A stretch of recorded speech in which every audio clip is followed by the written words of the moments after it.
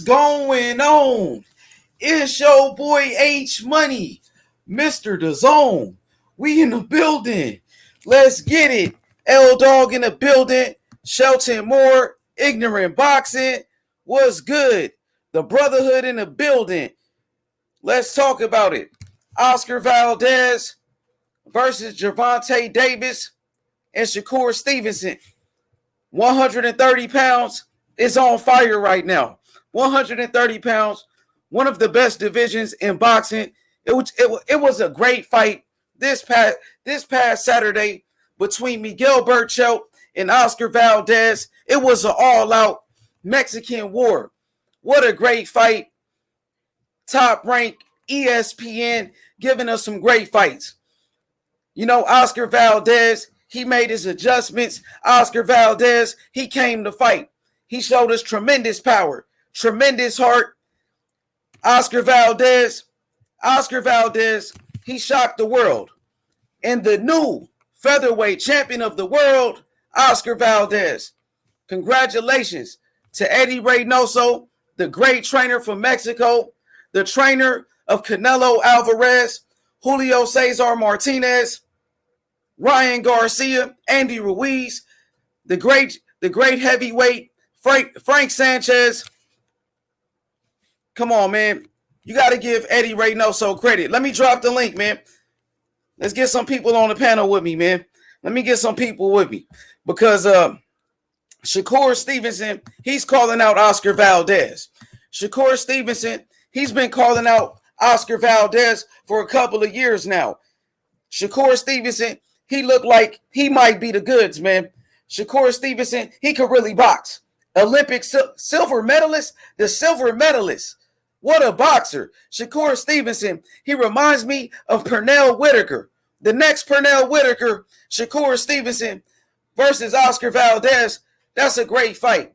They talking about pay-per-view. A lot of money right there. That's a great fight. Oscar Valdez versus Shakur Stevenson.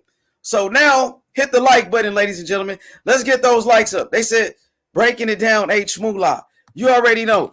Listen, Gervonta Davis, he called out Oscar Valdez. So right now, in the sport of boxing, Oscar Valdez is a superstar. What up, Kano? How you feeling, my brother? Hey, what's good? What's good, people? What's good? Kano Loco Sports in the building. Everybody subscribe to his channel right now, Kano Loco Sports on YouTube. So, Kano, what you think about Oscar Valdez and his performance? Man, I thought he put on a masterclass, man. I'm not going to lie to you. I had picked Berchelt to win, but in my breakdown, I also said that the keys to victory for Oscar Valdez will be to outbox him. But in my heart of hearts, I didn't believe he was going to be able to outbox him, but he proved me wrong, and he did. And he beat up Berchelt really, really bad, man. That was a masterclass right there, man. I mean, what can you say? You got to tip your hat off to him. He did what he was supposed to do. Yeah, absolutely. I feel like Oscar Valdez is the best featherweight in the world right now. Would you say that makes him the best at 130? Man, no. I don't know, because, there's no undisputed there. I don't think there's even a unified, is there? No, it's no unified champion, but would you say he got the best win in the division? He definitely got the best win. I still believe that the man that's going to beat him is Shakur Stevenson. Do you think Shakur Stevenson is the best at 130 pounds?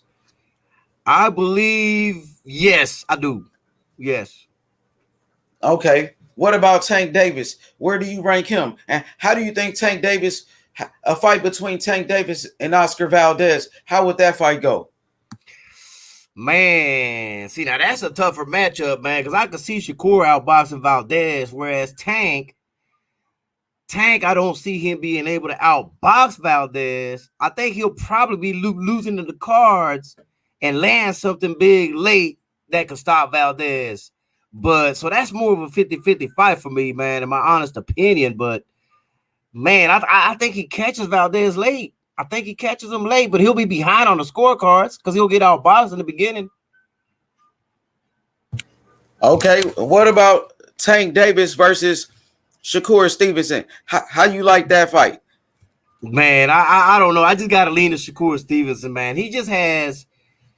Listen, I'm not gonna say he's the greatest or none of that stuff. Don't let's not misinterpret it. But right now at 130, I think that Shakur has the best skills. He's got the best fundamentals. He's got the best defense. He's got the best jab at 130 as of right now. Of course, there could be other folks that come into the mix later, but for right now, you know, things in boxing change, man. So as these prospects that are coming up come up and we start seeing what they're made of, you know, maybe that will change my mind. But as of right now, I got Shakur Stevenson as the best at 130. I know his resume may not be as on paper. He's not going to be the best on paper. He still has some proving to do, even though he was a champion at 126. But we got to remember also that Oscar Valdez moved out at 126 when Shakur got that belt. So I don't know if he was running from Shakur or not, but he says he'll fight Shakur now. So let's hope that fight gets made, because I think that's a better fight than Shakur waiting for the winner of Harry and Frampton. I think that's a better fight, in my opinion. Yeah, Chris Colbert, you're right. I forgot about Chris Colbert. I think that's a close second. That's 1A and 1B right now. I think you can actually make a strong case for Colbert. I wouldn't even be mad about that if y'all did that. What's up, the Brotherhood? How you doing, my brother? What's good, H Money, Kano? What's going on, Brotherhood? What's good, man? I hear you talking, man. You gotta give Valdez some more credit, man. He might beat the shit out of Shakur Stevenson, bro. I don't think you're ready yet, personally, but I feel you. He is a good boxer. I watched what you posted on it. I know where you stand on it. I know you got Valdez beating him. I know you do, but I don't know, man. I just think that masterclass, man, boxer, man. I think he's a masterclass boxer, man. I don't see where Valdez, what are his advantages in there? Because honestly, he's fast, but I don't think he's faster than Shakur.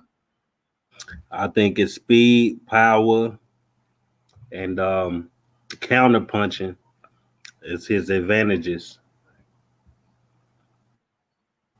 Okay. I don't know, man. I guess, hey, let's hope this fight gets made, man. I know a lot of people are mentioning Chris Colbert, but honestly, that's not going to be a fight that's going to happen soon. Just from what I know on the inside, they're moving him on a different direction for right now. So even though the fans want to see that Shakur and Colbert matchup, that's not going to be likely this year at all. I could tell you it's not going to happen this year. Hey, I'm going to say this real quick, man. I got to agree with kind of Loco Sports. I think Shakur Stevenson the best at 130. He is the truth, man. I gotta be honest. And he wants to smoke. He's been calling out Oscar Valdez for about 3 years. The Brotherhood and Oscar Valdez, I heard he ran from Shakur Stevenson at 126 pounds.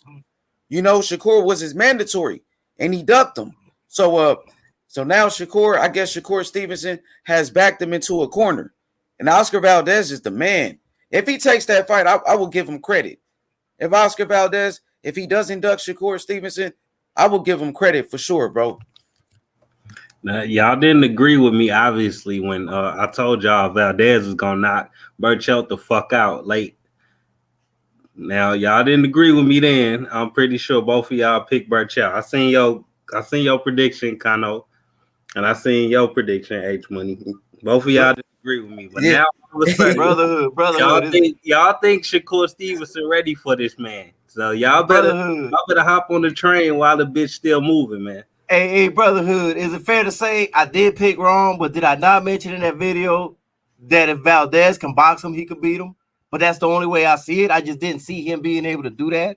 Yeah, I know I said it. I seen it, but I gave my prediction on your channel for sure. You seen that I picked it perfectly, but you did. I give you props for it, man. I give y'all credit. Y'all got boxing knowledge. I'm not saying nothing like that. Y'all definitely got boxing knowledge, but I'm just saying, bro, this boy Valdez is a problem. Y'all might want to I might want to reel it in. Shakur ain't ready, man. He only got like what 13 fights. What about this though, Brotherhood?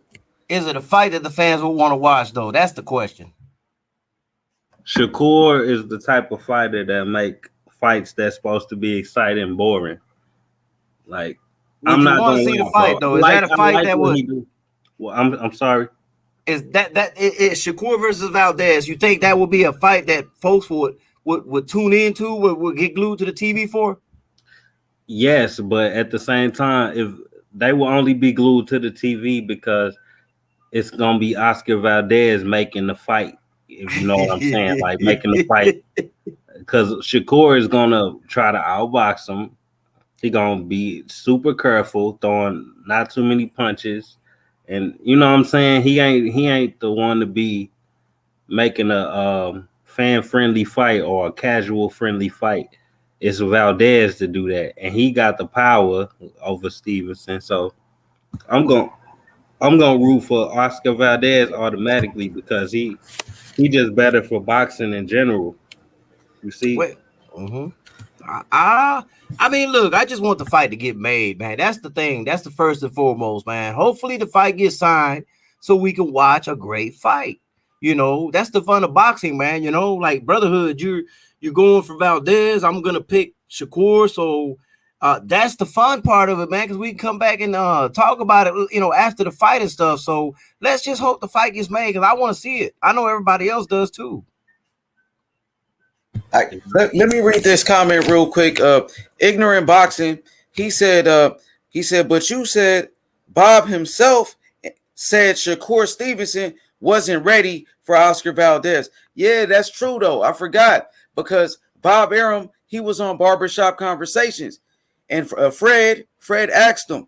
He said, why Shakur Stevenson? Why he never fought against Oscar Valdez? And Bob Arum, he said it himself. He said that Shakur Stevenson wasn't ready. That's what Bob said. He said Shakur wasn't ready. That's why they never made the fight with Oscar Valdez. So, you know, that's it. What y'all think about that? Bob Arum saying Shakur wasn't ready for Oscar Valdez at 126 pounds. What you think about that, Brotherhood? He right, man. Oscar Valdez is the type of fighter that'll beat Shakur Stevenson off volume alone. You know what I'm saying? Like he gonna bring the fight all night long, and Shakur Stevenson gonna be on the back foot. You know what I'm saying? It'll probably look like Canelo versus Lara. Why you think one guy is outboxing the other guy? The other guy's you know, coming forward, pressing the fight, throwing way more punches than the other guy. So you know what I'm saying? You just never know who the fans gonna say won that fight. Hey, what about you, my boy Kyle, the boxing section? How you doing, bro? What's going on, big dog? How you feel? I'm good, bro. What you think about Bob Arum saying that Shakur Stevenson wasn't ready for Oscar Valdez at 126 pounds? He wasn't ready to make that fight at 126 pounds. That's the problem. You know what I'm saying? And this is the thing. Both them dudes is overrated. I just thought Valdez was a little more overrated. But I think Burchell came in with a dumb game plan. And he didn't make any good adjustments. That was the problem. He didn't make the adjustment. He kept getting hit with the same punch over and over again. And if y'all think Shakur Stevenson is gonna get hit with that same punch that he hit Burchell with, you're crazy. That's just my opinion because Shakur Stevenson is a superior boxer. He's a smarter fighter, and he ain't. And this is the thing too. They told us it was gonna be a war. They said Valdez was gonna bring the fight, but he really didn't bring it in like that. Burchell really made the fight a fight. You know what I'm saying? He was doing a lot of boxing, so the same thing you criticize Shakur for. For sure. No, wait a minute. Oscar Valdez was throwing power punches all night, unlike Shakur Stevenson. Oh yeah, Oscar Valdez, he has power. He has more power than Shakur Stevenson, for sure. No. He has more power, but I'm saying he was actually throwing power punches, unlike Shakur Stevenson. That's a different statement. Oh yeah, he's You an know what I'm action saying? fighter. Like Shakur Stevenson thought I was pity pat punching. Like Oscar Valdez was on the back foot, just like Shakur Stevenson usually is. But he was throwing power punches on the back foot, unlike Shakur Stevenson. You see what I'm saying? But the other thing is, man, Shakur's not gonna lunge in like Burchell did when he got knocked out the final time. You're never gonna see him lean in like that and lunge, bro. Yo, special shout out to Charles Harris, the father and the trainer of Lolo Harris, 17-year-old boxing phenom, the number one prospect in boxing, Charles Lolo Harris. You know, 4 wins, 3 knockouts, undefeated, man. A special shout out to Charles Harris. Yo, Charles Harris, man, my boy Ignorant Boxing, he's in the chat, right? He's the one that made the poster of Lolo. So there go Ignorant Boxing. My boy Jimmy, you know, appreciate it. He does the graphic and design for the channel now, man. You know, appreciate Jimmy. You know what I'm saying? But go ahead, Kyle. Man, look, man, shout out to Lolo Harris. I do follow his Instagram, man. Great young man. I look forward to seeing him progress in the pro rankings, man. I see a good high ceiling for him, and hey, man, I wish him the best, man. And am I the only one that hears everything broken up? Because I hear everybody breaking up. I'm breaking up right now. Everybody is to me though. Everybody that's spoken, it sounds breaking up to me. No, everybody sound clear to me. Man, it might be on my end, brotherhood. You just sounded clear just now though.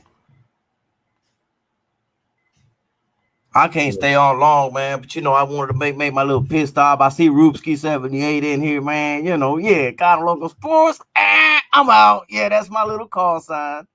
Hey, punch the screen. Yeah, bro. With the glass breaking. You like that shit, huh? Yeah, that shit cold. You gotta teach me that shit, bro. What about now? Do you hear me? I'm good. Yeah. I think it might have been on my end though, man, because I was hearing everybody that way, but now I hear everybody clear. So I don't know. It might have been on my end. For sure. So I want to ask y'all a little bit about you know, Miguel Burchell. Do you think he can bounce back Kano Loco Sports after being knocked out like that? No. No. That's the second time he's been knocked out, bro. This ain't the first time. So listen, I picked him to win, but I was never high on him though at the same time. You know, I've always said this, man. I'm like, bro, man, y'all putting this dude like he's like some unbeatable robot or something, man. Nah, bro, he can be touched, man. You know, he's been knocked out before. This is the second time he's got knocked out, man. So I didn't think Valdez was going to do it because I didn't think he had that kind of power. He shocked the hell out of me. But okay. Burchell, nah, man, you get knocked out the way he did because, man, look, man, he was rocked. I think the third round on, he was rocked already, man. He took a beating, man, all the way till he finally got put out to sleep, man. So I don't know, man. I think his mental is gone, bro. I don't think he's gonna be able to come back from it. No. Okay, well, so my boy Shelton Moore, he said the overrated fighter was Miguel Burchell. So, brotherhood, do you think Miguel Burchell was overrated, or Oscar Valdez just fought a great fight, and we got to give both fighters credit? What would you say? I'd say both has a little truth to it. Burchell was definitely overrated. His resume wasn't all that. I don't think his resume is better than Tank Davis's. Those are facts. Burchell, I was on the panel on Deep Jefferson channel. I had guys talking about Valdez had worse defense than Burchell. Burchell, you know, is the stronger fighter. You know what I'm saying? He had more power. Oscar Valdez didn't have no power. And everything I just named, I contested that. I'm like, what the fuck y'all talking about? Valdez got crack. He got one punch knockout power. He got grit. He ain't never been knocked out like Burchell been knocked out. Burchell was knocked out in the first round. Bad brotherhood. This man got his jaw broken and still came back and fought the whole rest of the fight. Go ahead, Kano Loco. I was gonna say, man, that I should have listened. You know, I know a lot of these pro boxers, and a lot of these Puerto Rican boxers that I know that fight pro told me, Kano, Valdez is gonna beat him, bro. You not understanding he's gonna beat him. I should have listened to him, bro. Man, they, one of them actually worked out with him before, man. Christopher Pitufo Diaz worked out with him. He said, "Nah, bro, you better put your money on Valdez." Orlando Gonzalez said, "Man, you better put your money on." Hey, man, I could keep naming them, man, but I know a lot of these boxers, but they all told me that the Valdez, and I was like, "Wow, really?" And man, they were right, bro. They were right. I gotta give them credit. You know me, I'll give credit where credit's due, man. They were right and I was wrong. There's nothing wrong with that. Right. I'm just breaking it down though. They told me Burchell had better defense, he a better boxer.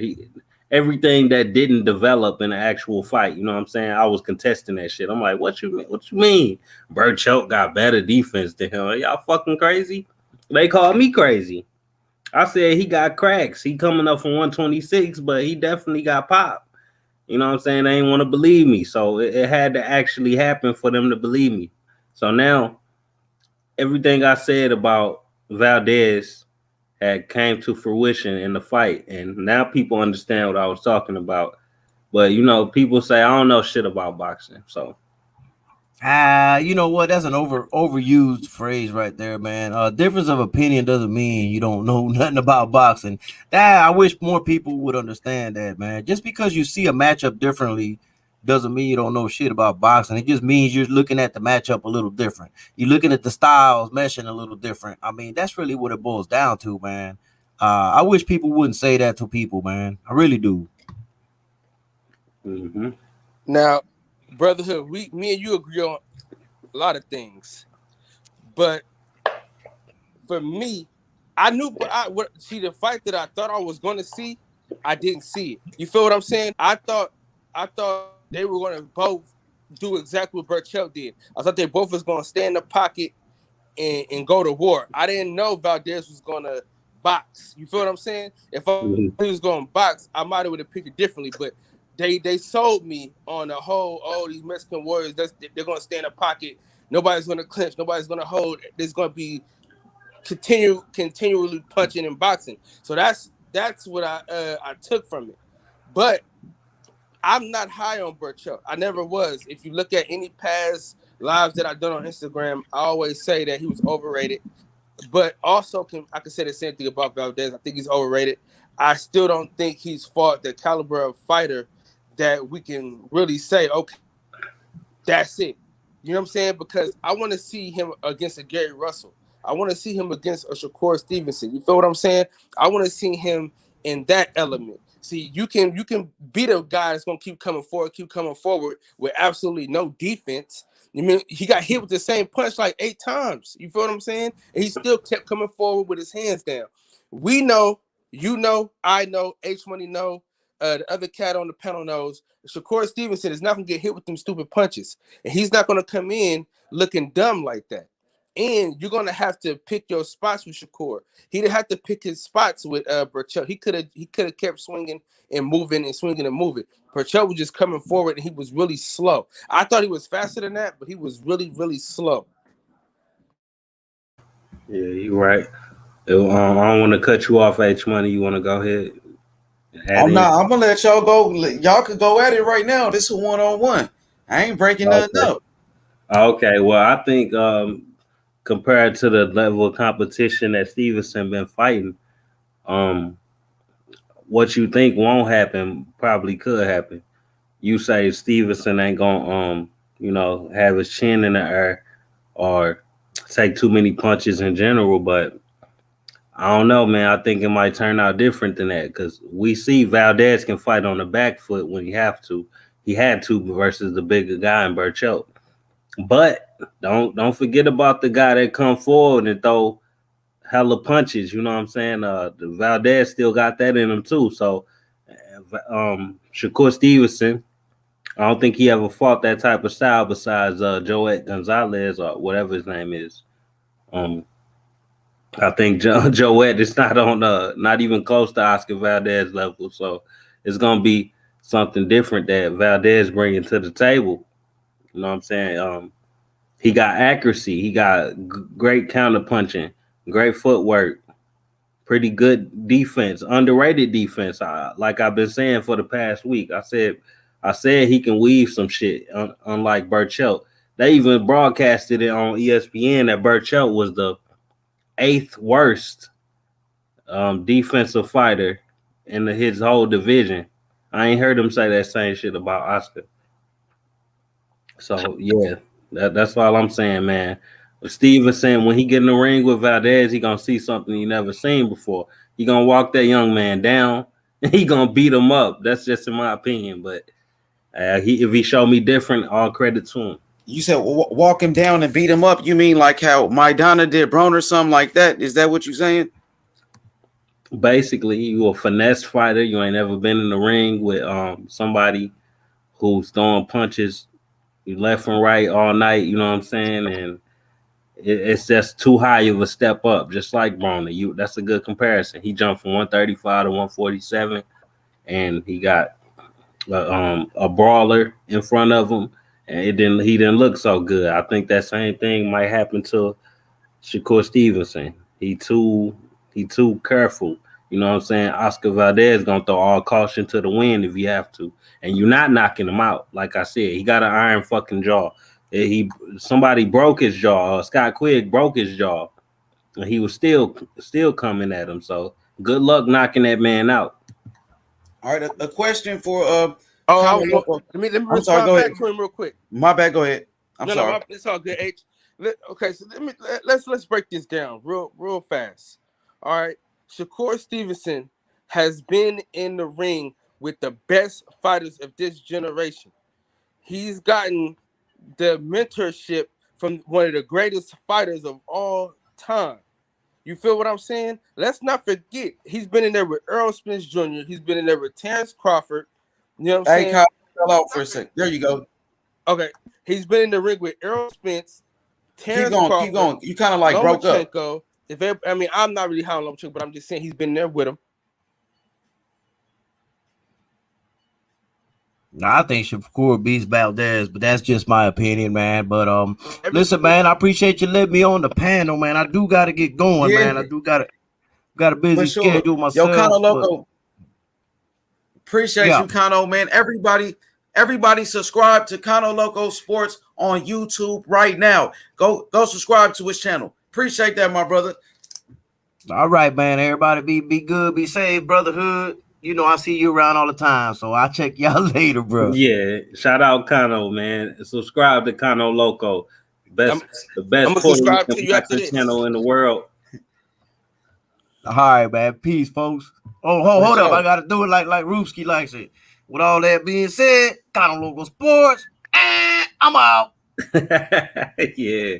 For sure. Peace, bro. Hey, but yeah, I like Shakur Stevenson in that fight, man. I think Oscar Valdez is a hell of a fighter. That's a great fight. Two undefeated fighters. You know, I mean, Bob Arum said that's a pay-per-view. Do you guys think that's a pay-per-view fight, or would you like to see it on ESPN? H Money.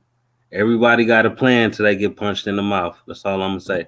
It could be on pay-per-view. Yeah, I mean, Shakur Stevenson ain't proved he belong on pay-per-view, to be honest. So I wouldn't put it on pay-per-view personally, but it depends how it gets built up. If Shakur Stevenson fight like Carl Frampton and you know what I'm saying, somebody else with a good name before we put it on pay-per-view, then it makes sense. But if he don't fight a few good names, former champions, then I wouldn't put it on pay-per-view personally. For sure. Hey, what about you, Kyle? You think that's a pay-per-view worthy type of fight, or should it be on ESPN like Lomachenko versus Teofimo Lopez? I think he's on mute. Okay, he's on mute. He fell off. So okay, let's keep it moving. So we got a question in the chat. Brotherhood from Ignorant Boxing. He said, do you think Tank Davis is overrated? Ignorant Boxing is exactly what his name is. He an ignorant boxing fan. No, I'm gonna leave Ignorant Boxing alone. He a troll, but he ain't a troll. I'm gonna leave him to just answer his question. He good people. He worked for he, I think Tank might be I think Tank is a good fighter. You know, Tank got he got a lot of power, but I do think he's kind of overrated though. I'm gonna be honest, like a little bit like Adrian Broner was. He kind of remind me of AB, but he is a Oh good hell fighter no, though. hell no, You he think he ain't better like than that. AB was? You think he He better than better, what AB bro. was? He naturally better than what AB was, and he way more explosive. All right, even if he do things between his fight that make him seem like he ain't really dedicated, when he get in the ring, he looks better than Adrian Broner. You got to admit that. So, ignorant boxing, I'm just fucking with you. You know, you my favorite troll, whatever. But For sure. no, is he overrated? Fuck no. He just getting started. Floyd Mayweather trying to progress his career very slowly and make sure he pick every fight perfectly. So Tank Davis look good for his whole career. Floyd just trying to put his blueprint on Tank. Okay, I think Tank is a little bit overrated, but he is a good fighter and he does have a lot of power. So I got to give Tank Davis credit. He's undefeated. You know, I want to take him. I want to see Tank Davis fight the best competition in the future though, like a Devin Haney, Tank Davis versus Devin Haney. So Brotherhood, what you thought about Adrian Broner's performance this past Saturday? Do you think Adrian Broner really won that fight? His fight Saturday? Yeah, Saturday. I thought Adrian Broner lost that fight to Gervonta Santiago. I didn't think he lost that fight. If you're looking at CompuBox, yeah, make it look like he lost that fight. But if you actually watch the fight, his jab was on point as usual. He took over in the second half. He hurt the guy a few times throughout the fight, and I wouldn't say it was a wide scorecard. Like maybe it was 7-5 Broner, in my opinion. You know what I'm saying? It wasn't wide as they act like it was, and it wasn't close as that, or it wasn't no robbery or nothing like that. So that's all I'm gonna say. He used that same jab versus Mikey Garcia and didn't get much credit for it either. He was popping Mikey Garcia with that jab all night, bro. He got underrated jab. People gotta catch on to that. Me and Brotherhood back on the same page like we normally are. I had him winning that fight. It was close. It was close, but I had him winning that fight.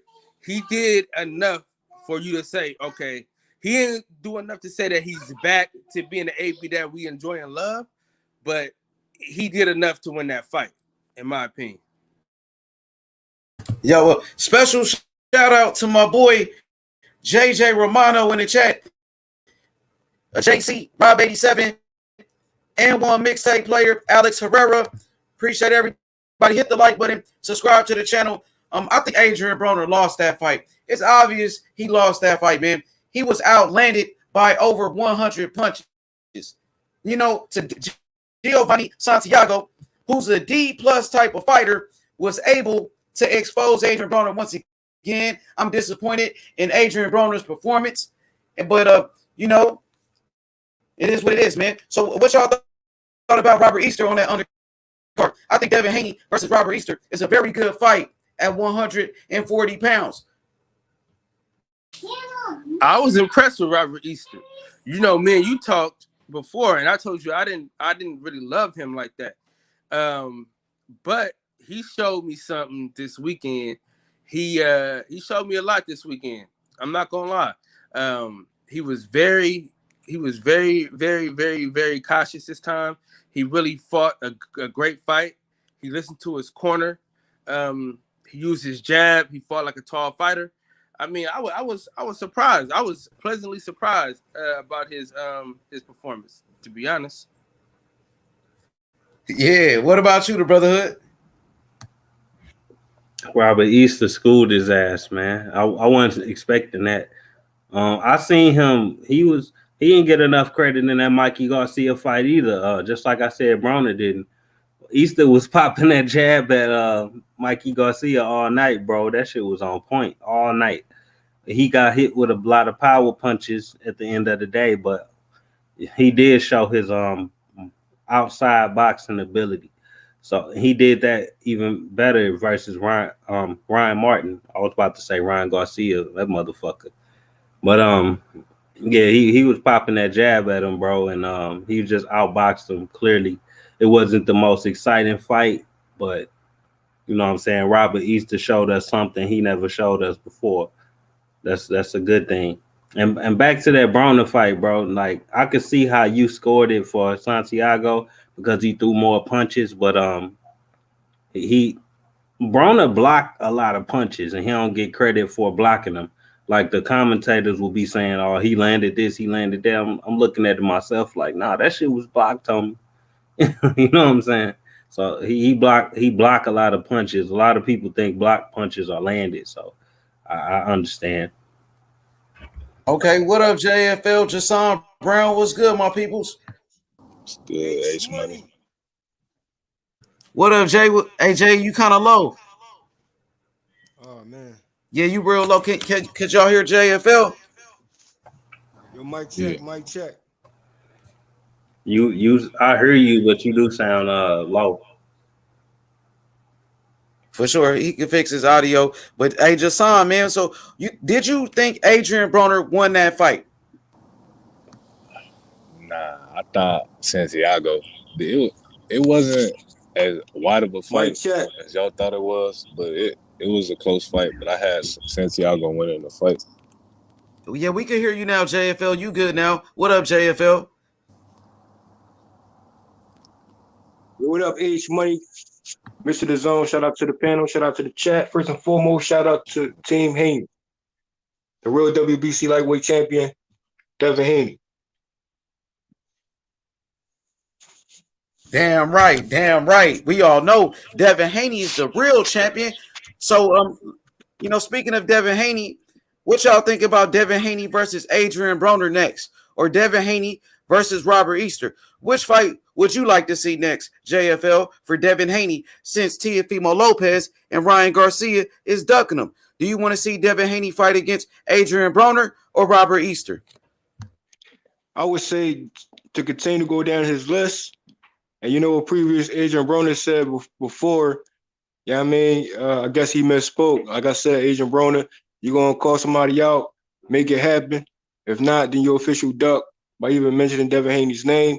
So like he said, he's going to continue on his path. Like I said, H Money, Devin Haney, go down his list, and we got to get Fortuna. We got to get Easter. You know what I'm saying? We got to line them up, bro. The duck tree's still up. Who won't step up? That's all I'm saying. Yeah, but Devin Haney, of course, he wants to fight Teofimo Lopez. He's been calling out Teofimo Lopez for the undisputed championship. We want to make that happen. If we can't get Teofimo Lopez, we want Ryan Garcia, who's our mandatory. Devin Haney's mandatory. Ryan Garcia. Jason, what you think about that? Absolutely, I want to see him in there against Easter because Easter been ducking him. He called Easter out in 2017, 3 years ago, when he had the belt. He didn't want no parts of him then. Now all of a sudden that he ain't got no belt no more and his name ain't buzzing, he want to fight him. I want to see that Easter fight. He'll wash Easter. Easter not disciplined. He like to fight on the inside. He don't even like to use his height. Devin Haney will wash him. He's quicker. He better defensively. He's just a better overall fighter. Devin Haney will wash him and Adrian Broner on the same night. Broner don't stand I would say this though too, bro.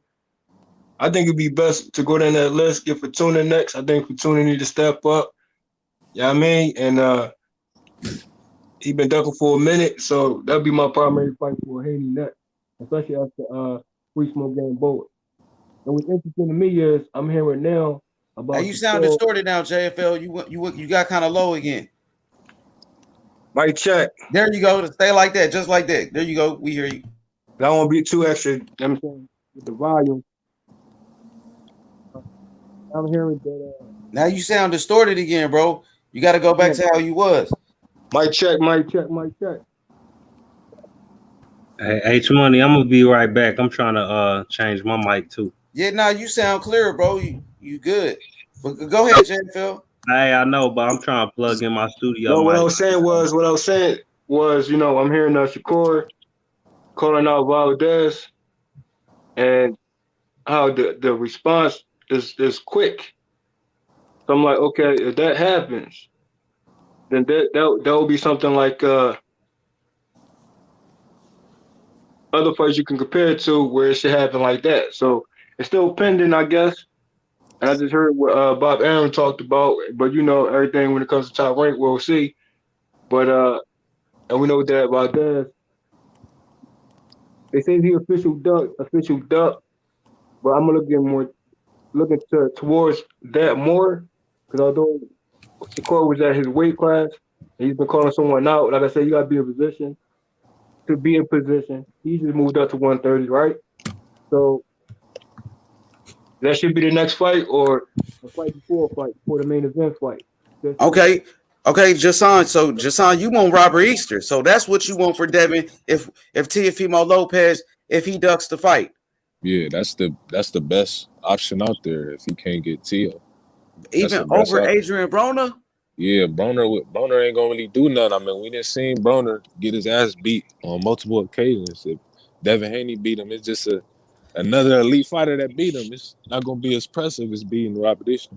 Yeah, Robert. Yeah, you're right. Robert Easter only got one loss. Exactly. To Mikey Garcia. I talked to Bill Haney about that earlier. Matter of fact, I was on the phone with Bill.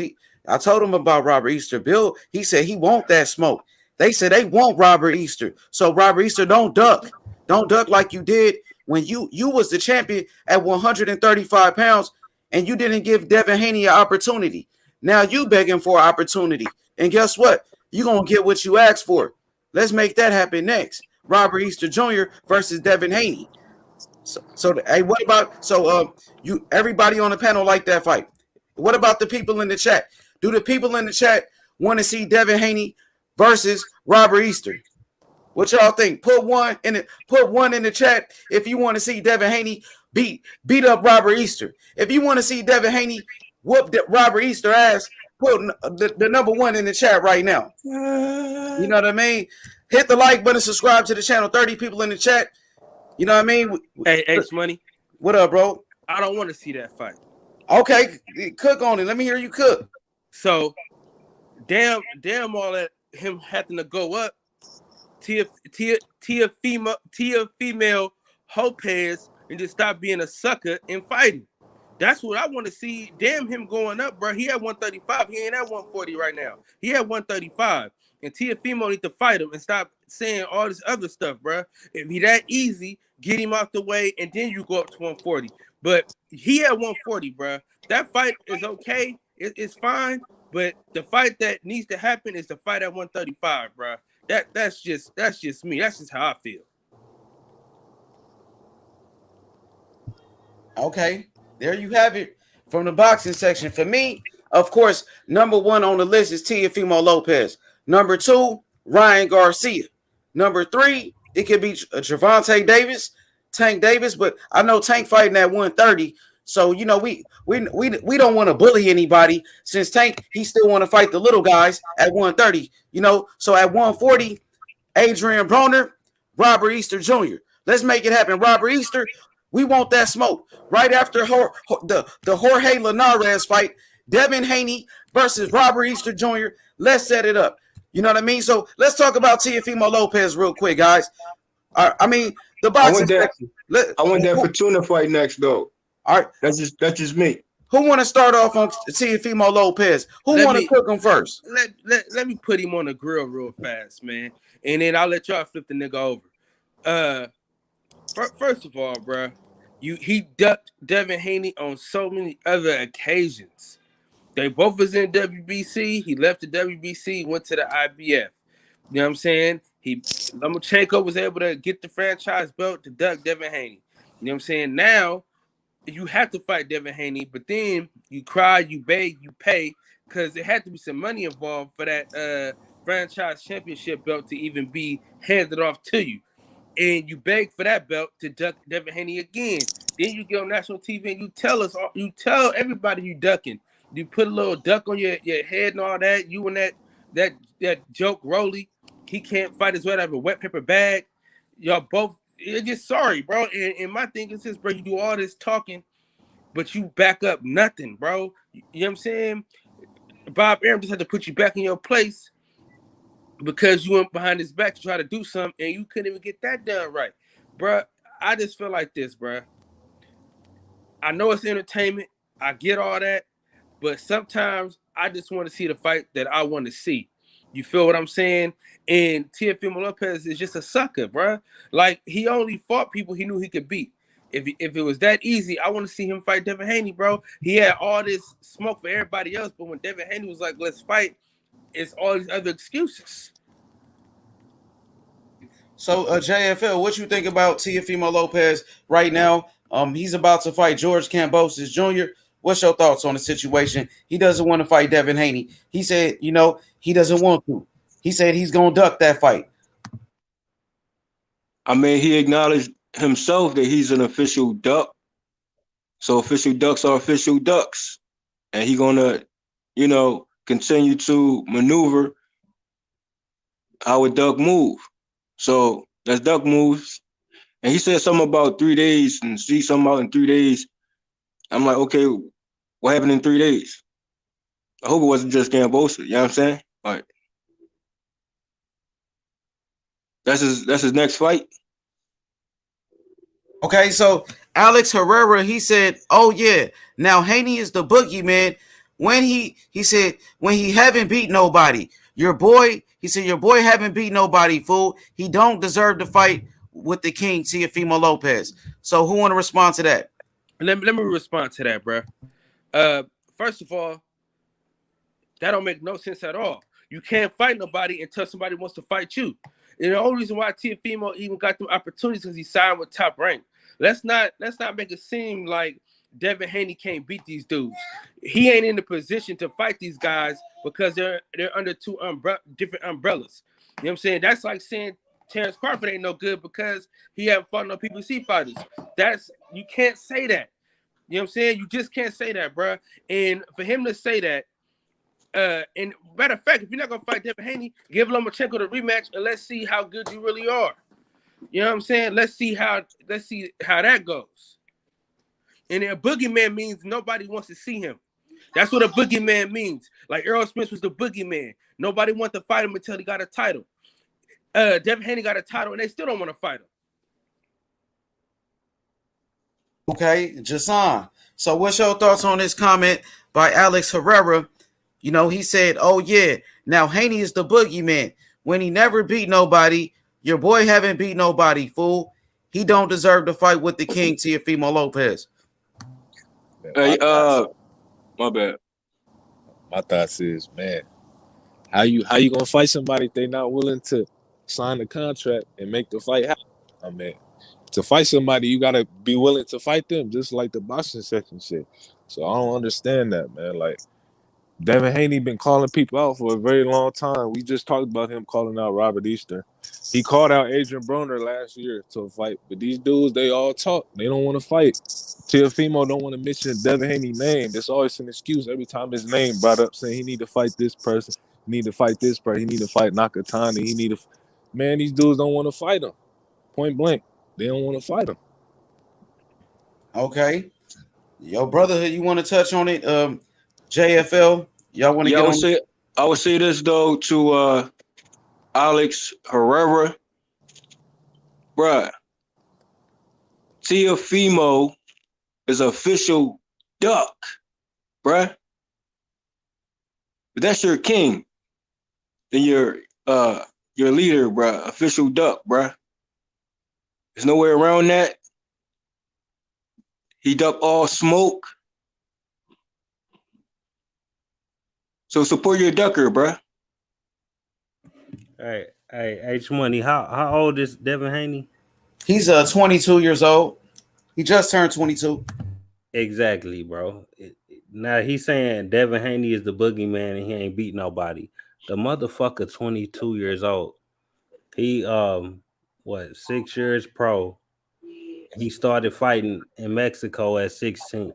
Y'all expect him to have some type of you know what I'm saying, Manny Pacquiao type of resume at age 22? What the fuck is wrong with y'all? Like, he obviously trying to fight somebody so he can have somebody on his resume. He ain't 34 years old like fucking Crawford, who ain't got shit on his resume. He 22. So that's why I keep a different energy for both of them. Devin Haney actually getting ducked. Crawford getting offers. So y'all need to sort this shit out, bro. Devin Haney 22. He got all the time in the world to get a better resume. And even right now, it's guys like Teofimo ducking him, Ryan Garcia ducking him. Hey, we Davis should ain't even give. saying his name. It can go on and on, bro. Fortuna been ducking him for like the past 2 years, and he only 22. What the fuck? We should give Teofimo Lopez a standing ovation for owning his duck. Yeah, he in the Duck Hall of Fame. Yeah, facts though.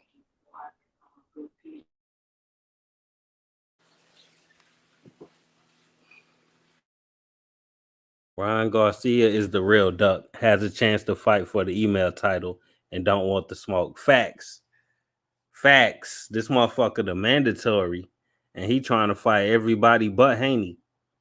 Tell me that ain't a fact. Ain't no email title, Tank Prime Time.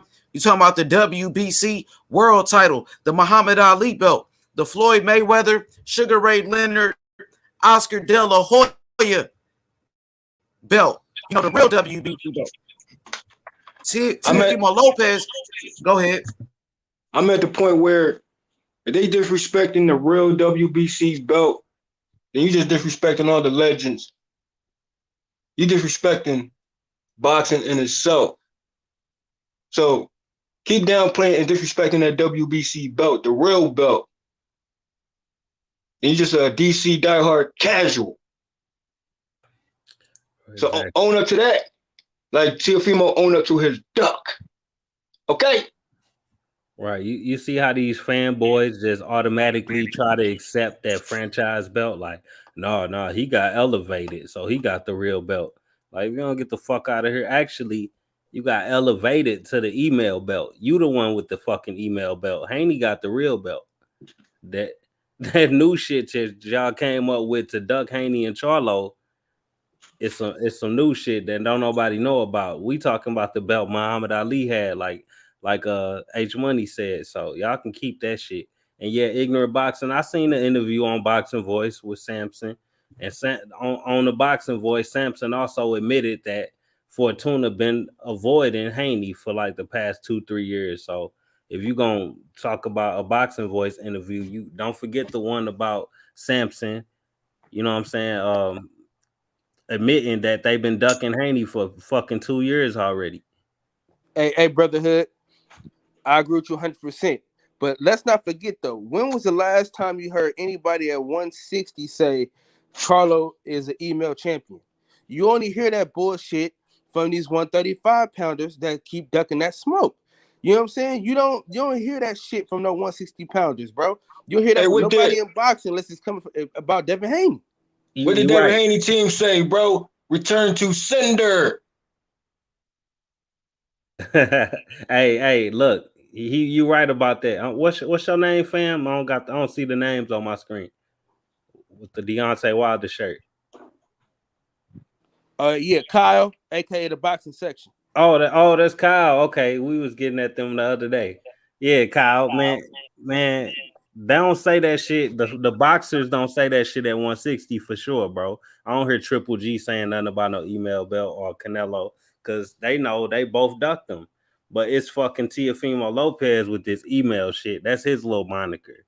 So yeah, Charlo ain't being called the email champion. He being called a paper champion. And we all know that Lomachenko officially ducked Devin Haney. Well, that's supposed to have been the fight before Lomachenko fight with Teofimo.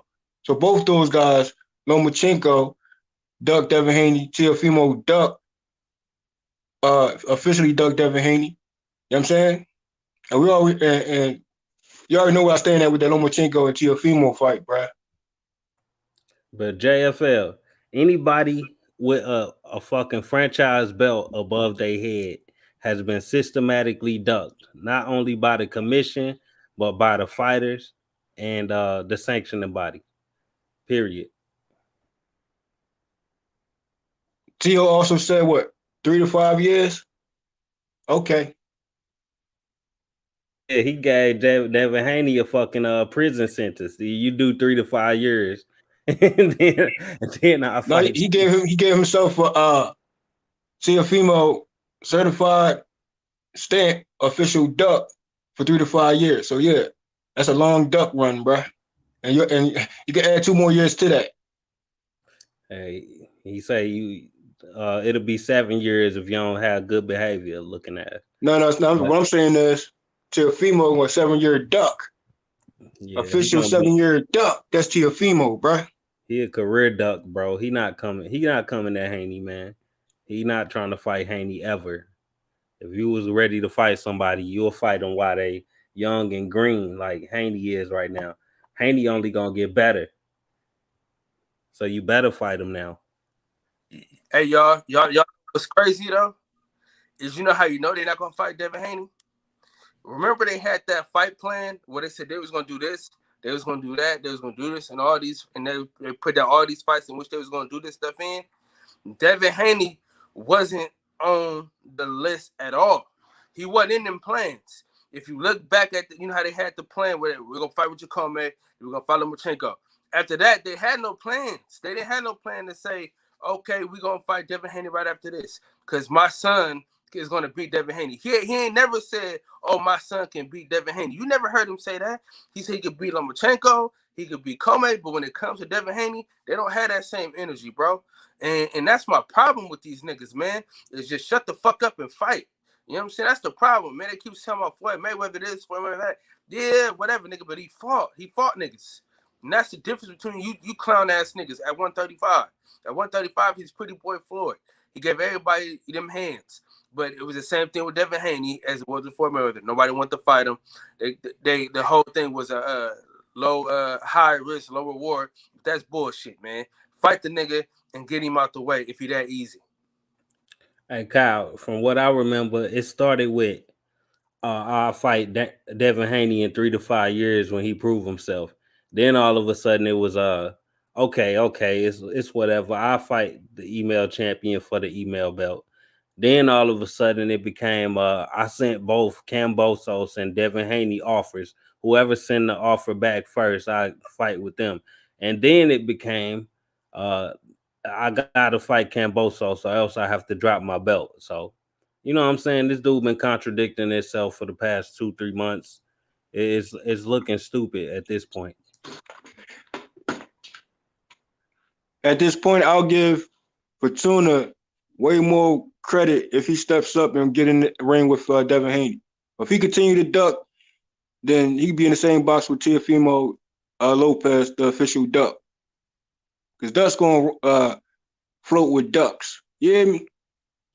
Yeah, shout out to fucking Gamboa, man. Shout out to Gamboa for hopping in the ring with goddamn Tank Davis and Gamboa. Back to back. Oh, that's that Sean Porter type shit. You know what I'm saying? I hop in the ring with anybody. Give Gamboa some credit. Fuck these fuck niggas that hop in the ring with Luke Campbell. Ryan Garcia. Yeah. Fuck them niggas, bro. And y'all know what's funny about how people talk about Gamboa and all this crap? They make it seem like Gamboa just been getting knocked the fuck out his whole career or some shit. They make it seem like this nigga ain't about shit. Like the motherfucker, he got beat by the best fighters except for one time. He lost to Terrence Crawford, Tank, Devin Haney. And he lost to a journeyman before that. But I'm saying, as far as him getting knocked out, the only nigga that really knocked him out for real was Terrence Crawford. I recall too that Brandon Rios officially ducked Gamboa, and also I remember I think it was Easter in the ranks, or was it it was between Easter, Fortuna, or Figueroa. One of those guys also ducked Gamboa. That's early on. Hey, tell Luke Campbell. I see y'all in the comments. Tell Luke Campbell hop his ass in the ring with Tank Davis and Devin Haney back to back and see what the fuck happened. I dare you. And see what the fuck happened to your soft ass. And you talking about Gamboa lost to a journeyman. Didn't motherfucking Luke Campbell lose to a journeyman? what's his name, Yvonne Mendy, somebody nobody ever heard of in their life. Stop it, bro. Hop your bitch ass in the ring with Devin Haney like you were supposed to before you took that Lomachenko fight and see what happened to you. Hop in the ring with Tank Davis and catch an uppercut from hell. And Gamboa ducks no one, bro. So he free smoke, recognized free smoke, and he got in the ring back to back with top guys. Unlike the official duckers that accept their duck and stamp themselves as official duckers when these duckers all along. So yeah, Alex Herrera, yeah, you're a duck supporter, bro. Exactly. He been in the ring with Terrence Crawford, goddamn Devin Haney, and Tank Davis. Like, stop it, bro. His resume shows free smoke. That's free smoke Gamboa. And speaking of the protege, Devin Haney, you know, he following the blueprints of his master teacher, one of his teachers, which is Floyd Mayweather. You know what I mean? The protege, Devin Haney. Free smoke. Hey, don't forget, he beat the shit out of the same guy that beat the shit out of Lomachenko. Let's not leave that out, man. Facts, though. Let's be honest, man. Gamboa beat the shit out of Salido, bro. Lomachenko looked like a real amateur in the ring with Salido, talking about some low blows, man. And they love saying that low blow shit, don't they? But they forget that Lomachenko got a gift against Gary Russell, because if they would have called that a knockdown, he loses that fight. That's a fact. It was a close fight, and they didn't call it a knockdown. And they gave Lomachenko some rounds he didn't deserve to win. If you actually watch the fight, you would know that. But if you're just looking at CompuBox or the scorecards, then you might not know that. So depends on if you're a casual or not. You know what I'm saying? That's all I'm gonna say.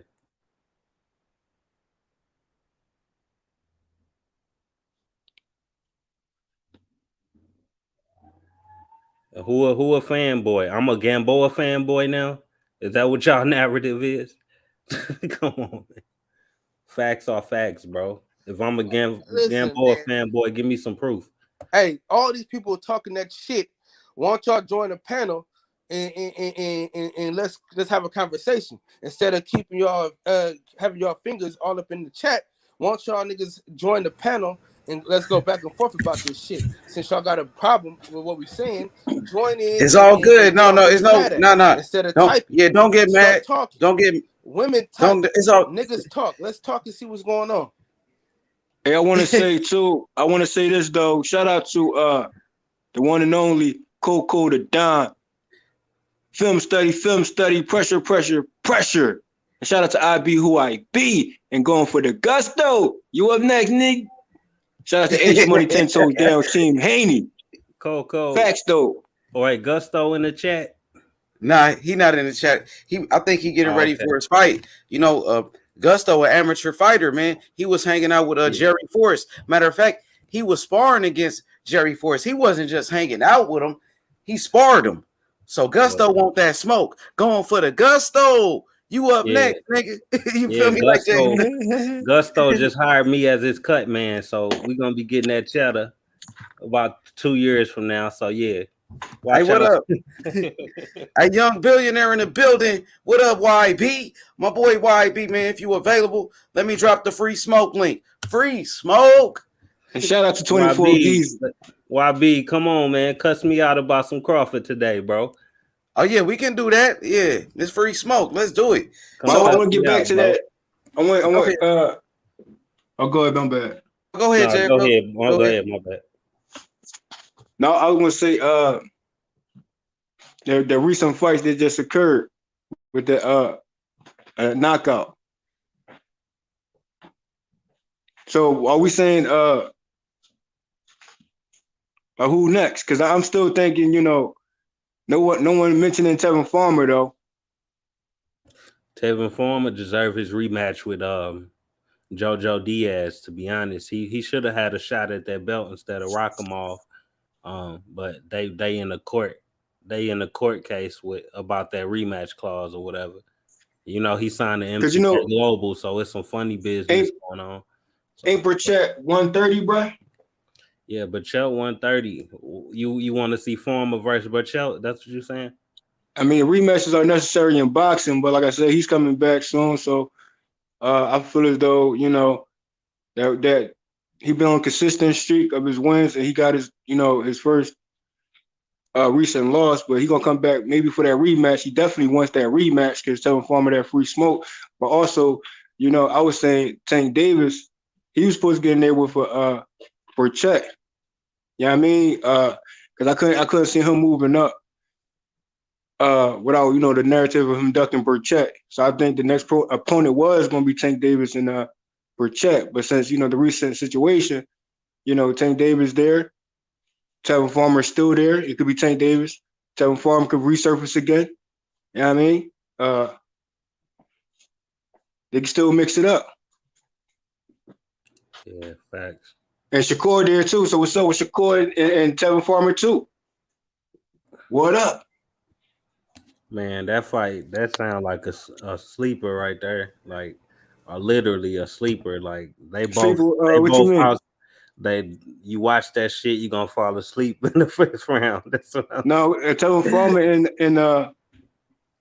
Tevin Farmer and Shakur, that's a banger. Nah, they gonna be too careful with each other, man. That's a good fight, though. I like that. Nah, people forgot about Tevin Farmer, man. People forget that. Hey, that's a good win. That's a good win, bro. That's Robert Easter versus Bartholomew all over again, bro. Nah, Tevin Farmer is still a good fighter, bro. He ain't breathing at each other. Like, yeah, they good fighters. I'm saying styles make fights, and that shit, that's gonna be boring by both. But can we keep the same energy with Robert Easter and Fortuna? That was a hug fest. No. That's supposed to have been a run back fight too. I thought but somebody moved up. Oh yeah, you right. I thought he fell out the ring that fight. They called it no, that was a hug fest, bro. That was Granados. That was clinch galore. Nah, what's the fight for Fortuna fell out the ring?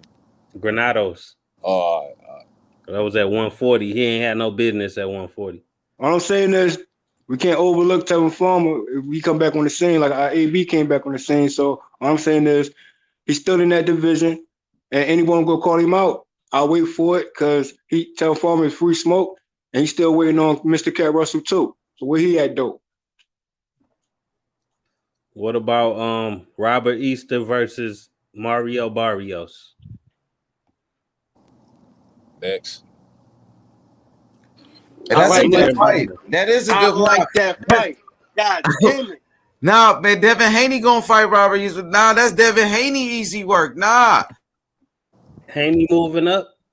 Yeah, after Linares, we want Robert Easter. You know what I'm saying? Because Teofimo Lopez, he don't want no smoke with Devin Haney. So we gotta fight somebody else. Why not another champion like Robert Easter, a former champion who only got one loss to Mikey Garcia? So Devin Haney moves up to 140 pounds before Teofimo Lopez. Because Teofimo Lopez is ducking. Devin Haney, he goes to 140 and he gets a win. Do y'all really imagine how these fights gonna play out in real life? Like, I swear to God, Devin Haney versus Robert Easter be boring as fuck too, bro. Devin Haney be flat. He fuck around and beat the shit out of Robert Easter, bro. Nah, ain't nothing. Devin Haney gonna beat the fuck out of him, bro. It's gonna be a jab fest, bro. Trust me. Devin Haney gonna fuck around and beat the shit out of him. Robert Easter gonna try to bang. Yo, that's all he gonna try you hear about Regis? He been mouthing off too, bro. Oh, Regis, man. He gonna knock AB out, bro. He gonna knock AB ass out. I don't think so, bro. I got AB on that one. Shit, man. I know you like AB. You got confidence in him. But I got AB on that one, bro. Why you got AB? The one to play with AB in that one? Because Regis, like I said, he got so many flaws, bro. In defense, to be talking. Say what? I said in defense is one of them. AB got hands on him, bro. Who, Prograde ain't got no defense? Regis Prograde did. He gave Josh Taylor. He gave bullshit. Josh Taylor a fit. Now, Josh Taylor is high volume and he fight inside. AB is nothing that I just spoke of. He don't do shit that Josh Taylor do. Prograde gonna pick his ass off. He got Nah, 80% Nah, knockout bro. ratio. He gonna fuck AB up. He try to fight I Prograde. got AB in Don't that fight, forget, bro. don't forget. There's only 2 people that put Sean Porter on his ass. Yeah, the Let's not Prograde will be forget. the There's only third. 2 people that put Sean Porter on his ass. That's Errol Spence and AB, and AB sat him on his ass. So don't act like AB ain't got no power, bro. And Don't act guess like what? Taylor ain't got no power. And guess what? And He guess showed what and though? drop Prograde. Hey, listen, AB gonna drop Regis, bruh. It's gonna be a mindset that remind you AB's coming back, right? And he had a wild loss. So let's take that consideration when we're talking about ring rush, right? So a lot of people need to be consistent with that. But my thing is, in that particular fight, for me, it was no robbery. For me, it was majority rounds won and accuracy most effective in that fight. So we could go down this fight, recent fight with AB. And he, like I said, if he's gonna be there, clean house. Cause I know 135s that will clean house at 140. So AB, he gonna clean house, bruh. Man, Taylor, Prograde will knock the rust off his ass if that's what you want. That'll be the Regis guy ain't to that do it. work, bruh. Regis got so many flaws and holes in this game, bruh.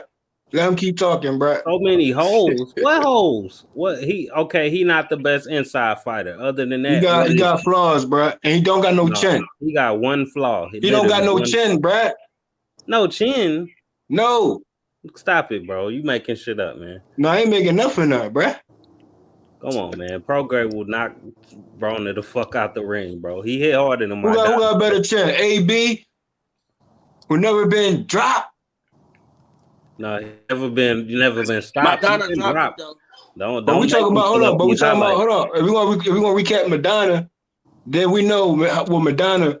For me, a suspicious fight anyway when it comes to gloves. And guess what? AB right. still got up and went to 12. So Regis, he got so many holes in his game. I want AB and Regis next, bro. Bro, you asking for Broner's demise. That's all you asking. Nah, bro, you tripping or you sleeping on AB skill set, bro.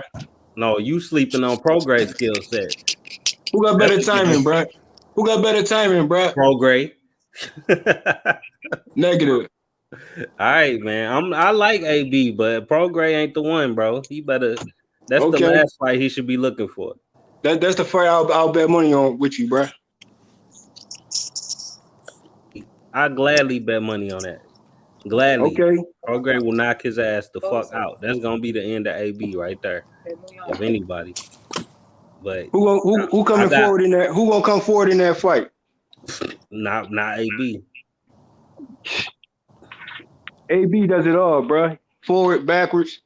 You think Mikey Garcia hit harder than Prograde? Mikey Garcia hit harder than Prograde. I believe Mikey Garcia will knock Prograde out, bro. But who hit harder, bro? What do you think? Not Regis. If you go in there with it, and then okay. All I'm saying is AB got that sneaky power, and he can get you out of here. He just wobbled somebody recently. He do, but bro. So he let you know he still got that power, bro. Prograde got way better head movement than Mikey. I'm gonna say this though. I forgot to tell the people. I'm sorry, JFL, but I forgot to tell the people that Adrian Broner, he did drop Santiago. He dropped a Gervonta Santiago with a left hook, a counter left hook on the temple. He dropped him. The referee, he didn't count it because the dude, he touched his glove touched the canvas. He dropped and his glove touched the canvas. That should have been a knockdown for Adrian Broner, bro. The entire commentary, throw that away. The whole entire commentary on that fight, just throw that away. That was a knockdown for people in the chat that's listening to the show. Adrian Broner, he scored a knockdown. We forgot about that. The referee didn't count it.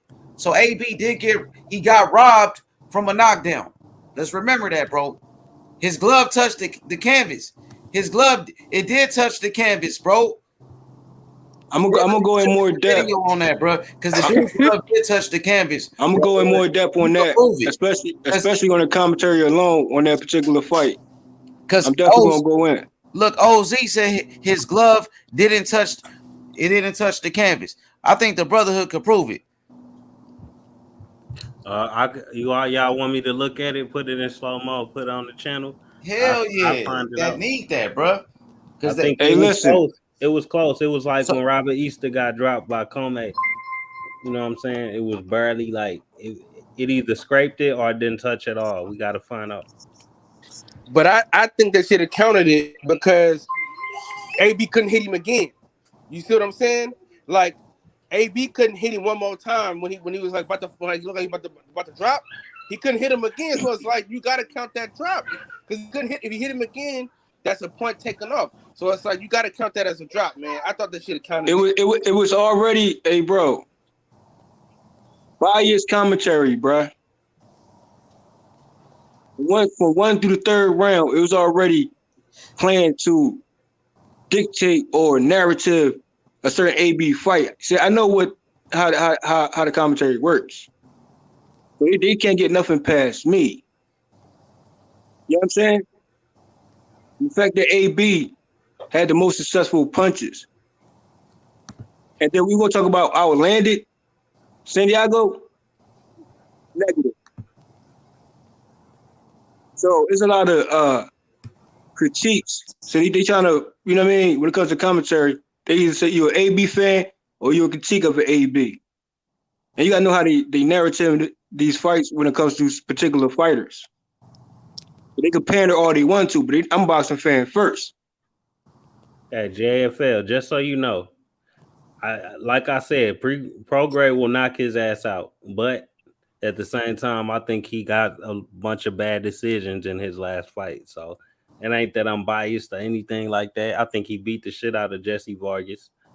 I think that Mikey Garcia fight was way closer, and I think that what was that other fight he fought? Manny Pacquiao. I think that fight was way closer than people act like it was. So I ain't biased against AB. I just think pro is a problem. Well, I mean, I'm cool with that. What you standing on his side of things, but my thing is, I just know what I know. I ain't trying to hear that shit you talking about, brother. No. When it comes to Rigas, he talking his talk. He talking his talk though. But what I'm saying is, AB got him, bro.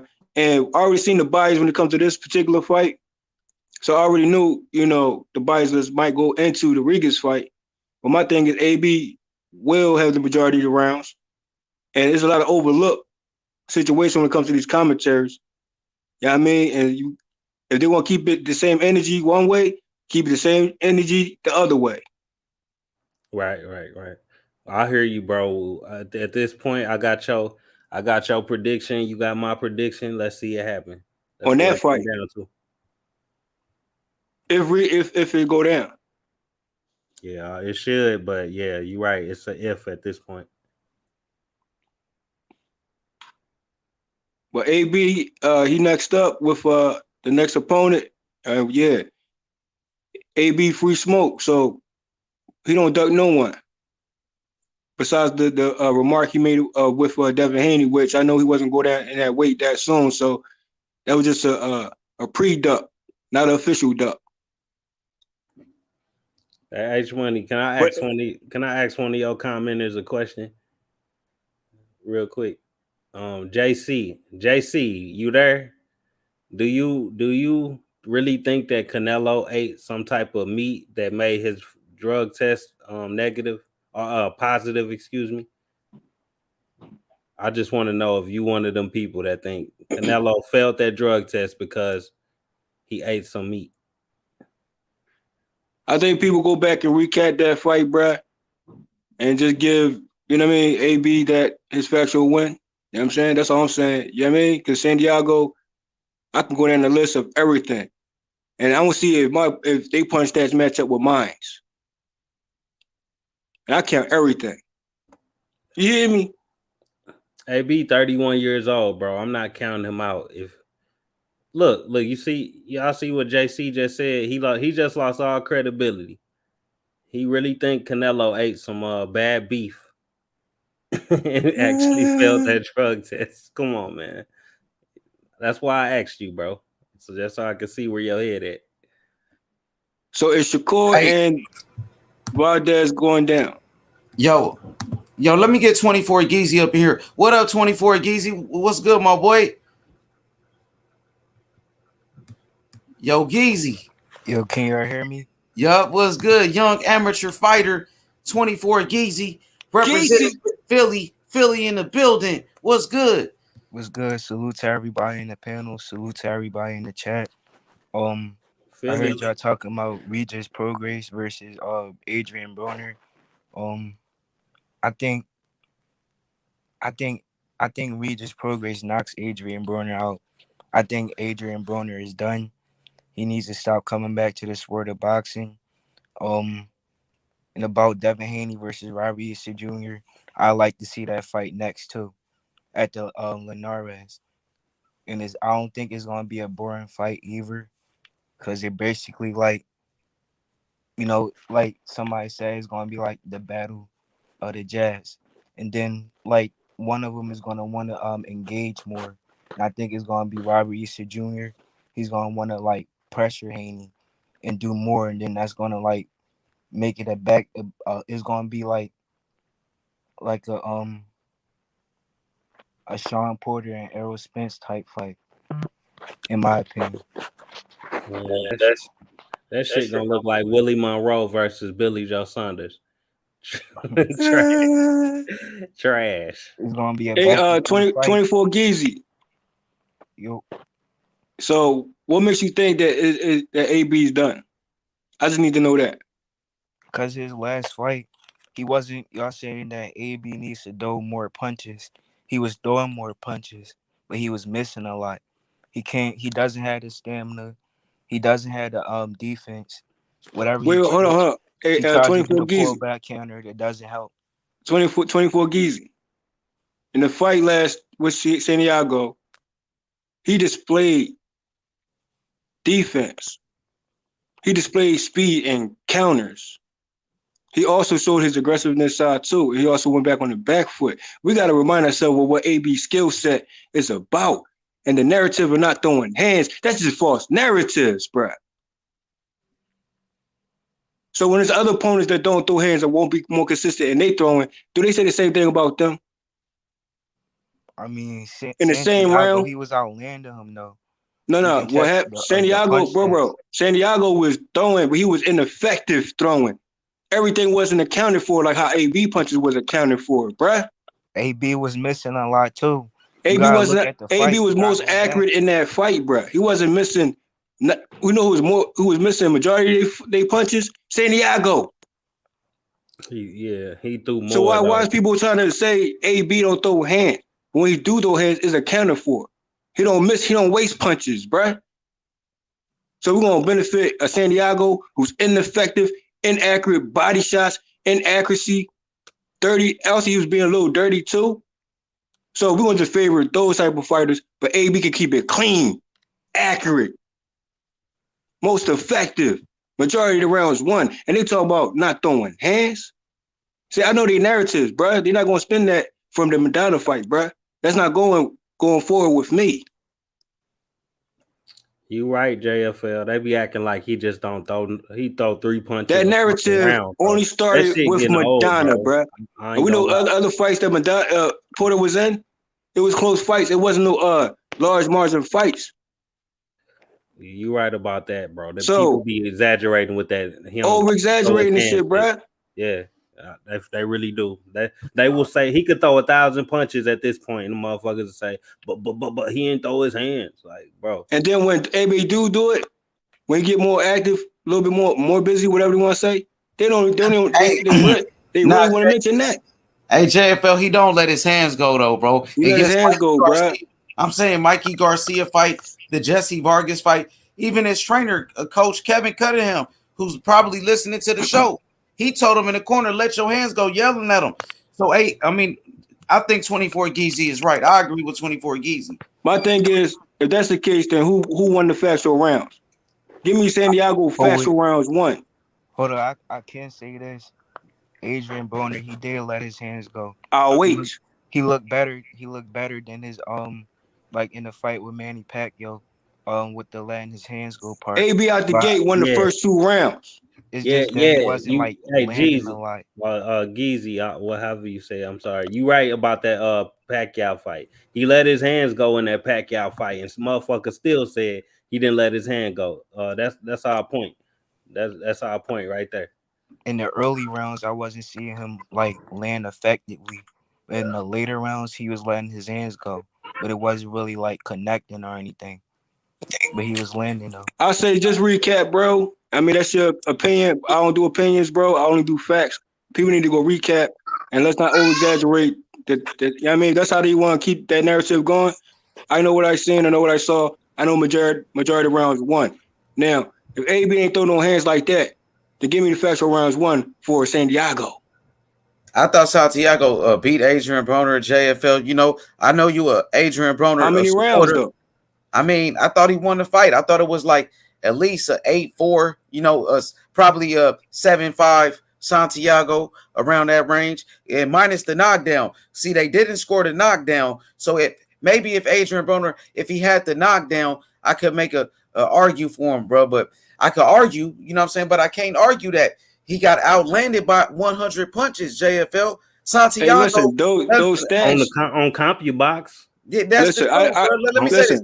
Let me say this real quick, please, because Santiago, he landed over 100 more punches than Adrian Broner. He outlanded him by 100 punches. Adrian Broner lost the fight, bro. You can't win 4 rounds in a fight. You can't win 4 rounds in a fight and think you won, bro. The thing is, if that's the quote unquote punches landed, which AB had the majority of punches landed, most effective punches landed. So if Santiago throw that many punches and you say he had 8 rounds, that don't make sense because he had the lesser rounds. AB had the majority of rounds. Bro, y'all gotta win rounds by throwing punches. CompuBox alone, bro. Y'all gotta leave CompuBox alone. Trust me, I'm telling you, bro. I'm telling you what they do, bro. AB got beat up, bro. I'm listening to the punch stats. I'm like, that round don't make sense for Santiago. He lost. Come on, man. Bro. Wait. CompuBox, the same motherfuckers that said Canelo outlanded Laura. But y'all want to believe CompuBox? Yeah, come on, man. It's accurate. Fucking Canelo. Fuck no, it ain't accurate, numbers, bro. Canelo didn't land 40. Canelo didn't. It's been proven for years, bro. Trust me. I'm talking to you, bro. I'm gonna wait after you. I'm not gonna lie, bro. Canelo. They said Canelo landed 90-some or 100 punches in that Laura fight. That motherfucker didn't land more than 40 punches in that fight. Canelo was beating Laura's ass to the body, bro. Oh my God, bro. No, that's what the CompuBox told you, bro. No. You seen Laura running the whole fight, bro. CompuBox was spinning he did people, good. Bro. Laura did good, but Canelo won the fight, bro. Canelo beat up Laura, bro. That CompuBox putting a spell on you niggas, man. It's been proven. Even Floyd Mayweather, he talked about his CompuBox numbers, how he holds the record. So Floyd said CompuBox numbers is accurate. I'm riding with Floyd Mayweather, the TBE, the best. I'll go ahead ride with him, bro. But in reality, that ain't what's going on. That's what I'm saying. Hold on, real quick. Reason why Floyd can say that? Because Floyd don't waste no punches and he always effective and he always land where he land.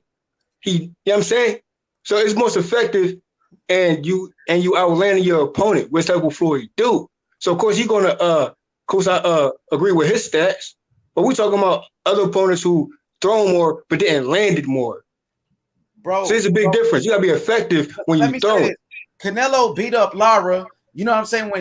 When everybody was saying Canelo was ducking Lara, that's what they said. Canelo ducking this guy, he ducking that guy. But Canelo fought Lara, the person they said he was ducking, and he beat him. And then Canelo beat Triple G. They were saying, oh, Canelo ducked Triple G. But then guess what? They fought, Canelo beat his ass, bro. So Canelo is that guy, man. You know, people got his ass in the second fight. He could fight. He beat his ass in that second fight. I just take that CompuBox stats when it comes to certain people. I take that with a grain of salt, bro. And I know that AB did more, landed more, most effective, won majority of the rounds. And you know, for me, it's not a robbery. But y'all can say it so. But for me, it's not a robbery.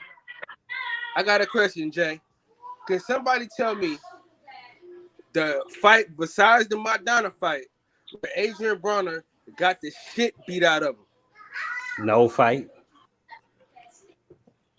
He ain't never really. That's the only fight, bro. Bro, it's about time people start giving Canelo his credit, and he fight this Saturday. And I guarantee, Man, fuck Canelo. nah, bro. Canelo, Earl Spence, your favorite fighter, Earl Spence said Canelo #1 pound for pound. Come on, Kyle. If Earl Spence, who you love, say he's a great fighter, you should do the same thing, bro. We gotta respect fighters, bro. That's how our channels build, Kyle. I'm telling you, you got your channel jumping. Errol Spence don't know no better. Bro, you gotta respect fighters. Even though I feel like I say Teofimo Lopez is ducking Devin Haney. That's true, he is, but he's still a very good fighter. He's a very good young fighter, bro. The way he beat up Lomachenko, people got to give Teofimo Lopez more credit for what he did, bro. You feel me? But we want the Devin Haney fight, though. I mean, I don't like the fact that he's ducking Devin Haney, but I can't knock that he's a very good fighter. I got to give him his credit. You feel me, brotherhood? Yeah, I told you T.O. was gonna beat the shit out of Lomachenko hype job ass. Yep, man. you did. Yep. But yeah, I'm saying I ain't taking no credit. I'm just keeping it funky with niggas, man. If I don't believe some shit, bro, I'm gonna tell you exactly what it is. But if you don't agree with me, that's all good too. Do y'all think he really beat Lara though? Keep it 100. Hell yeah. I watched that fight. I mean, Lara did good. He had his moments. It was a close fight, but Canelo was walking him down, and Canelo hit him with some big time body shots. And he was hurting Lara in that fight, bro. Lara barely survived. Lara almost got stopped at the end, bro. But bro, how much credit did Kiko Martinez get for fucking walking Robbie Barrett down just 2 weeks ago? You know what I'm saying? Let's keep it the same energy, bro. Kiko Martinez just did the same fucking performance 2 weeks ago, didn't he? Against who? But what didn't he just get robbed by Robbie Barrett overseas? I don't know. If I don't you know what I'm saying? But yeah, do y'all believe CompuBox on that one? I don't think I watched that fight though. Man, y'all come on, y'all gotta watch them English fights, bro. All I know is watch that shit. The narrative. If that's the case, then if throwing more and not being effective more, then why are people not saying Madonna won the fight with Floyd or Pacquiao won more than Floyd? Because you know they throw more than Floyd. But the only thing is Floyd outboxed him, and majority of the rounds goes to Floyd, and everything's accounted for. Every punch was accounted for, and Mayweather also throw hands. Well, my thing is AB also throw hands too, but they just overlook certain things when it comes to AB. That's just facts. Like the first fight with AB and Pacquiao. The commentator said AB ain't land no punches in that first round, which they were factually wrong about that because AB also land more punches than Pacquiao. See what I'm saying? So I know the CompuBox. Wait a minute. Tank Prime Time. How much credit did Wilder get for walking Fury the fuck down in the first fight? So like I said, let's keep the same energy. It is then, bro. That's what it is. Hey, Jay, don't Pacquiao whooped his ass, bro. You tripping? Pacquiao beat the fuck out of AB. The second half. The first half was AB. Listen, this first half was all AB, and best rounds of Pacquiao was the second half, and you only can say 1 or 2 rounds in that second half for Pacquiao. Bro, I ain't gonna lie, JFL. AB garbage, bro. And you my nigga. That nigga's garbage. Danny Garcia serve him. That's what I want to see. Danny Garcia in AB. My bad. Go ahead. That's what it should be. I just want to ask you a question. You said we should listen to these professionals when it comes to what they say about the fights, right? Now, do you remember Tim Bradley said what he said about the Pacquiao Broner fight? You asked me that, or I'm asking you. Like you said, Floyd said this and that about the Lara versus Canelo fight. You said Floyd? I didn't say nothing about Floyd. You did say something about Floyd saying somebody won whatever fight. Nah, I didn't. I didn't say that. Yeah, he did. JFL. Didn't he just say that? Nah, I didn't say nothing about Floyd, bro. Yes, you did, bro. You hold on. You lying. Don't do that. My nigga made a conspiracy right there on me. No, you just said H Money said about the CompuBox test that is accounted for, which Mayweather CompuBox is accounted for. Because Mayweather, I said something about Floyd. Yeah, I said the CompuBox numbers about Floyd. Nigga, this nigga crazy. I didn't say nothing. You heard it. I didn't say nothing about Floyd. Said nothing about Lara and Canelo fight. You said No, he he said was talking something about the some copy fight. box. You said we should listen to the Listen, you talking professionals. about Nah, the copy Floyd. box. I said this is what I said. Let me clear what I said. I said Floyd Mayweather said, according to copy box numbers, he landed the most punches and took the less punishment. His So copy box, his. his copy box numbers. So So Floyd you said, and Mayweather. you said I'm riding with Floyd. Let me say it. Floyd Mayweather said he referred to copy box numbers. So I said you can use it because what Floyd said. That's what I said, bro. You Floyd said I'm riding with Floyd. That's what you said. Yeah, I said, of you course. said because Floyd He's said this, the best I'm fighter riding ever, with the GOAT, the TBE. Why not? The GOAT. Okay, That's so the GOAT, Tim Bradley said Broner. Tim Bradley said that Broner versus Pacquiao fight was much closer than the card said. Should I ride with him too, or are we gonna play both I said sides? Floyd. I ain't got nothing to do with nobody else. Okay, so Tim Bradley ain't a legend. All right. Yeah, I got Floyd the GOAT. Right. TBE 50-0, undefeated. You see how they do me, JFL, bro? I tried to the same energy. Brotherhood, but that's why Floyd is such a great fighter, because at 37 years old, he was able to beat Canelo, who was 23. And Floyd, man, Tim Bradley would have beat Floyd up. How about that? No, I'm just saying. Hell no. Tim Bradley got I'm just saying, bro. Tim Bradley was dirty as shit, man. Tim Bradley, I was about to be hella mad. Yo, let me say this real quick.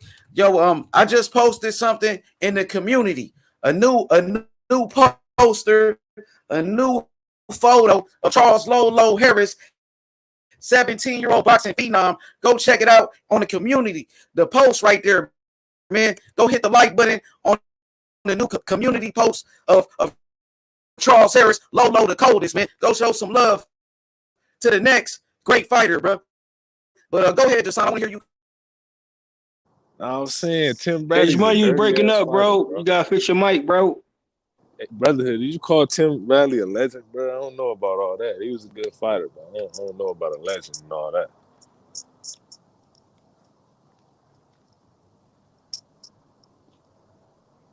All I'm saying is fight by fight basis, bro. That's all I'm saying.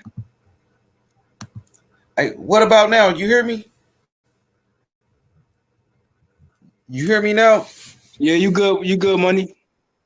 Yeah. So, what I was saying was, I just put up a new community post. Charles Harris, Lolo the coldest, 17-year-old boxing phenom, the next great fighter. You know, go hit the like button on the community post. Lolo the coldest, only 17, man. He put hands on tank. You feel me? But Jason, let me hear you cook real quick. Jason. Lolo, he the truth, man. He the truth. You know what I'm saying? The best out of all the upcoming rising prospects. He only gonna get better, and he gonna take over whatever division that his pops decide that he gonna be comfortable at. He gonna take it over. He gonna move up and dominate. You know what I'm saying? He 5'10". That's pretty big for somebody at 126. The way he fighting that right now, yeah, nothing but big things coming in his future. None big things coming. Future champion, all that. You know what I'm saying? Big paydays is coming. That's guaranteed right there.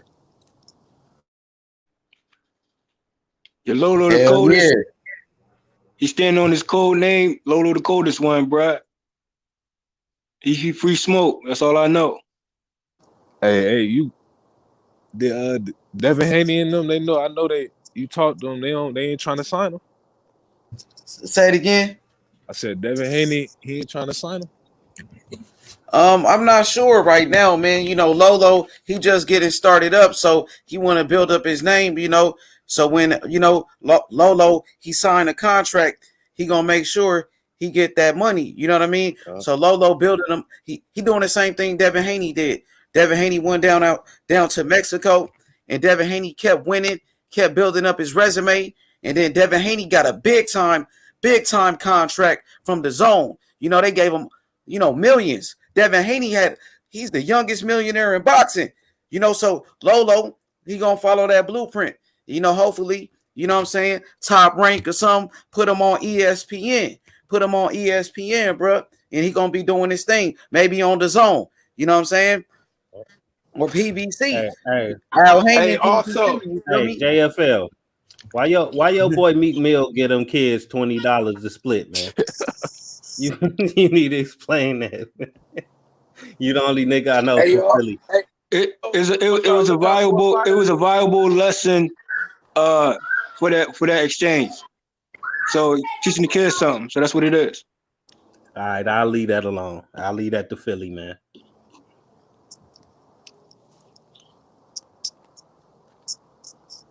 But man, So what else going on? Well, we got Anthony Yoderum versus Canelo Alvarez next weekend. That shit gonna be trash.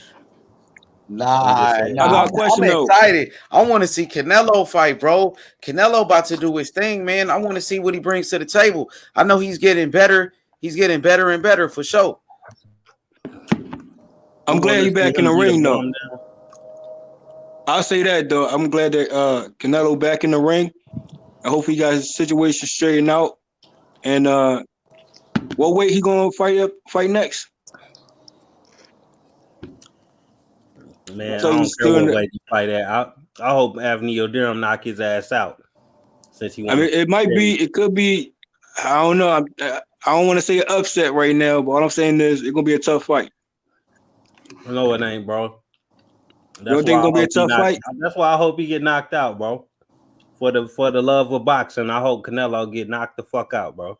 No, I'm saying You would think the same. I got Canelo for the win. I think it's gonna be better than his last fight. I think it's gonna be a toe-to-toe situation. You think Yoderum better than Callum Smith? I know it's gonna be better than that Kovalev fight. I just know that.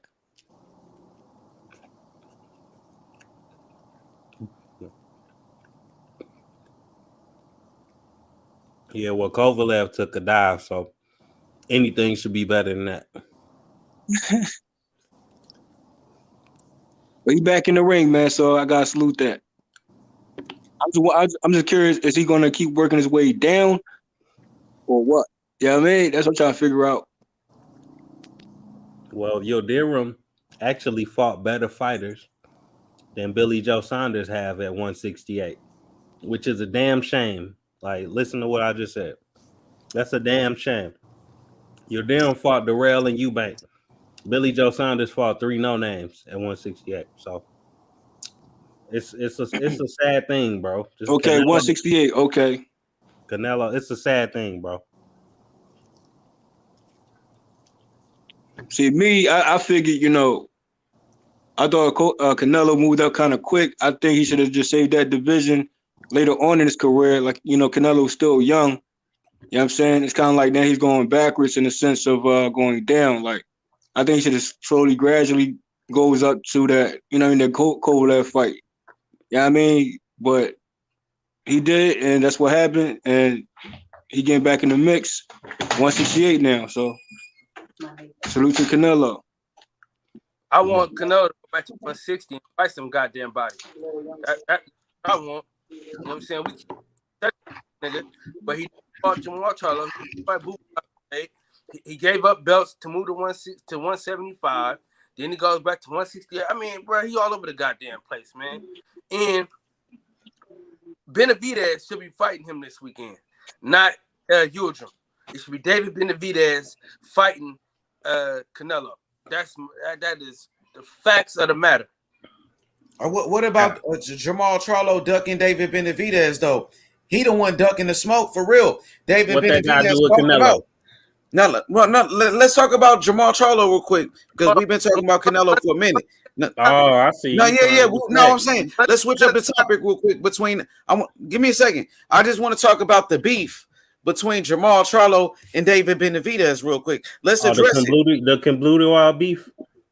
I'm talking about Jamal Charlo ducking the smoke. Talking about he need a vaccine. Jamal Charlo talking about David Benavidez need a vaccine. Then he said, I'm a 160 pounder. So many excuses.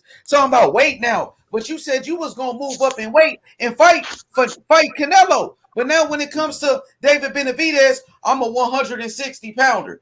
Then he gotta go take a vaccine. Then I'm not fighting anybody under 25. He acting Yeah. like a whole hoe out here, bro. Yeah, I'm you gonna right. call him out. You right. I'd be scared of Benavidez before I'd be scared of Canelo too. Okay, so You right. you saying That's what makes let me just ask you real perfect quick. sense.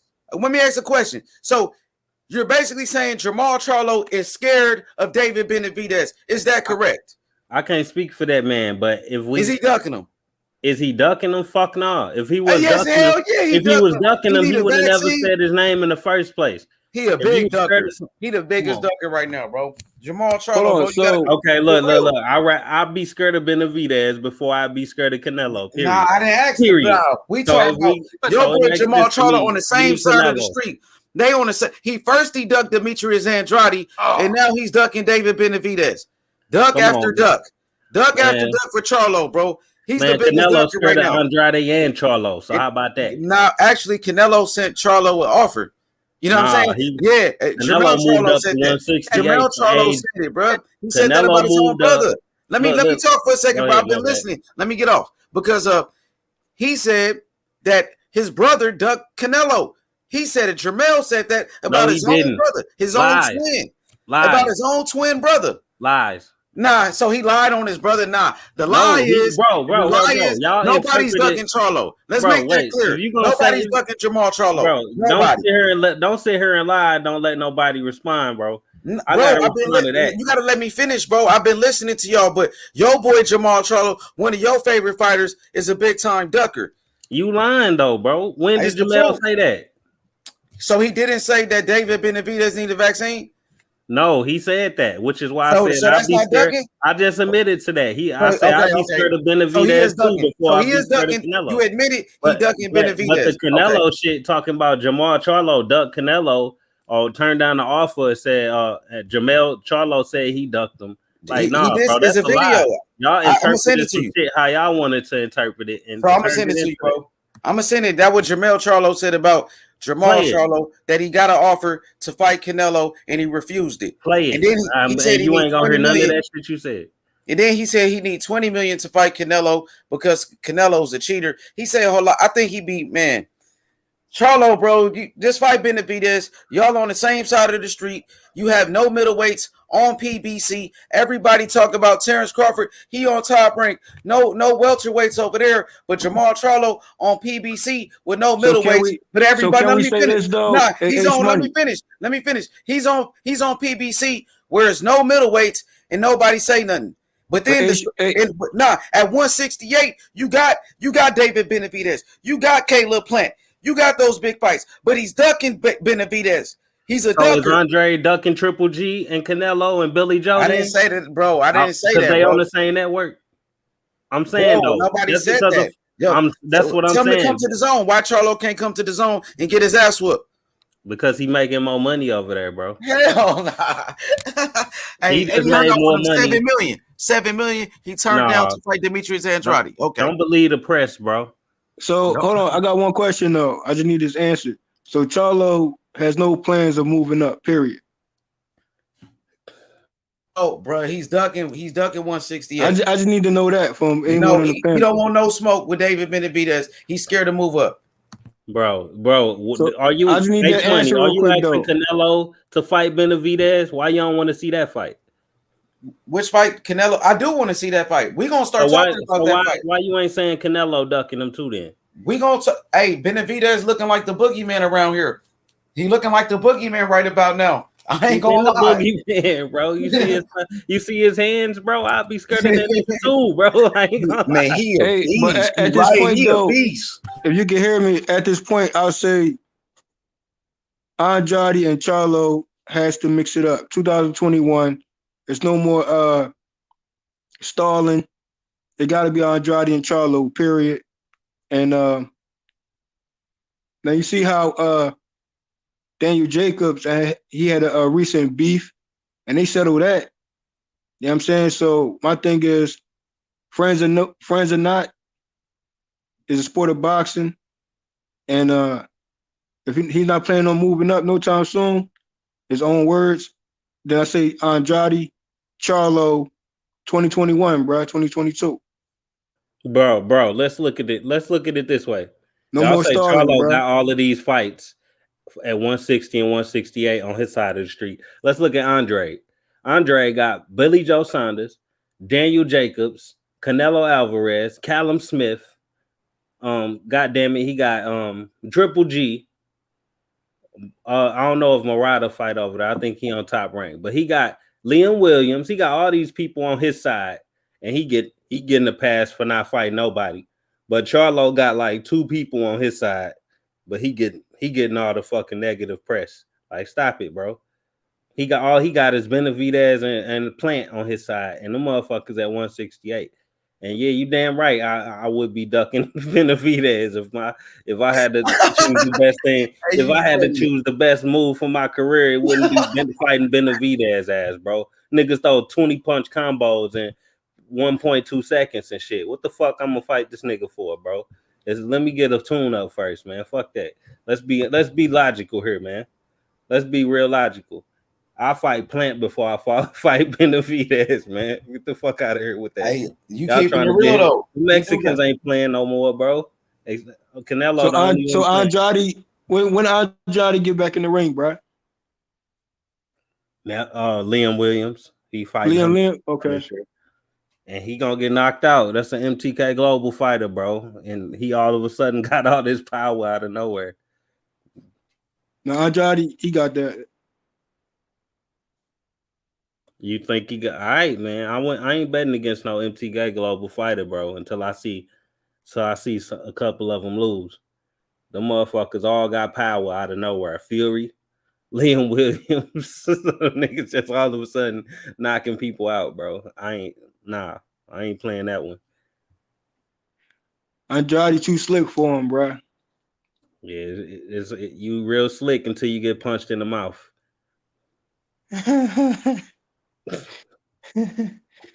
Hey, listen. If I'm Charlo, I'm fighting Benavidez, man.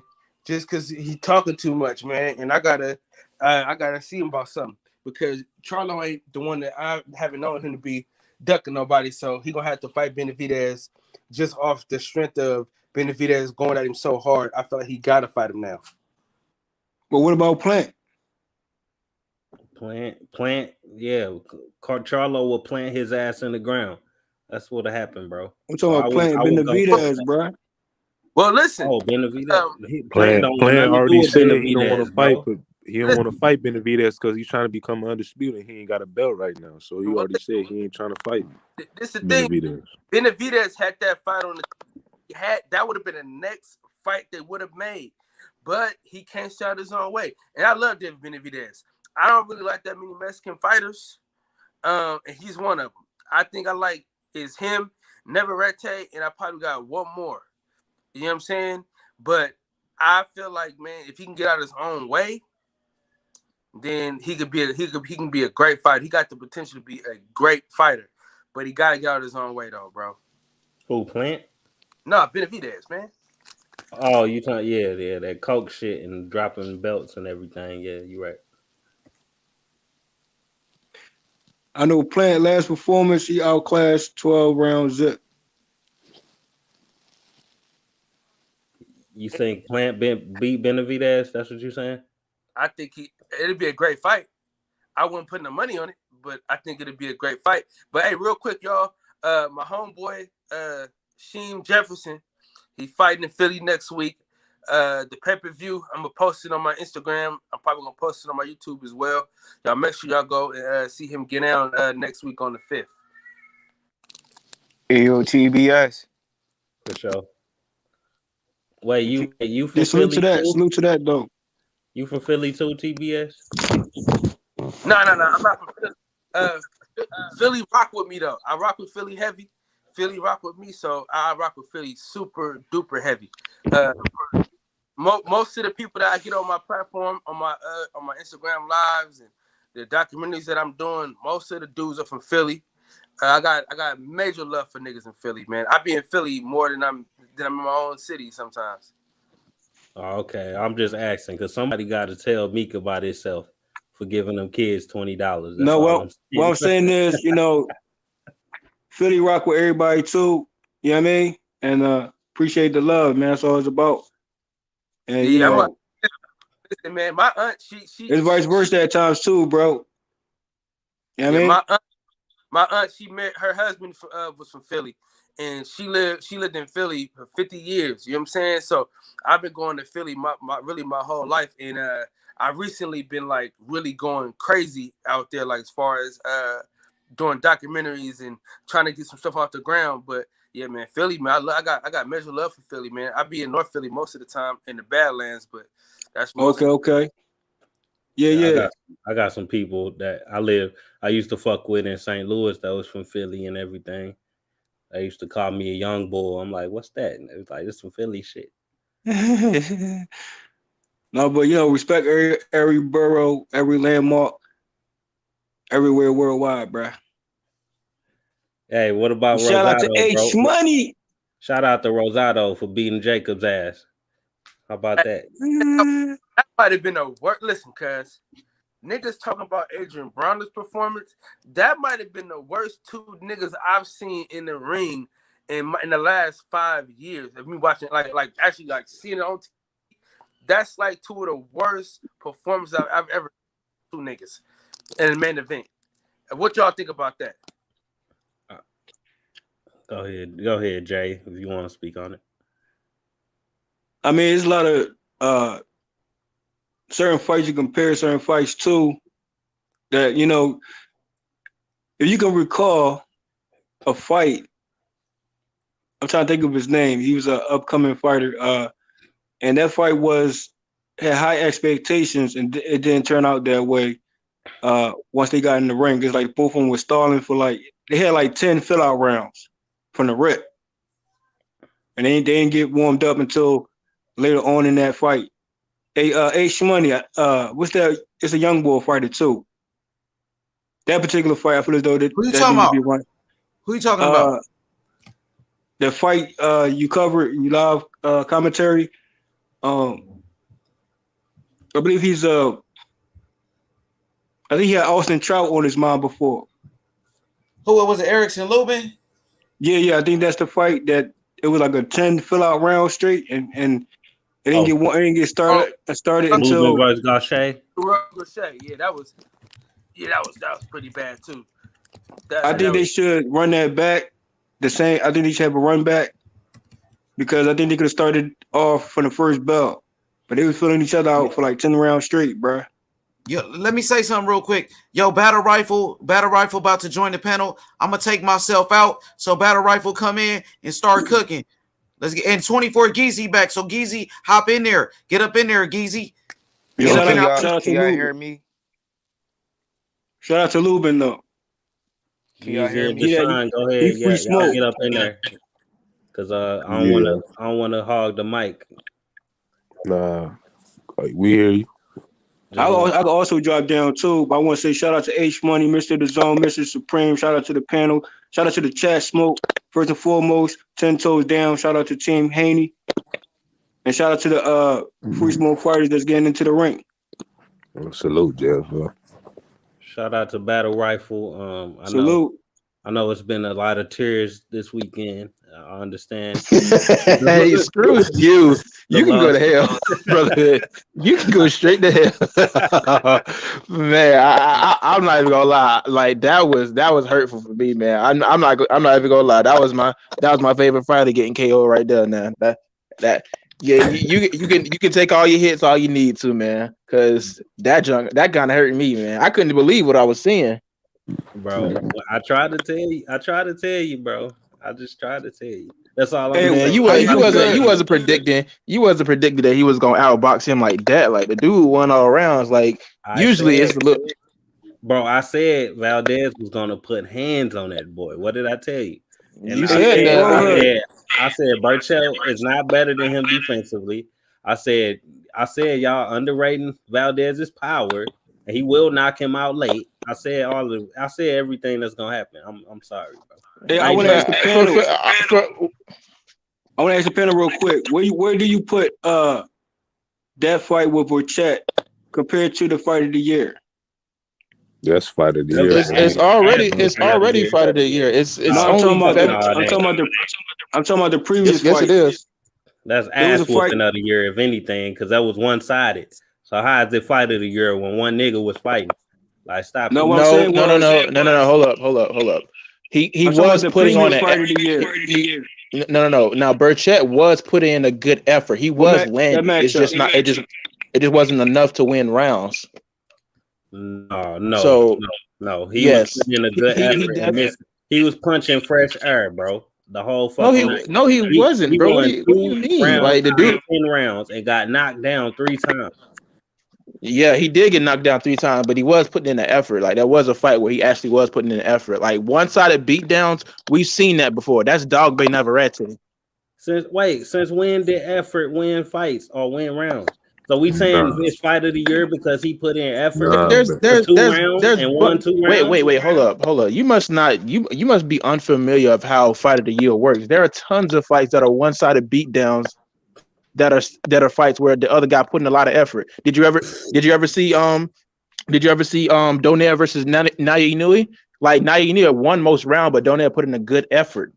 So we're not talking about when did the fucking Donaire get knocked down 3 times and beat the fuck up and knocked out at the end.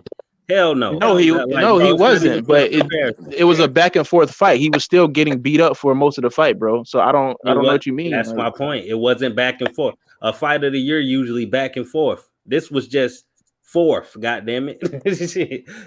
Said fourth. Nah, you tripping, man. You tripping, man. Shit out of him, man. He did. Don't get me wrong. Like, that was a beatdown. That was a nasty beatdown. But he was putting in the effort. If it was just one sided, they would have stopped it way before that. So and they should have. Most people think they should have. Yeah, they did because the knockout was so devastating. But he was still on his feet. He got that standing 8 count the first time.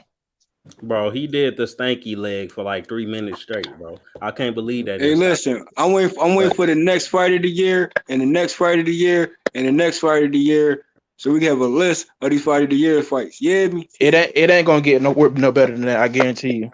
It ain't gonna get I guarantee you will not find a fight that like made you feel like it was a great fight like that fight did. Wasn't Zepeda versus Baranchik this year? No, that wasn't this year. That was last year. That was last year. Oh, okay. But the thing is like, and I'm not saying that we can't put across a good effort because we just had 2 straight weeks of long cards, the Zone, Top Rank, Showtime. So the fact of the matter is, we still could have like those good competitive fights. I really hope we get to see the unification between Jermell Charlo and oh boy, I keep forgetting his name. Castano. Yeah, Brian Castano. There we go. Yo, IB, that's you, IB. I'm just making sure that's the real IB. Yeah, it's me for okay, sure. For sure. 24 Geezy, come back. 24 Geezy. I just wanted to make sure it was IB. What's up with y'all? Keep cooking a battle rifle. Keep going. He say, yeah, but you keep having me thinking that's Bernard Hopkins talking to me, man. Bernard Hopkins sound nothing like that, man. You must not know Philly accents too well. No, I'm just saying his face pop up and then I'm like looking and shit. I'm like, what the fuck is going on? But yeah, man, you was right. Though. I got to give you props for that. I'm glad I didn't bet, but then again, like it was just like it was one of those fights that I don't think anybody predicted it was gonna happen like that. Like I know you said it. I'm not trying to sound like bitter or nothing, but he thoroughly outboxes, man. I'm pretty sure most people thought it was gonna be a rumble in the jungle, or at least the people who was picking Valdez thought it was gonna be a rumble until he knocked him out. I don't think people thought he was gonna thoroughly dismantle this man like this. That's the only thing I got a question real quick. So who Burchett should verse next on a comeback, or should it be a run back? Nah, he ain't. It's probably not. Likely it's not going to be a rematch because he's probably going to fight Shakur Stevenson next. So odds are he's probably going to take a little time off. And for me, I don't know. Like it's one of those things that he got beat so bad that I don't know if he would be the same. He could come back at 135 because he is a big guy, and maybe try to get like the rematch later on. But you know, like honestly, he could just take a small fight first, and let it be at 135 too. Oh, you talking about Bartel? Who should he come back and fight? Yeah. Oh, I was thinking about Valdez. I hope they put Valdez in with Joet Gonzalez for a common opponent with Shakur Stevenson and watch Valdez knock his ass out. Put Shakur under some pressure. Or just put him in there with Shakur already because No, get he was calling out. Oh yeah, you Huh? right. I would take that too. Yeah, put him in with Shakur. I mean, you could put him in right away, but that'll be a good way to build the fight. That's all I'm saying.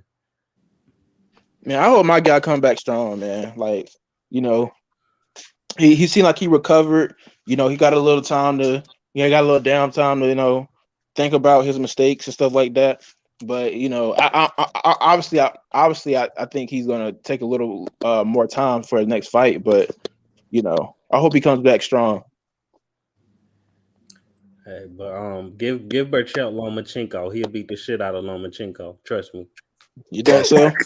Yeah, bro.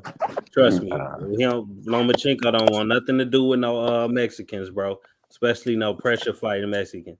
If Salido did that to him, just imagine what Berchelt would do. Trust me, bro. It's the perfect matchup. Make him look good again. Man, you don't know. I mean, like for me, I always that fight was iffy for me. Like that's one person I was kind of on the fence about. Don't get me wrong. I said Berchelt and Lomachenko needed that fight needed to happen because Lomachenko didn't want to fight him at 130 for some reason. Oh, so that fight should have happened. He don't want nothing to do with the Mexican style. That's why, bro. Trust me, it's Lomachenko, not Berchelt. And Lomachenko I was hoping can't fight off the back foot like Valdez did. He can't do that shit Valdez did the other night. Nope. So you think Lomachenko's gonna be the one in the driver's seat? He's gonna be chasing down Valdez? No. Berchelt is gonna be chasing him down and beating him up. He's not. It's okay. Counters coming back at Berchelt in that fight like Valdez was throwing at him. You see, Valdez was throwing shit off the back foot that was hurting him. But Lomachenko can't do that. Lomachenko, he balls up and he useless on the back foot, bro. You seen what Teofimo did to him. You see what Salido did to him. Even Gary Russell Jr. got to pushing him back, and he wasn't doing shit in the rounds when he downright dominated Gary Russell Jr. So I don't know if that's a good example. When he was on his back foot specifically, when Gary Russell Jr. started coming at him, he wasn't doing nothing. But honestly, it is I was hoping that Berchelt won so we can see Berchelt versus Shakur Stevenson. That's the fight I wanted to see. That's the fight Shakur was pounding for. But he still can get his shot though. He can still get a shot at the WBC title. Yeah, you're right. Who else in the chat? It's Jason and I see Battle. Who the other two? Oh, IB was good, bro. What's good, bro? You want to speak on anything? You said what? I beat who I beat. What up, bro? We got JFL in the building too. It's good. I can't see no names right now. What's up, IB? My brother IB, man. IB. IB Shakur Stevenson versus Oscar Valdez. Who you like in that fight, my brother? I most definitely gotta rock with Shakur, not just because that's my bro or nothing, but I mean, I definitely give Oscar Valdez credit. He definitely woke a lot of people up that felt, he was gonna lose to Miguel Berchelt, but we gotta look at it like this, man. Oscar Valdez was on point from start to finish, man. He was sharp, slick, quick. You feel me? Came to fight, and then he basically, frustrated Miguel Berchelt to the point Miguel Berchelt kind of low-key gave up. I mean, he was out there throwing some shit that he looked like he was tired, but he was throwing some woozy punches. Like if you look at that woozy 3 he threw before he got knocked out, he did too much of that this fight. So I knew it was a matter of time he was going to get clipped. But I give both fighters credit, but Oscar Valdez, I definitely gave him a lot of credit on social media. I definitely wouldn't bet on that fight, but I wish I did because I would have took Oscar Valdez. But I'm glad I didn't bet. Yeah, I would have been on the edge of my seat. I would have been on the edge of my seat. I wouldn't have enjoyed it. I want that run back for this reason here, because I've been watching Berchelt. I actually had Berchelt for that win, but I couldn't overlook Valdez And like H Money said too, always give Valdez a puncher's chance. So he got that puncher's chance and came out with the victorious victory. But you know, the way I see it, Chet and how he fights, I'm trying to compare it to his previous fights. I'm like, was it actually him in the ring? Yeah, I mean, it got that vibe to it too. So I'm nothing to take away from that win for Valdez. All I'm saying is, I would like to see a run back. I think certain fights is trilogy worthy. Yeah, you ain't gonna see it. You ain't gonna see a trilogy on that. That's just You brain trying to get damage. that man killed, bro. Yeah, that's just brain damage. I would don't get me wrong. I would like to see a rematch. I'd like to see Burchell actually come back. Not right away, obviously not. He's not going to fight him right away. He got to fight Shakur next. But I like to see Burchell improve. Like, you know, maybe get him 2 fights and then come back and try to challenge Burchell. But make sure your fight before him is challenging enough to where you prepare for him. So, you know, like don't like it's maybe I don't know. I'm not the mind of Burchell. Maybe he just feels like he was thoroughly dismantled, that he probably could never beat him. You know, maybe he feels that way, or maybe he just how hard of a champion. He just wants that win back. He wants that WBC title back, and it's a pride thing. Hey, all I'm saying is, That's what it is. if it is a run back, I'm not gonna sleep on Chet Power either, bro. Because I mean, I've been watching for a minute now. All I'm saying is that was a shock to me. I'm saying what if the second one, you know, he get his get back, and then it might be playing for a trilogy. That's all I'm saying. If he get knocked out twice like that, that's the end of his career. Are you going to say he gonna get knocked out twice? I mean, we know that Povetkin and Dylan White is going down twice. I got Povetkin winning both fights by knockout, so I can see why you say that. What I'm saying is, we talking about Pachet. Yeah. Not I'm Dylan White. talking about Burchell too. You know, I picked Valdez to knock him out the first time, right? So I'm not, after what I just saw, I'm not gonna pick him to not get knocked out the second time. I'm gonna think the same thing gonna happen. So. I got Pachet knocking him out the second time. For me, if I'm Burchell and like for me, let's say I'm Burchell and I got the same skills and I got the the mindset he had for a little bit. If I'm Burchell, I would definitely rematch him because for me, of course, I'm looking from outside looking in because I'm the fan. I think he could easily iron over his flaws and beat Burchell. Like the thing about Burchell is he has great fundamentals. It's just that it's some fundamentals that he really needs to work on that really showed how in a sense unprepared he was against Valdez. For one, he stood too tall against Valdez. That was his first thing. And his lack of head movement really showed. Like I think the point of the matter is that Oscar Valdez he looked at like he okay, I could personally Bertrand's my favorite fighter, so I personally know his flaws. He exploited every single flaw that I knew in Burchell's game. For one, standing too tall. For one, him being a slow starter. Another thing, his lack of head movement. And 4, sometimes he will kind of keep his chin up in the air and during combinations, and he would capitalize on that. I can easily think he can iron over those flaws and get that win back. You know, it actually could be an easy fight for him because for me, if Burchell won the first 3 rounds and started being on his bicycle, Valdez wasn't going to catch him. I don't know if you guys seen the Burchell versus Miura fight, but you're not going to catch Burchell when he's in box mode. That's just not going to happen. Like you might catch him a couple of times, but when he's in full box mode, you're not going to catch him. If he can capitalize on that, I think he could get a rematch. I mean, win a rematch. I know Shakur is calling out. They want that fight next. But if I was Burchett, and I know I came off with that type of situation, I'll run the right back immediately. I won't wait. Nah, bro. Nah. That ain't. I don't think that's a good game plan. I value Burchell life more than that to throw him back in. Come on, bro. We talking about Burchett, bro. Yeah, well, that's what we talking about. The same guy that just got stretched. He was on the. I mean, the thing is, it was like 2 minutes. It was the timing. It was the perfect timing. It was Valdez's movement. I can see, you know what I mean? He definitely has good movement. But what I'm saying is, make some adjustments. Hey, he might get a get back and get a knockout of his own on a second tip and make it a trilogy, bro. Like, what's up with all bro. these one-offs, bro? Do you see what happened, bro? Like Valdez not only outboxed him with the jab, he started. So Hurd shouldn't get his run back. Wait. Williams shouldn't get his run back. I'm trying to Like, tell what's you. going on? All these one-offs, though? I'm trying to tell you what I saw first. Look, he started boxing him with the jab. He started landing counters. He's then by round 8, round 9, he started landing whatever he wanted. Hey, listen. When it comes to Hurd, right? Bro, let me finish. I hear what you said, bro. I'm trying to compare something real quick. I'm not finished, bro. Come on. I only got 10 go seconds. ahead.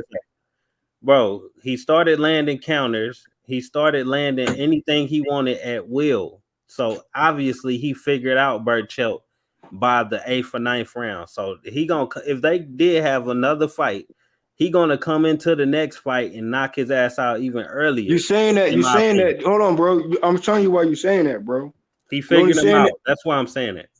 Okay, you saying he figured him out. But my thing is, if Burchett comes back, make some adjustments, bro. You can't figure that out. That added something new to your game. Therefore, it's not a one-off. Therefore, it'll be a trilogy-worthy type of fight. I got Burchett in the second fight. That's all I'm saying. And when it comes to Hurd, we know Hurd wasn't fighting his style. He was supposed to make adjustments. He wasn't fighting the Hurd style in that particular fight with Hurd.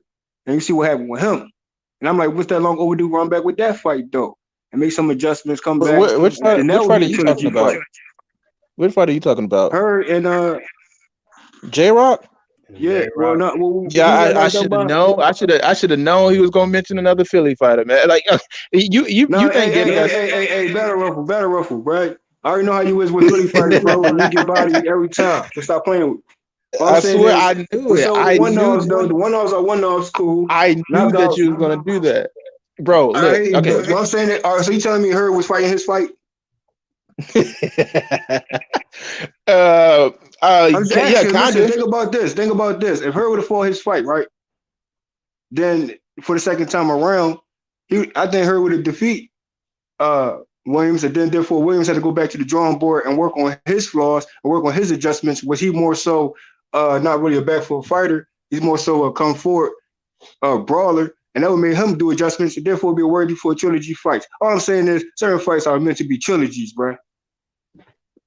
Not that example. You think Danny Garcia deserves a rematch with Errol Spence, don't you? All I'm saying is rematches are necessary in boxing, right? We can go down that list too. So keep it consistent with that too. I hate rematches unless it's rematches are necessary in boxing, bro. Unless it's been two close fights. And if it was more rematches in boxing, therefore we have more trilogies on that's going down. I'm trying to tell you. Unless it's been controversy in the first and second what fight. You mean? I don't want to see no trilogy. No, my thing is Valdez versus Burchelt. It ain't no controversy in that fight. I'm talking about adjustments, bro. We talking about look. Hold on. We talking about we can take an old school too. So imagine Sugar Ray. Hold on, bro. Imagine Sugar Ray never had a run back with Durant. Hear me out. Burchelt made adjustments in the 6th and 7th round. He did make adjustments, and he still got knocked the fuck out. That's how I know that fight should not happen again. Cause that's you looking at it based on what occurred. What I'm saying is, and some people feel like, I know when a boxer is himself in the ring and when he's not. All I'm saying is, congratulations to Valdez. All I'm saying is that make adjustments, come back for the second one, and hopefully you get your get back. You're writing him off completely. Like, I'm not doing that, bro. Valdez gonna adjust his chin. That's what it's gonna fucking happen. I mean, that's what you're saying, though. I see it a different way. Certain fights are meant to be trilogies, bro. Me personally, brotherhood. Me personally, knowing how boxers are and knowing that you can't get into contact with these boxers to like personally say, hey, you need to work on your defense. I don't see him beating Burchelt. Like, if I'm looking at it from a realistic standpoint, I want to be optimistic. I don't see him beating Valdez in a rematch. I want to be optimistic, but just knowing how boxers are, and I feel like a lot of boxers have a certain cap where they won't improve upon a certain level because it's just a lot of old dogs. You can't really teach a lot of old dogs new tricks. It's just a lot of boxers are just really stubborn, and because you have just a lack of trainers that can really teach you the ropes, that'll really get you on your grind and get you right. You have a lack of those. I don't see it happening. Like, of course, Burchell could do those things, but I don't see it happening. It's just way too many boxers that, like, I know for a fact could improve their defense, their offense, but they just refuse to do it. And I'm not saying that's because their lack of trying. It's just that you have to work smart, and I don't know if they have the knowledge to work smart to improve that. You know what I mean, brotherhood? Like, yeah, bro. But that's what I'm saying. That's the difference from Povetkin and Dillian White. Like, there was obviously controversy in that fight. Because wait. So how is that controversy? Like, come on, let me finish. Cause I'm about to tell you. All you gotta do is let me finish. Povetkin was already looking like he was finished before that fight got finished by Povetkin. See, that's the difference. Burchell didn't have too much success in that whole fight. Dillian White did. So Dillian White deserves a rematch because it looks like Dillian White was on the verge of winning that fight in the first place. You see what I'm saying? So big difference from what we saw. That's your perception on that. No, that's facts. I don't really say facts. I would say that's just my opinion, but no, that's a fucking fact. But yeah, man, like this is like unless like Burchell just really brings up, like, don't get me wrong, like Valdez, I thought he had little chance of beating Burchell, but he found a way to do it. Like, even though that was the same guy who was struggling with Scott Quigg, he found a way to do it. For me, I don't know if Burchell is going to be that guy because it's one of those things where I'm just going to go with the odds. The odds are he will not be the same fighter after that knockout. And even if he comes back really, really strong, it's a good chance that I feel like he's going to be lured into a fight that's going to work to Valdez's advantage, which is a brawl. And because Valdez fights way much more efficient when he's counterpunching, that's just going to spell nightmares for Burchell. Yeah, I mean, all I'm saying is, if you want to take that in consideration with that Dillian White of almost looking like he's doing something. All I'm saying is some people feel that Burchett, visually wise, like it's something was that the Burchett we normally see. I hear people saying that, but I think that is the normal Burchell. Burchell always fights that way. I've seen a ton of his fights. You ain't hear what I'm saying, bro. No, I hear what you're saying. You're trying to make it. He just got time, and that's what it was. It was a perfect KO timing, All I'm saying is adjustment could be needed for the next one. I'm not writing off. We heard you. You said that a dozen times. We get you. It's not really. So what's the difference between Dillian White again? What's the difference between the Dillian White fight and Povetkin? That's not what I'm discussing. I'm discussing just Burchell. So as far as Burchell, I think there's a difference, but there's no difference. That's not what I said. Difference. Fucking Burchell was punching air all night, and Dillian White wasn't. That's the difference. Like I said, perception is key, bro. Yeah, brother. You trying to get under my skin? He was not punching air all night. I'm just trying to get. I'm just trying to get the point. Okay. I get what you're saying somewhat. I'm not trying to just full disagree. It was more a one-sided beatdown in the Burchett versus Valdez more than Dillian White versus Povetkin, because Povetkin was losing that fight and he was hurt numerous times. So I get what you're saying. It was Dillian White winning that fight. When it comes to Valdez versus Burchell, Valdez was winning on most rounds. Was he getting touched up a little bit? Yeah, of course, but he wasn't losing. Yeah, like even that man did the stanky leg for like a whole round. Like, come on, bro. That's about their health, bro. I'm just being honest. I wouldn't want to see Burchell in a fight. So this is my thing. This is my thing. If that's the case, then I can care less about a Povetkin and Dillian White too. Then, because I think he's going to go straight to the next opponent, which Povetkin should versus Ortiz, King Kong Ortiz. Then, you know why run it back with Dillian White then? Deep down, I agree with you. He shouldn't have to fight Dillian White again, but that's that. So I'm saying y'all gonna keep the same energy with this fight. Then I'm gonna keep it the energy where Povetkin shouldn't get in the ring with Dillian White. Like why? Yeah, he shouldn't. But go straight to the smoke. Go straight to King Kong Ortiz then. Like I don't think Shakur honestly, Stevenson, brother. You know what I'm saying? Honestly, brother, I don't think you can convince him. I just think he just really adamant about seeing that. Yeah. I just I know agree to trilogy disagree. fights worthy. I agree Trilogy to fights. That's disagree. all I Let's know. leave it at that. Yeah, I get perfectly what you're saying. It's like he's my favorite fighter, so I give him the benefit of the doubt much. But I don't think a rematch is gonna turn out well. Like I want it to happen. I really do. It's capable of turning out in Burchell's favor, but I don't think it's going to happen. Just knowing the odds. That would make the second fight more interesting, bro. It's like Adrian Broner brotherhood. It's like I wanted to see him. Of course, I don't think he's going to move up to 147 to beat Errol Spence, but I at least wanted him to, put on a good show to where I say that Adrian Broner still got a little bit of touch to where he can take on a Jose.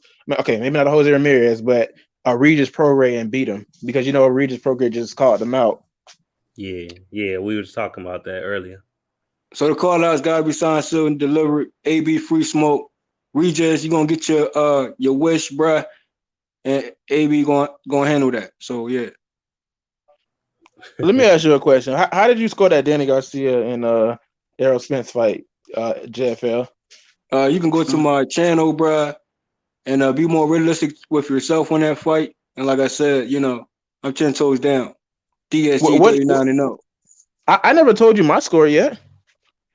I don't care less what your score is. I say DSG 39-0. Don't but do you, that. But you came from. But wait a minute. Like, hold up. Like, now didn't I just hit his man? Didn't I just hit his man? Just said you got to be real with yourself. Like, what I got to be real with yourself about? Exactly. Keyword. Be real with yourself. You just got hella defensive for no reason, bro. I know who I'm talking to, though.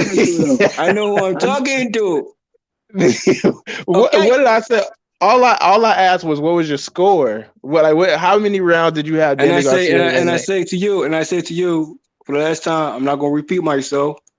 DSG 39-0. Okay. So you had him winning against Errol Spence. Listen, if you're gonna be fair and be a fair Spence fan, some people say, honestly, some say it's a draw. That was the first fight. That was the first fight Danny clearly lost, bro. No, cause listen. I had him. Okay, hold on, bro. Wait, hold up, brotherhood. Better ruffle. You gotta let me. I gotta do this again, bro. Like, listen, I know he's gonna bring it up. I was not trying to wait, brotherhood. Just go after him. I'm saying they better ruffles. I know you're trying to bring that up, but listen, for Spence, you can never say. Listen, I don't want to go down that list again. I say DSG 39-0, and you can debate me on that, or we can debate now. Spence ain't win all through 1 through 4 rounds. So miss me with that. Spence wasn't that much active in that fight either. Hold on, bro. He wasn't that effective either in that fight either, bro. So you can never say 10-2 for Errol Spence. You can never say 9-3 for Errol Spence. You can never say 8-4 for Errol Spence. And if you're gonna say 7-5, then make sure you get those punch stats correct. You know what this is the equivalent of brotherhood? He just basically laid like a bunch of tacks down for me to step on so I can just fall into his trap. I'm not falling for it. So brotherhood, you go. You go, brotherhood. You go. Yeah, take the floor, Spence, man. This is the first fight I've ever seen Danny Garcia lose clearly. Now false narrative, bro. Oh my God, man. Come on, man. False narrative, bro. Let me finish, bro. I'll let you take the stage. I promise. Now he did edge. I think he edged Keith Thurman. You seen my video? Nah, bro. We're not gonna do that, bro. All right, I'm done. We're not gonna do that, bro. Fuck it, I'm done, bro. Go ahead. On your rant, man. Hey, I thought I was it's just facts, bro. I thought I was the only one that thought Danny edged Keith Thurman. No, I can't believe this. Danny, I'm the last one to be biased. You guys are funky. I think he See, beat Porter this and what Thurman. happened when Like, battle that rappers was a pretty close get fight. on the panel, bro. He beat Well, the that shit. shit He was beat too Porter, close, man. He bro. beat Porter ass. No way he Oh, lost. I see what you guys doing. You guys are trolling me. You guys know how I feel about it. So Nah, bro. he beat Porter. No, I actually think he could have got the nod in the Thurman and Porter fight, but not the he could have got the nod. If you think somebody won a fight, like you could have got the nod. Hands down. If something, if something is, bro, you know, like, hey, brotherhood. When something is close and it goes either way, you can't really. Let me say it. You can't really. It's not really a robbery so much because it's close. It's close so much that it could go either way. That really Hold on, bro. Wait, I didn't even finish, JFL. Hold up. Nah, JFL, bro. Y'all gotta stop saying this close talk, bro. Y'all gotta stop. JFL. I didn't even finish. It's our opinion. I didn't even finish. Okay, so that's where you messed up at, bro. You can never say close, bro. That's his So chill with opinion. that. That's his I opinion. do facts, bro. He do opinions. Big difference. Okay. Okay. Man. So when fights are like really close, like what's close to you? Like let me explain something. Let me explain something to you. You know what's close, bro? Go ahead. You know what's a factual draw, bro? We're talking about a fight with Devin Alexander and Victor Ortiz. Devin Alexander and Berto. Okay, that's an actual factual draw. But guess what they gave that win to? They gave it to Berto. But how so? When Devin Alexander won the entire first half and Berto came back the second half. So that's a straight down the middle 6-6 situation here. So they gave it to Berto. That's what you call a robbery. That's what you call a close fight. Now this 7-5 talk, bruh. 7 factual rounds for opponent. He the factual winner. Period. DSG 7-5 run time. And you can say 7-5 when it's Spence fight. You tell me who has 7 factual rounds. I'll wait. What? I give up. Danny is the fucking GOAT. He never lost. No. Okay then. All I'm saying is I say a draw, a fair draw. I'll give it a draw in the sense of, okay, they want to say Spence throw more, which that's not the real truth. And win the full of 1 through 3 rounds. That's not true. So if they would consider on your turf to give it a draw, I would appreciate that more and run it back. But what I'm saying is robbery victories are just that. Robbery victories, right? You're right, bro. And Terrence Crawford don't want nothing to do with Danny Garcia. That's a fact. Hey, how many points did you give Danny Garcia, JFL? How many rounds did you give Danny in that Spence fight? Danny had 7 rounds, facts. Which ones?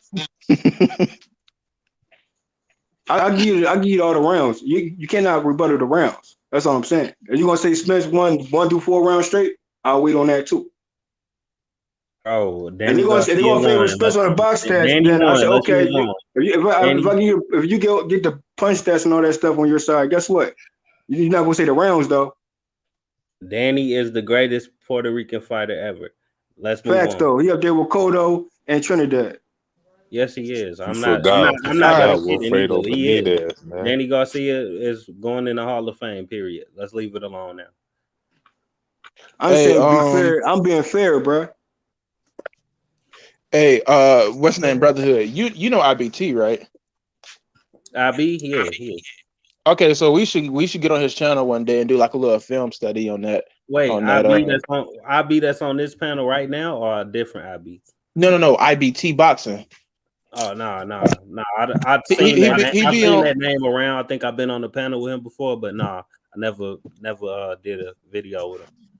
Well, one day we should go to his channel because he do like sometimes he do film studies. He be on D Jefferson's channel. We should do like a score, like a rescore. I love doing that shit, bro, because it's needed in boxing with these, bad scorecards and stuff like that. So yeah, I like that. I mean, even then, like we got the benefit of the of replay and slow mo and hindsight, so that is a benefit for us. But yeah, like Adrian Broner was definitely gifted this weekend, from what I hear, because I didn't see the whole thing but everybody been telling me before I even turned to the fight that the dude was winning the fight. Hey, You say NBC Wrestling who that's was in the winning the chat, fight? bro. Jump on the panel, bro. Well, my bad, I missed that last part. You said battle. I Hey, said, go ahead. go ahead. My bad, Battle Rockful. Go ahead, Battle. According to a lot of the people who I talk with, AB got a gift decision this weekend.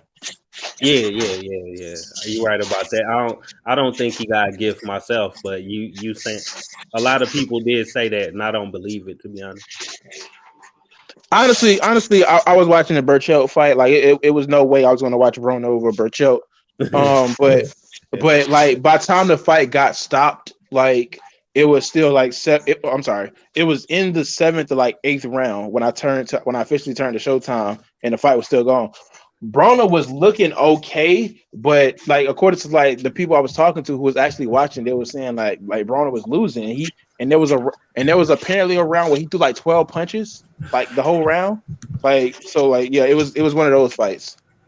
Hey, Battle, you got to understand that most people just want to see him lose anyway, too, though. So, he one of them fighters. We all know this. So, it's kind of hard to go with what they saying. And I watched it myself, and I didn't see that. So, I guess So it'll be what? a good fight for a film study. So what type of fight was it then? Like was It he was landing a lot? Was he? No, he wasn't. He wasn't letting his hands go a lot, but he was definitely doing the better work. You know what I'm saying? Like Broner don't get Broner lets people throw their hands at him more than he throw his hands back, but at the same time he be blocking a lot of their punches, and the commentators will say, "Oh, the clean right hand landed." Sweet signs. I call that sweet signs, bro. Like That's what I call it. Like Yeah, I noticed that's him why you got to blocking a mute lot you. of shots, and he don't get credit for blocking them shots or weaving shots sometimes. Like he just get the shit end of the stick for everything he do, basically. Honestly, brotherhood, like this might sound controversial, but I think a big part of boxing too is learning how to look appealing for the judges too, because you have those fights where it's just rough and raggedy and it's so hard to score.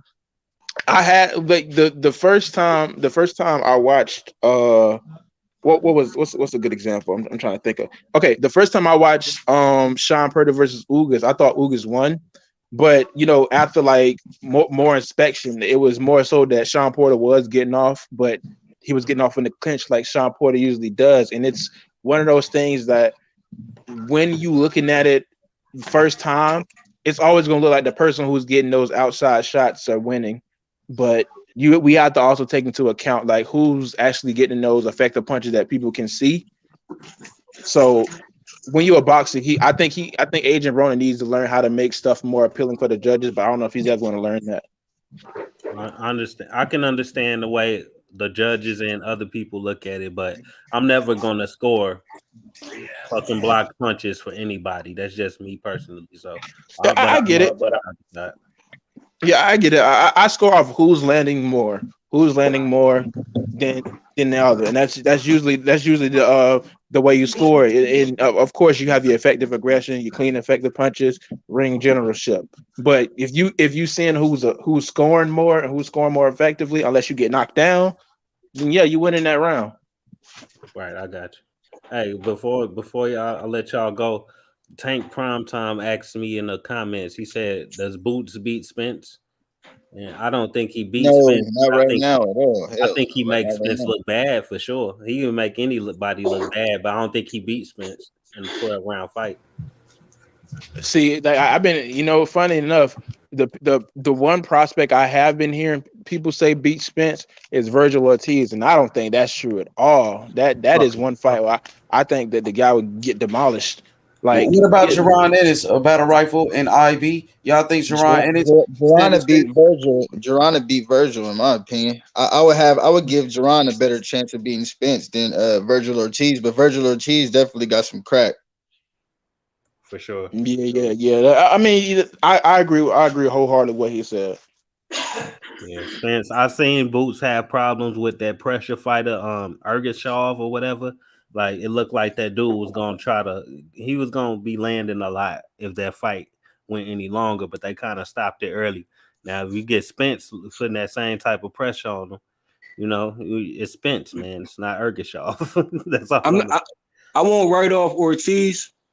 Well, thing is, I know he's a certain type of combination puncher, your power puncher. So when it comes to him and Boots, I give Ortiz a puncher's chance, but I think Boots has so many bags of tricks with him that he will frustrate Ortiz and get him out of here. That's just my opinion on that outlook on that particular fight. And I wouldn't showboat as much as I normally do against Ortiz either. Boots. But the thing is too, it's called, you know how you say effective punches and not ineffective punches? It's effective showboating, and then it's ineffective showboating, as if Ugas was ineffective showboating compared to a Boots who effective showboating. So there's a big difference in showboatings too. Effective showboating? Yeah, that's what I call it, bro. Yeah, I like that term right there, bro. I like that because tech is like that. That's the type of shit that Fury do. Effective showboating. It make a motherfucker think you winning around and you ain't landing shit because you showboating. No, that's bro. That's ineffective showboating when you showboating for no reason. And you talking for no reason, you wasn't effective at all, but you showboating, that's ineffective showboating. You gotta be like, right. Wait, hold on. So let me get this straight. Let me get this straight. So are we breaking down how showboating can be used effectively in boxing? Yeah. That needs to be done. Yeah. All I said was I wouldn't showboat as much against that opponent. That's all I said. I wouldn't showboat as much. Overly, excessively showboating. I would take this man serious. I'm not about to be in there showboating against him. But them lame fighters, them little knockoffs, yeah, of course, showboat all day, get him out of there. Okay, cool. You feel me? I mean, that's what the fans love. But against a Virgil Ortiz, you might showboat and you might catch a few and get hurt. Then you want to see what you mean, IB. I see what you mean on that. Ain't gonna be no more showboating after that. It's time to get serious and buckle up now. You feel me? But my thing is, Boots might be showboating for a reason. Just saying. But like you said, he don't do too much. He don't do it like overly do it. And some people say he do, but I don't think he overly do it. From where y'all to sell themselves though. Like if I show somebody right now, just a casual that don't watch boxing for real, a Duran in this fight, yeah, that effective showboating shit that he talking about, that's gonna make the fighter want to see him again, rather than somebody who just straight up and down and just doing what they gotta do in the ring. Like they gonna see this man beating the shit out of you and showboating at the same time. Like right. And I'm gonna address both points because it seems like y'all talking on both points now. I think on one hand, if you're looking at it from promotional standpoint, yeah, showboating gets you right. That's why Teofimo was so exciting. The dude always doing tucks in the ring, dabbing on people, like doing all type of dances, like the golf club, and bruh, like the dude, like just put on a show. Now, if you're talking about in a fight, can showboat actually get you like more effect? Can it effectively be done in the ring to your advantage to win a fight? I think it can. There's one thing I see certain boxers do where they'll land a combination. The combination is not really hitting anything, but after they land a combination, they like, oh, I got you like 3 times. Like you ain't gonna come hit me back. And you know how, like you ever seen how some fights where a person will throw like 5 or 6 punches, none of them landed, but they like, oh, I got you. Now you got to come after me. Like, like effectively in a fight that can actually work. Bro, we seen an ineffective showboater Saturday, Josh Kelly. Man, too soon, man. Too soon. No, bro. All right. I'm gonna try to be nice, bro. My condolences to Josh. Oh God, bro, you so green. But Josh Kelly, he's exactly that. He was ineffective showboater. Remember when he tried to showboat versus Ray Robinson and Ray Robinson hit him in the fucking mouth? Remember? Wait. Remember when Ugas tried to showboat versus Sean Porter, talking shit in between rounds, and Porter hit him in the mouth? Like, come on, bro. That's ineffective showboat. Like, bro. Yeah. JFL, you just coined a new term for me, bro. I love that shit, bro. Salute. It always been there though. It just gotta be acknowledged. That's all. Yeah, like you remember You remember the Jason Sosa Lomachenko fight where Jason Sosa tried to do like a bolo punch, like show off against Lomachenko, end up missing completely. I swear that was funny. I don't know if y'all ever seen that one. I seen Andre Ward do that shit versus Kovalev and catch a jab. Oh yeah. I remember that when he did the bolo punch and Kovalev was like, all right, jab like it worked. Let me try it. Boom. Yeah, Hit him right in the hit him I square in the actually mouth. uploaded that to my page, bro. Like it's funny. It's an interview where Andre Ward said, "I see myself at the top of the world throwing bolo punches and outclassing people." Then I put in the clip where he tried to do a bolo and got jabbed right in his nose, bro. That shit was funny as hell. It's just like not trying to say it like that. I'm not saying you a hater or anything, but when fighters don't really like a lot of fighters, they make the funniest videos ever. Like I never forget. Like it was this video that had like 400K views, and it was like Canelo, the best right hand in boxing. And it was constantly showing the highlights from the lower fight. Every time he tried to throw a right hand, Laura was slipping and sliding. And I thought it was so funny, bro. I was like, who uploaded this? I be forgetting that this a meme still generation, bro. Bro, did you see the Twitter clip of Dillian White getting knocked out by Vivek? And it's like as soon as he get knocked out, you hear somebody in the background be like, "Man, I should have been a rapper." No, I ain't see that, bro. Bro, that joke is hilarious. Bro, what? I got a question for y'all. Who looked like the better prospect when they was coming up, like skill for skill? Terrence Crawford or fucking Boots Ennis? If I'm being completely honest, nobody was really talking about Crawford until he beat Gamboa. So like as far as a prospect, you're probably going to say Boots Ennis because he wasn't no prospect when he beat Gamboa.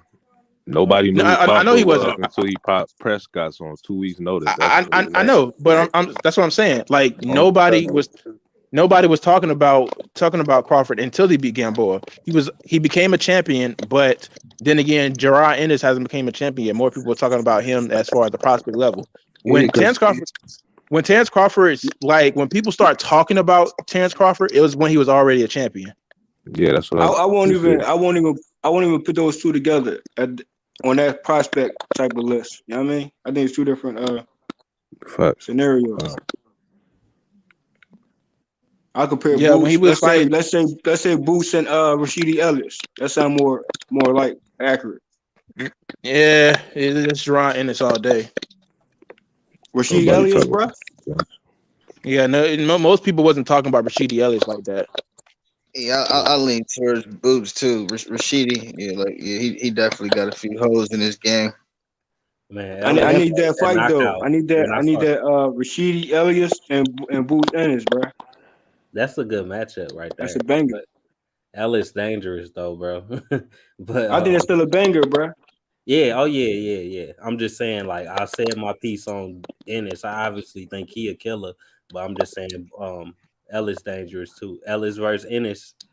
That even sound good. Look good on the fucking poster shit.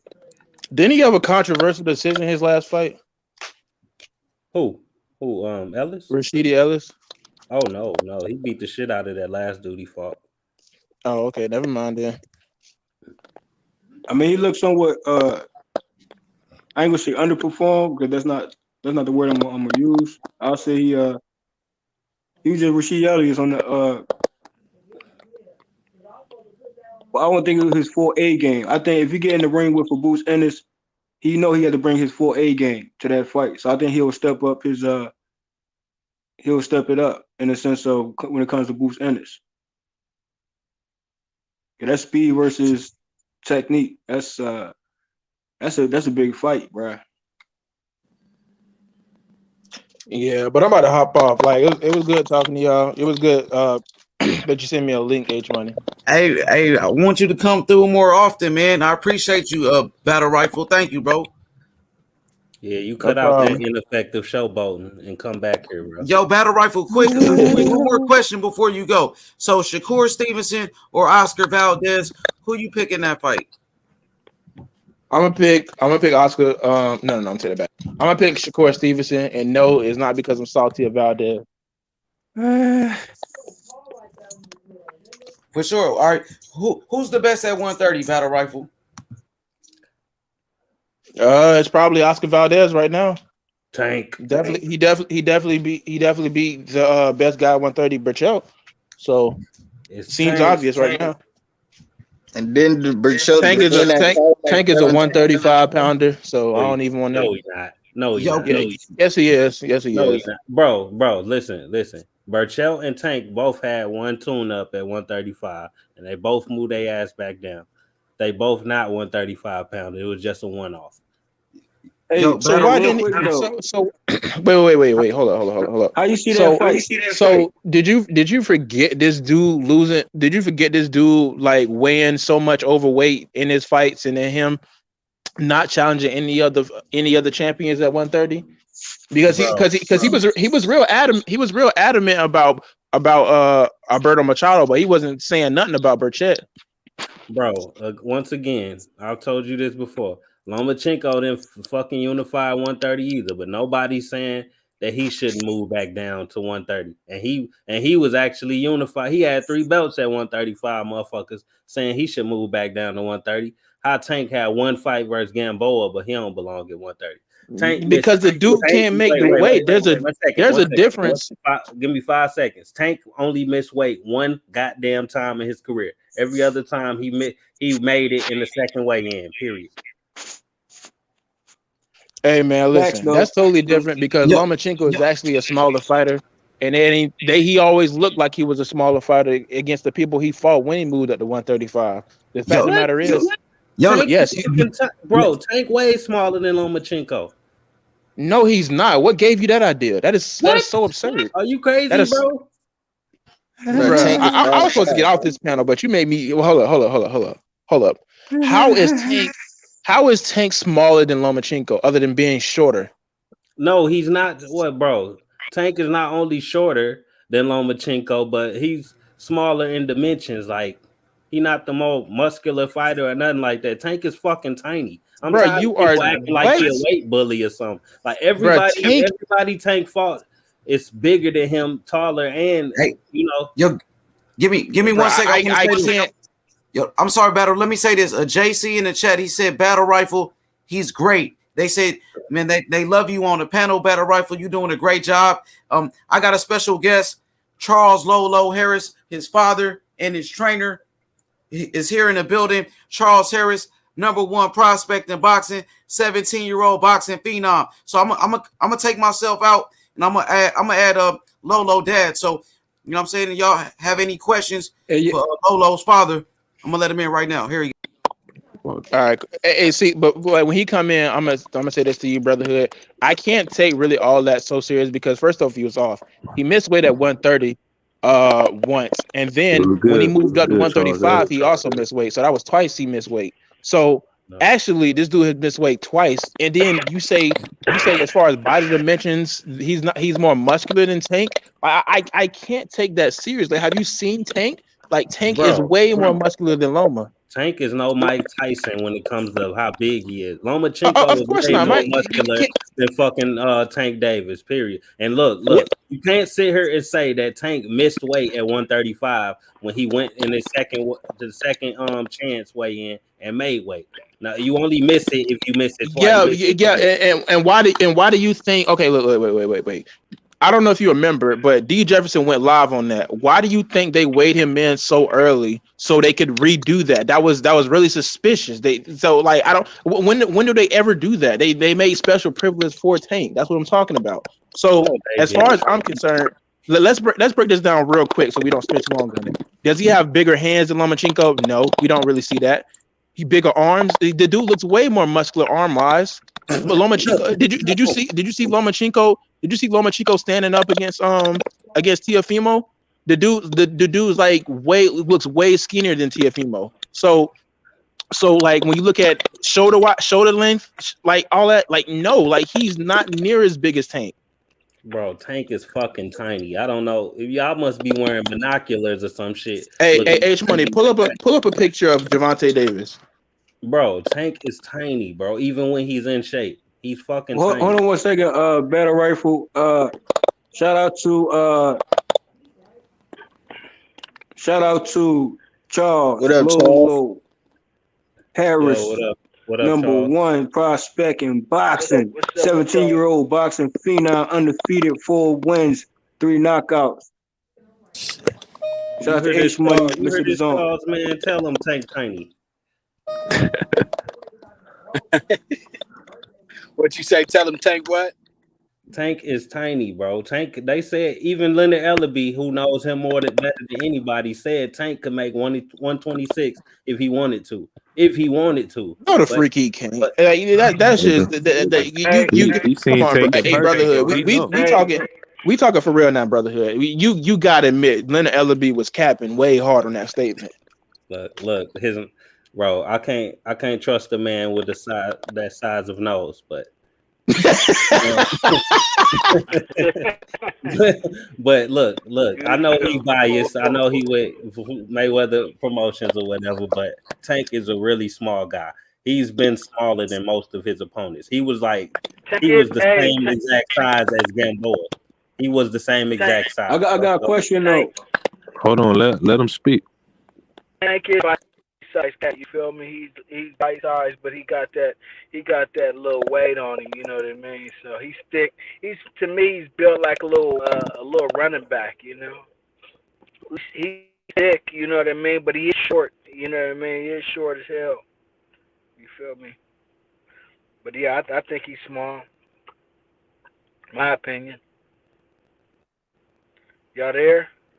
Yeah. I'm just saying. I know Leonard Ellamy might be lying because your nose get bigger the more you lie. So that's the only distinction of it. But no, for real. I'm just joking. But the Tank, bro, he just don't look big compared to anybody he been in the ring with. You seen his fight with what's that guy name? The former champion Mexican guy. He fought Jose Pedraza. No, he Puerto Rican. The other guy. Jesus Cuellar. Oh yeah. You talking about who beat Adnan Mares? That's not who you talking about. Hey, y'all hear me? Yeah. Yo, y'all ask some questions I don't to know where Charles Brotherhood Harris. went. Yeah, Holla at I got a question for Charles. I got a question. Go ahead. What up, Charles? This IB. Hey, what you feel about AB's performance, man? Saturday night. Like, honest opinion though. Honest opinion? Yeah. He need to retire. Honest opinion, he need Okay. to retire, bro.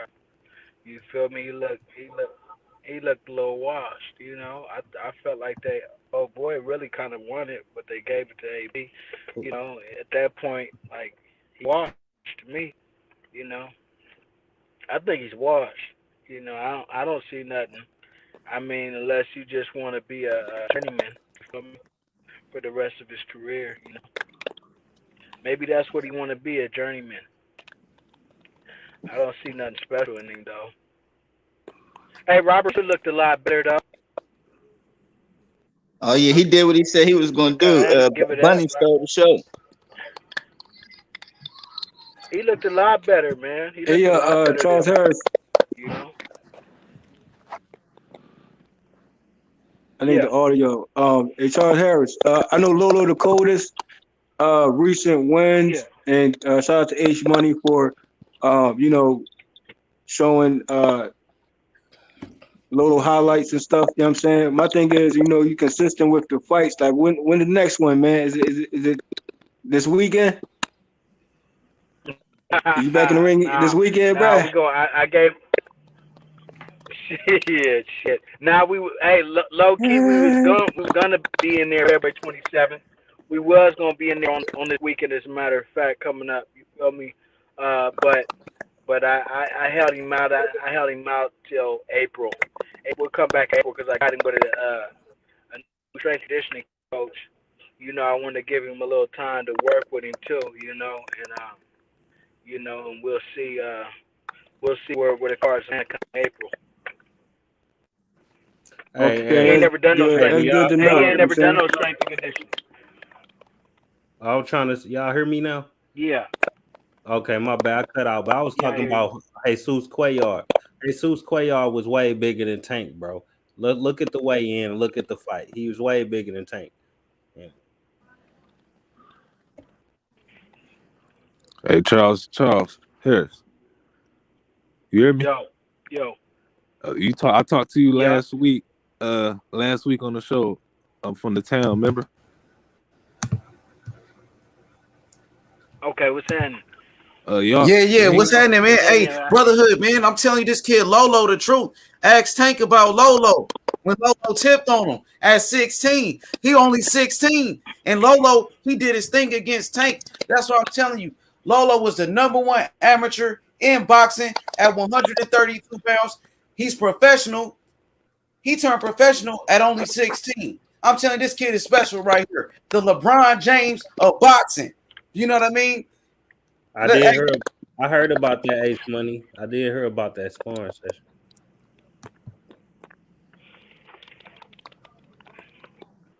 Yeah, you already That know, was a Charles. sparring You know what I'm session. saying? Yeah, hey, it's your birthday, right? Your birthday tomorrow, right? Yeah, man. That's why I'm having me a little early pre drink. You feel me? I've been working like fucking 15 days straight like a madman. You What know, you now sipping like on? I'm off. What you sipping on though? Some Henny XO, man. Henny Oh, XO. You know But that's how we do. $100 pint. You feel me? $100 pint, man. You know, like a birthday. I'd rather sip on the finer things. You feel me? If I can. That's why I'm working hard. You feel me? yeah. And So take care of all them little rats I got at the crib. yeah. So Charles, what you thought about what you thought about Oscar Valdez performance this past weekend?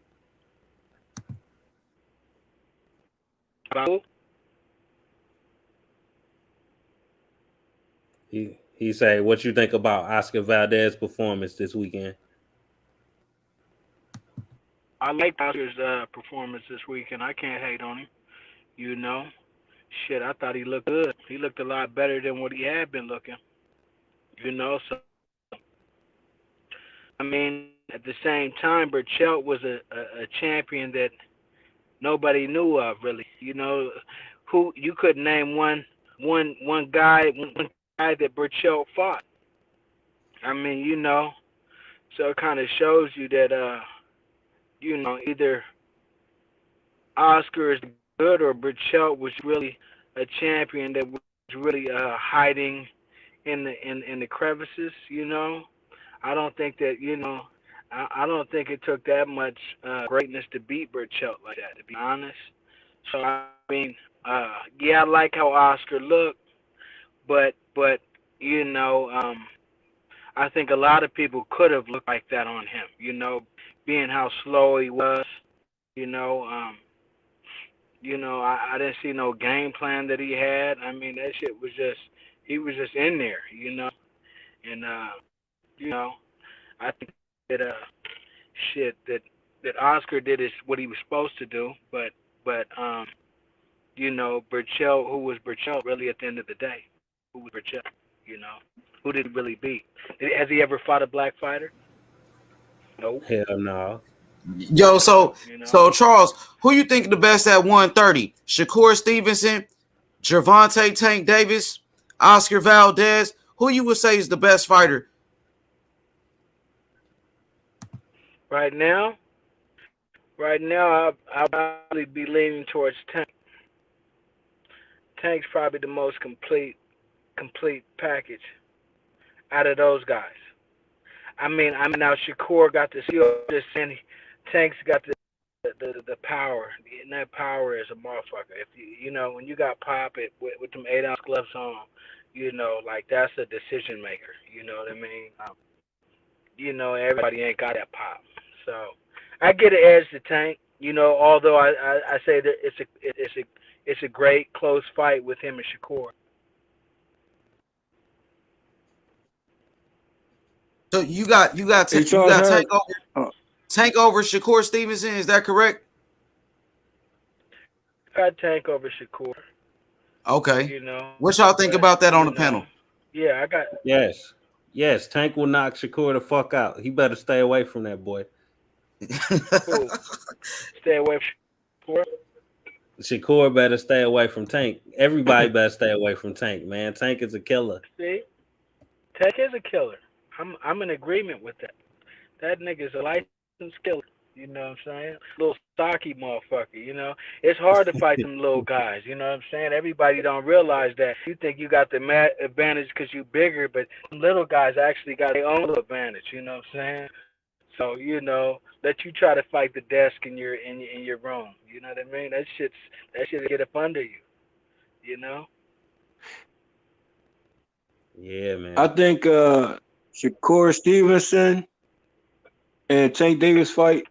I think I got Tank, of course, but my thing is Shakur Stevenson. It might step up his game more. Therefore, he might give you more compared to his other fights, other previous fights that Shakur had. Was it won't be how you say it. Bring the best out of Shakur. That's also a factor that I can't overlook.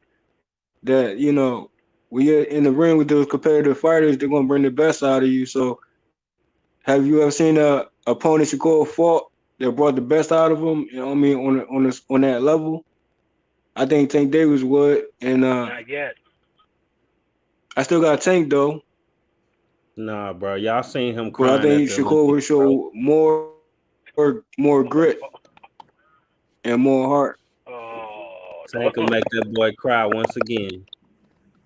don't do that. Don't do that. Don't do that to the boy, I G. mean, You know, that's a that was moment, an bro. emotional I seen time. that. What you think about Chris Colbert versus Tank Davis? No, that I mean, was a that I was a think them moment, bro. young cats. He's a live dog. I mean, but Tank's Tank's been Well, real quick he's a though. little bit more Shakur Stevenson. mhm.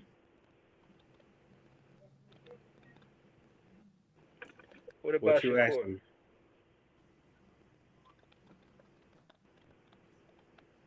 JFL, you cut out? I want to say real quick, Shakur Stevenson and Valdez. How y'all see that fight? Shakur and who? Valdez? I did. Yeah. I think the stream. Yeah, he said Cause they've been calling Shakur each versus other out for the Valdez. longest, right? So that fight happens. Valdez I got and Shakur Shakur winning. Stevenson. Like we know that Valdez got that I got tricky, Shakur awkward, winning. and how you see that fight? He said he got Shakur winning JFL. Yeah, I got Shakur winning. I got Shakur winning, but at the same time, it's one of those like you said. He got a puncher's chance, Valdez got a puncher's chance, but I think that Shakur's IQ is a little too high for Valdez. And I'm saying To like be honest with you.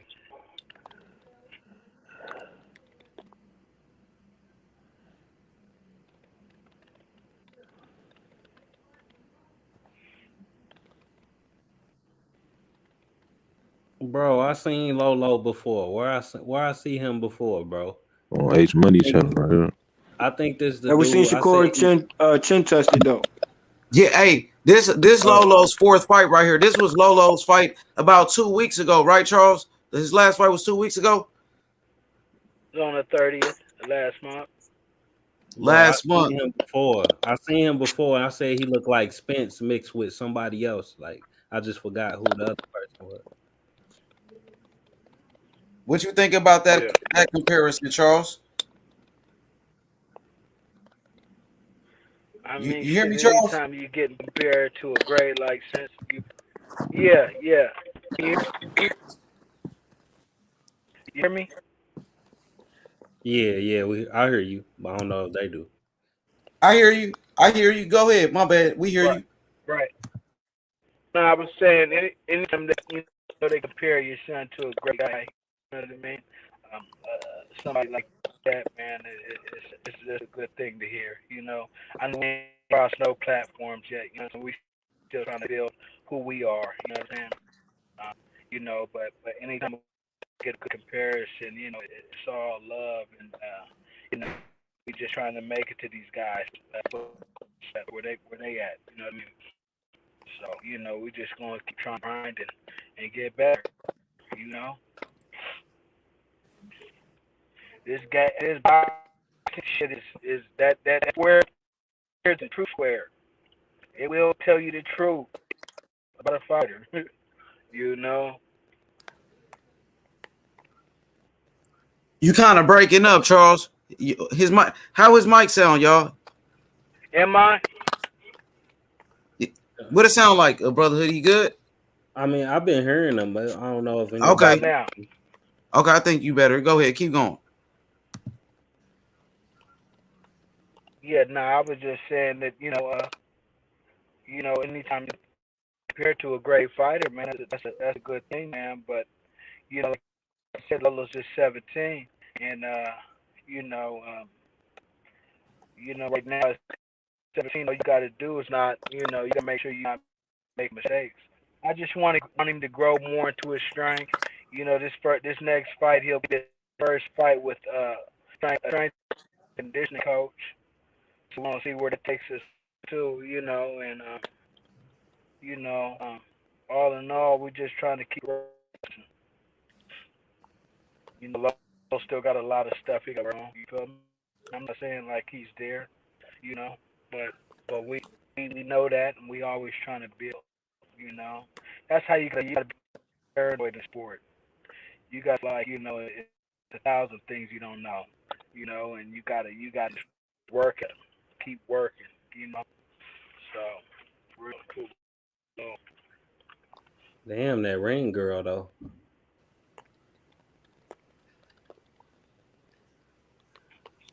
hey, where you at, man? Sound like you went to the library on me. You got the library. I've been drinking and everything, nigga. You supposed to be talking in here. Yeah, I'm here. I'm here, Charles. I don't know what they on, bro. But what Lolo fight at right now? What weight he fight at? He fighting that feather. He fighting that featherweight right now, and I don't know.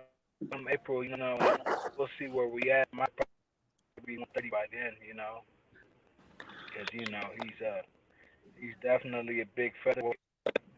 Um, you know, but yes. So I don't know. Maybe 130 when we come back. Okay. How many times? How much sparring y'all do in the camp? What's that? I said, how much sparring y'all do during the camp? How much sparring? Yeah. Oh well. Each fight's been like pretty much every month for Lolo. So, we try to get as much as we can. And sometimes we got to drive for it. Like Coachella or Indio. You know, with Joel Diaz. And them guys down there. But yeah, I try to keep him. I try to keep him going, man. We The fight. He's still young, man. So you got to make sure that bike is lubricated before they get up in that ring. Yeah. Yeah, he looked like Earl Spence, bro. A right-handed Earl Spence in the ring, bro. He got the same like posture and same type of stance, same type of movement. Right. That's Right. crazy. Like even the I've way he never heard. jumped. I've never heard that, but now that you're saying that, I get exactly what you're saying. You know what I Yeah, bro. mean? He work off the jab. Everything remind me of Spence, and that's definitely not a bad thing. Right. With the new strength and conditioning trainer, so how what's going on with that? Like he gonna start running mountains or how the conditioning gonna go? Right. I guess I'm gonna see what they do, man. Oh boy, that I'm working with. He's done cats like Sugar Shane, and he just did JoJo Diaz in this last fight. Okay. So he's used to dealing with pros and everything like that. So we're gonna see where it takes us. You know what I Okay. mean? Yeah. Once he gets that base a little stronger down low, you know what I mean? Everything will be good. Okay. Yeah.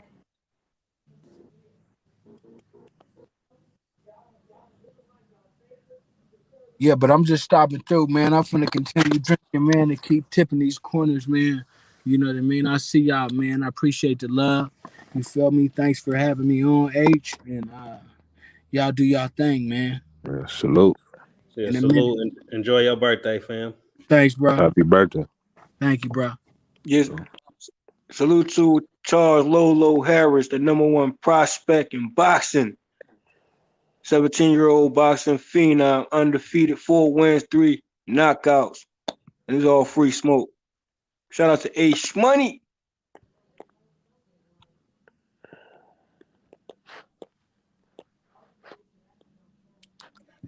When you always say birthday, got me to think about the previous streams ago. Where it was a birthday on there too. You know what I mean? Were you and Joe Bill? Hey, JFL, I want to ask you about a prospect. What you think about Raheem Jefferson Jr.? Said Raheem Jefferson Jr. I gotta check him out. I'm doing my you can hear me, bro? Yeah. Yeah, I'm going down the my prospect list, which is a few. And I'm working on a prospect stream just with dedicated to all the prospects. So Okay. I'm Man, working on that. y'all see these ring girls though, bro. I get knocked out having them walk around the ring and shit, bro. No, you gotta stay focused, bruh. Bro, but come on, man. I need some ugly girls walking around the ring with the card. Then fuck it, bro. I'll They stay focused. listen, bruh. They motivation, bro. They motivation. You gotta get that W though. Nah, you're gonna have to knock me out, bro, because I can't focus. Yeah, but shout out to the ring girls out there. Yeah.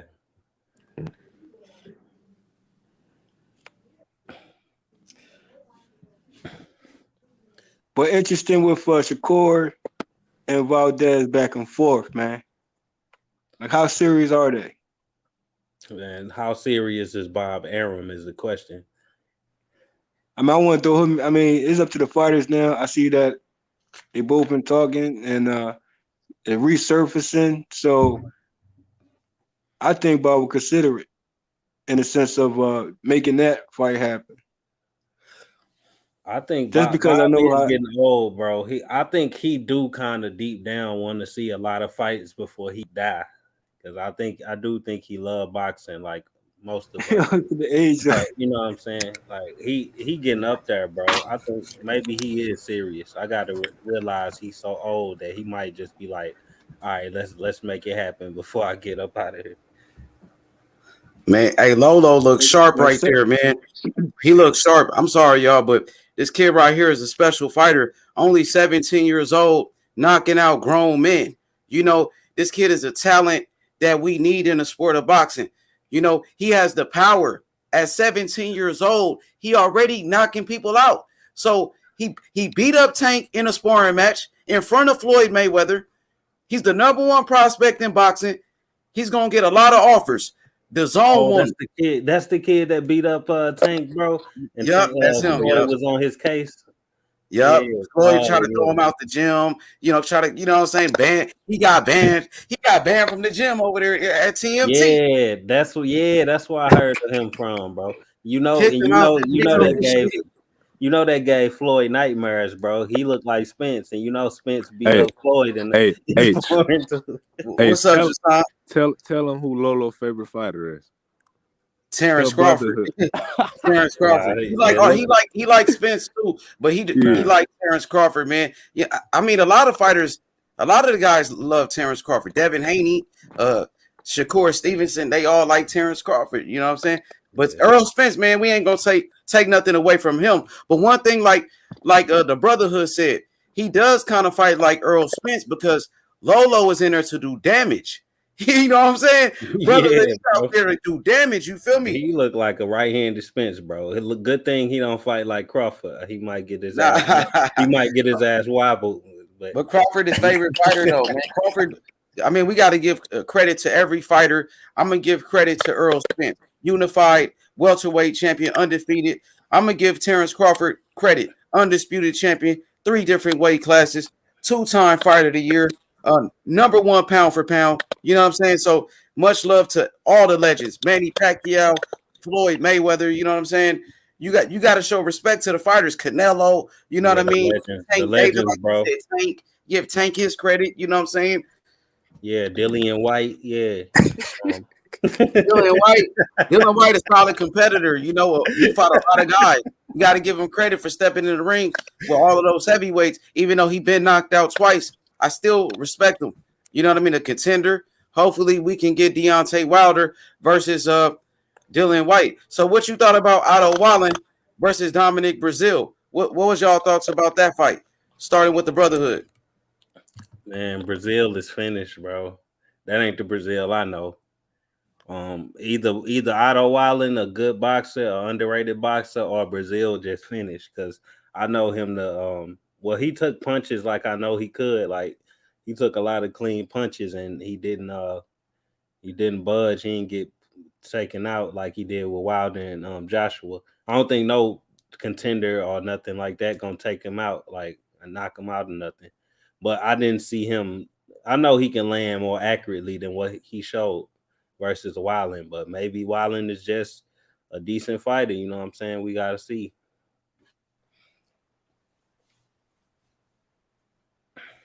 Oh, I like Otto Wallen. I think Otto Wallen, he could box. And I want to see Deontay Wilder versus Otto Wallen next. That's what I want to see. What about you, Jason? Yeah, Wallen can box. He definitely can box. Yeah, I was on your live when we was watching that fight. We definitely was impressed with his performance. Brazil finished. Brazil was finished when Wilder knocked his ass out. But Wilder, I would like to see that fight, but Wilder gonna knock Wilder out. I don't really see Wilder standing a chance against Wilder. Wilder's gonna knock Wilder out. He's too small to compete with the top heavyweights. He's too small.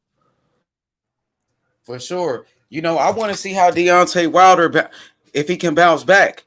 You know, I believe that he will bounce back, but we got to see it first. Because like I said, the Brotherhood, we seen fighters take a loss and they never was the same again. Kelly Pavlik, fighters like Felix Trinidad, a lot of guys took a loss and they never recovered. So Prince Nazim. Prince Nassim, exactly. Prince Nassim Hamed, when he got beat up by Marco Antonio Barrera, a Mexican warrior. So Wilder took a loss. It's been over a year. Yeah, that's what I want to talk to the Brotherhood about. You know, the hate Deontay Wilder received today. You know, I guess it was the anniversary of the Deontay Wilder Tyson Fury rematch when Deontay Wilder, he got stopped. Some people say he got knocked out. So what you got to say, bro? It's just silly, bro.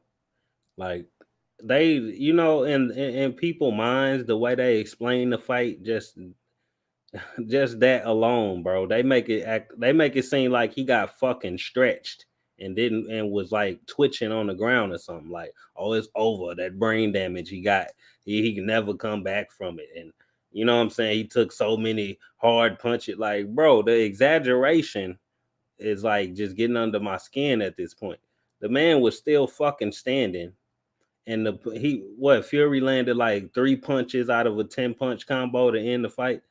Like, come on, bro. These weren't the hardest punches nobody ever like nobody seen in their life type of shit, bro. Like, what's the exaggeration for? Like, that's how you know they hating on Wilder.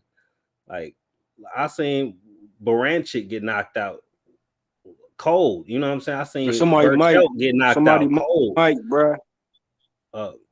I seen Leo Santa Cruz get knocked out cold. You know what I'm saying? And motherfuckers ain't saying the same shit they saying about Wilder.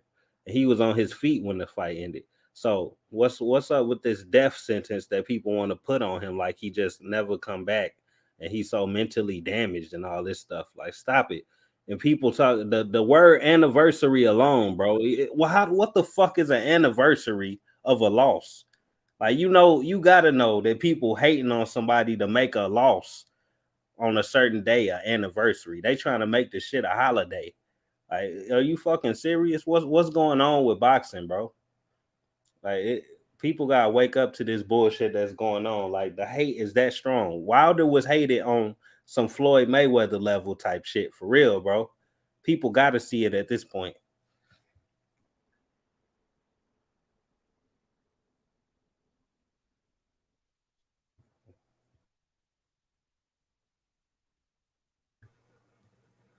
What's up, D Hodges? That's you, bro.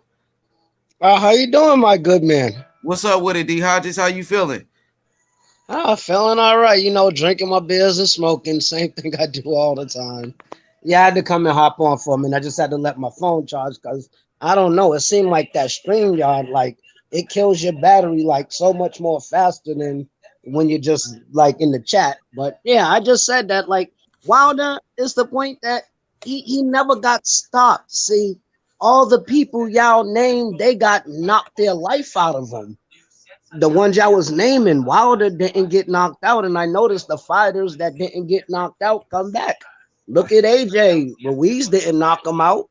He just got a TKO. And then what happened the next fight? AJ came in and whooped him up and stopped him. So it's like like Wilder got a chance. He never been knocked down, I don't think. Well, maybe once the Fury fight, I think. He got knocked down, but both of them was trips. Like the Fury put his leg out to knock him down. That's what I'm saying. That's what I'm saying. That's what I'm saying. Wilder still got it, man. All the people y'all just named, they got their life punched out of them. That's why they was never the same, because they got completely KO'd, eyes sleeping, AB. I sit up here and name how many people, Leo, all of them, Dillian White, they all got slept. And sometimes when you get slept like that, you never be the same. But I still got confidence in Wilder because he never been knocked out. So hopefully he comes back and do well. Just leave Fury alone. Just go fight just go fight some other people. Let Fury and AJ get undisputed and then fight the winner. Like, I don't want to see no trilogy. I want to see, because I'm not even gonna lie, and I'm a Wilder diehard fan, and I ride for my black fighters all day. But even if it didn't have the cheating part or whatever, Fury was still outboxing him. Even, I know the cheating in the second fight is a part of it, but he was still outboxing him. And I think, in my opinion, if he cheated, he didn't have to. He had completely Wilder's number outboxing him. If he did cheat, he didn't have to. He completely outskilled Wilder. And I'm a bomb squad all day, but I gotta just keep it real where niggas know I keep it real. And both fights, Fury outboxed them, dog. Bobbing, weaving. Are you breaking Hodges? I said, you want to go after D Hodge, bro? Sorry, Yeah, I'll make it quick, but I'm just saying the way Fury did it the second fight, I really kind of think, even if it was no whatever cheating us, I think Fury just naturally got him. Like, there's some fighters that, that just got your number, and I think Fury got Wilder's number because he got that style where he's not going to let that right hand hit him again. And that's what he did. The second fight, he made sure he avoided that right hand at all costs. Because he did well. 12 rounds, he avoided it until he got. So second fight, he went in there and said, no, we're gonna take that right hand away. And Fury just completely outboxed Wilder. I'm sorry. Yeah, with a little spiking of the water, that's all. But we ain't gonna talk about that. That's what I'm saying, bro. 50% Wilder, bro. Of course, an opponent can look overly impressive when the opponent is not 100% themselves. No, he completely Hold on, bro. Don't cut me off, bro. You come on the panel, you talk. Don't cut me Sorry, off, bro. my You say bro. you My bomb fault. squad, right? So be 10 toes. Damn. Bomb squad. Sorry, my fault, bro. I apologize. No, you good. Shout out to D Hodge. What I'm saying is the outlook on the situation, bro. 50% Wilder never quit. 50% Wilder wasn't officially knocked down. We're talking about a trilogy where Wilder be 100% himself this time around. And if Fury, like you said, if he actually defeat a Wilder, then how about that trilogy to get back your credibility, Gypsy Cheat? So a trilogy will be an honorable thing to do. I just want him and Undisputed because we supposed to have him in AJ fight. I want to see him fight AJ, Yo, man. let me. That's I'm the sorry, fight D Hodges. I'm sorry. Let me say this real quick, D Hodges. Yo, brotherhood, man.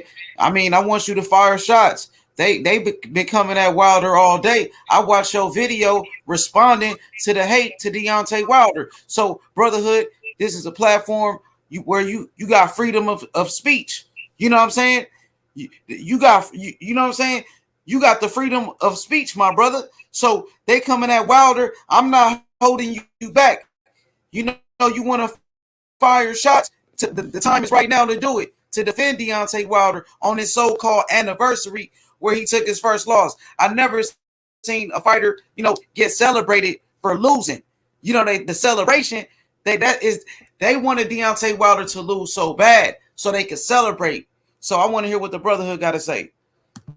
Exactly, bro. Look. If I fire shots, I will fire them directly. So I was trying to hold back because this your channel, but hey, you ain't got to say names, but just go ahead and say what you got to say. Yeah, that's why I was trying to hold back, bro. I'm just trying to be respectful. Shit, you can say, man, yeah, you do got freedom of speech. Go ahead, it's free smoke. What more can I say? This is brotherhood's opinions. I'm gonna say this is the brotherhood opinions. I don't have nothing to do with, what I'm saying? I ain't got nothing to do with that. But he has an opinion. So right here is a platform where he could say what he wants to say. I'm not holding him back. So go ahead. Yeah, bro. Whatever I say is not sponsored by H Money, D Hodges, Jason, or JFL. This is me saying this. And I say, when the fuck did we start celebrating a fighter losing? These are the same people who will go on their channel and say, I'm a real boxing fan. Real boxing fans don't hold losses, hold losses to the light and make somebody look worse than they ever was. Like, come on. How many losses Manny Pacquiao got? Ain't he a legend? Wilder got one loss, and we celebrating this shit like it's goddamn Christmas. What type of fucking boxing fans are y'all, bro? I'm talking directly to punch drunk, counter punch boxing. Goddamn it, sporting icons. I see BT Sports decided to put the fight up, and then the PBC said, "Fuck it, we might as well put the fight up too." They put it up after them. And all kind of little phony ass boxing channels that I see hating on Wilder every fucking day, every day of the week. They suspect channels, they borderline racist channels that sit up and hate on certain boxers every fucking day, and these motherfuckers cutting cake and blowing out candles and shit because Wilder lost. February 22nd is a holiday now. Fuck that, bro. If we celebrating the hate that's been coming with Deontay Wilder in his career for all of this time, bro. Because if you gotta celebrate that a man lost every day of the year, I'm pretty sure they're gonna do the same thing next year. Then that means the man that you celebrating for the loss is a fucking great. Because obviously you didn't see that shit happening no time in the future before it happened. So if you celebrating, you know what I'm saying? When you celebrate something, that means you want it to happen really bad, right?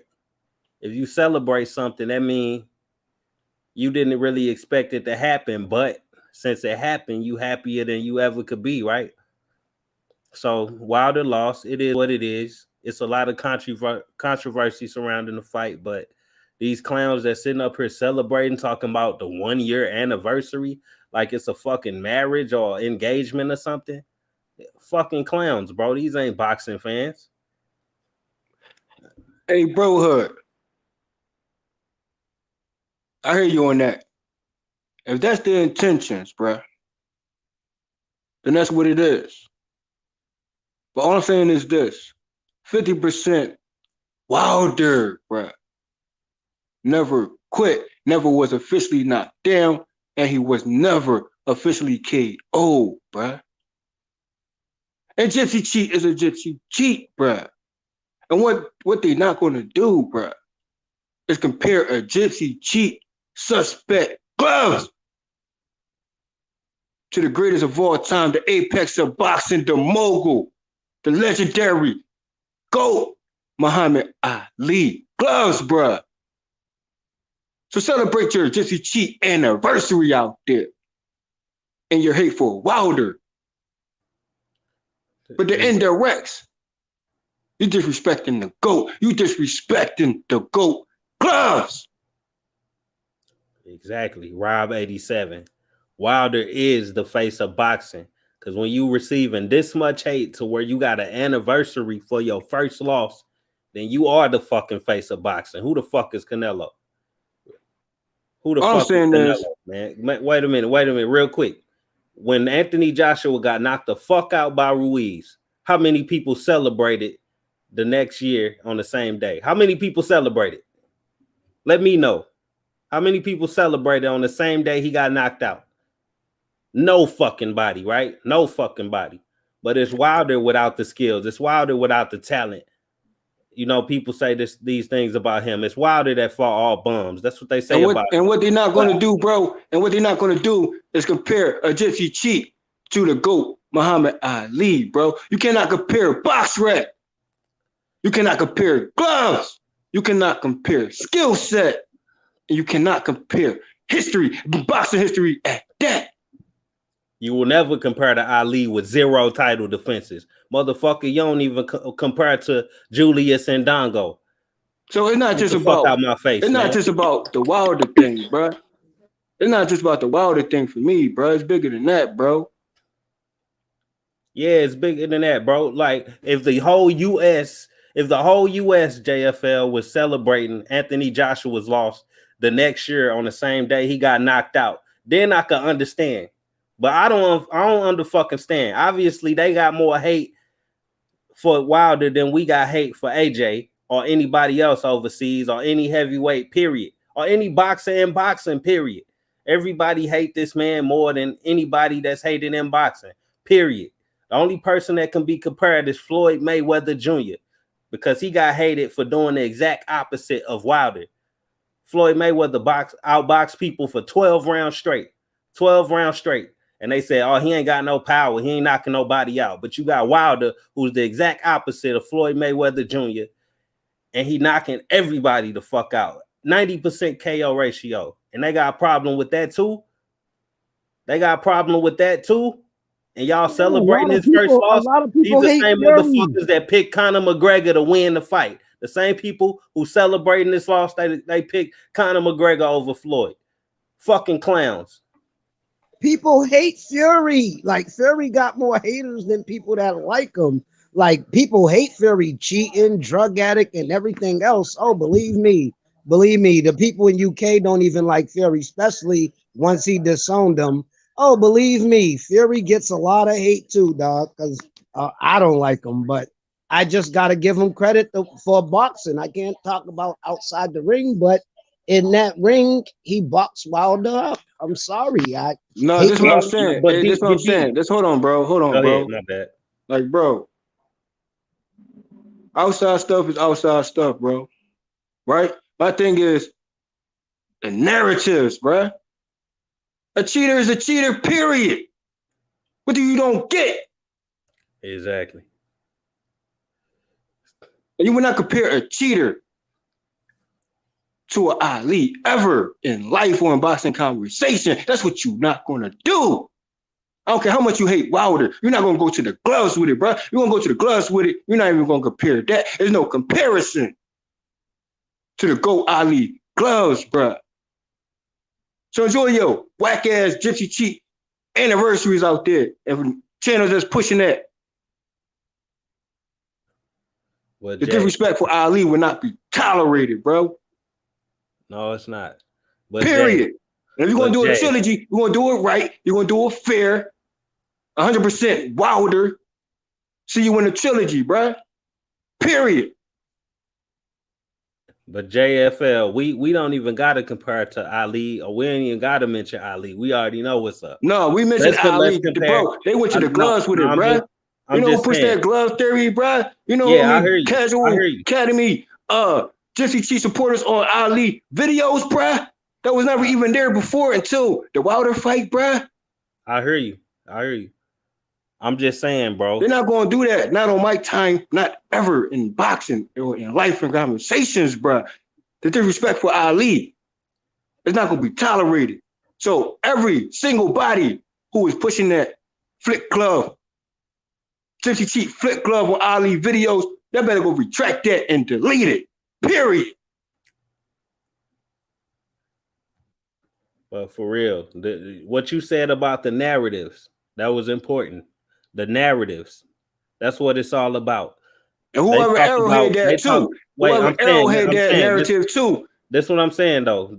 It's a whole different narrative though. You covered the Ali narrative. I'm gonna cover this narrative. The people that look at all the people that got knocked out this year. Burchelt, Baranchik, goddamn it, Josh Warrington. When they got knocked out, what did the boxing fans say? Oh, he's a warrior. He tried to fight back. He got up off the canvas. He tried to fight back, but it just ended bad for them, right? Right? The fight should have been stopped. Or you know what I'm saying? People got these different narratives for these boxers that got knocked the fuck out 10 times worse than Wilder did, right? But when Wilder gets the same treatment, he get it in a TKO, right? It ain't nothing about no warrior. They ain't calling him a warrior for standing on his own too and not going down again after going down 2 times or whatever, even though it was tripping and shit going on. But we just gonna keep it how they want to make it look. You know what I'm saying? They say it's 2 knockdowns. Fuck it. Y'all can believe what y'all want to believe. But ain't nobody calling Wilder a warrior for going through that. Ain't nobody talking about all these boxers put their life on the line and all of this extra shit they be talking about when they favorite fighter get knocked out. No, they sitting here teasing Wilder, talking about he got brain damage. Talking about he'll never be the same. His career finished. When Dillian White got knocked the fuck out, was they saying this shit? Hell no, bro. It's a whole different energy surrounding when Wilder got stopped. Whole different energy. Nobody saying Dillian White career is finished. Nobody saying Dillian White got brain damage and he'll never be the same. You know why they saying this shit, bro. It ain't about being black either. Because Dillian White, he is a black man. He just ain't from over here. It's about black Americans, bro. Black Americans get more hate than any fucking fighters in the world, bro. I don't care what nobody say. Y'all can say I'm race baiting. Y'all can say I'm pulling the race card. Fuck you. The truth is the truth. And you motherfuckers will never fess up to it. That's what the reality is. It's always going to be a different narrative for these black fighters. Period. These black American fighters. That's why Floyd is the most hated. Now Deontay Wilder about to be the next most hated. Period, bro. If you want to contest me, come to my motherfucking channel, The Brotherhood. Or come to H Money channel. This where I be at. Tell me I'm wrong. But you motherfuckers ain't got the balls to.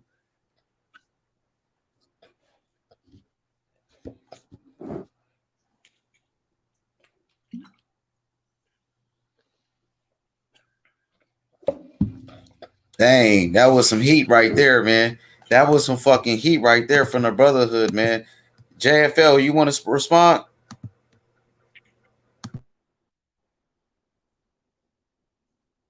There's no comparisons because there's no comparison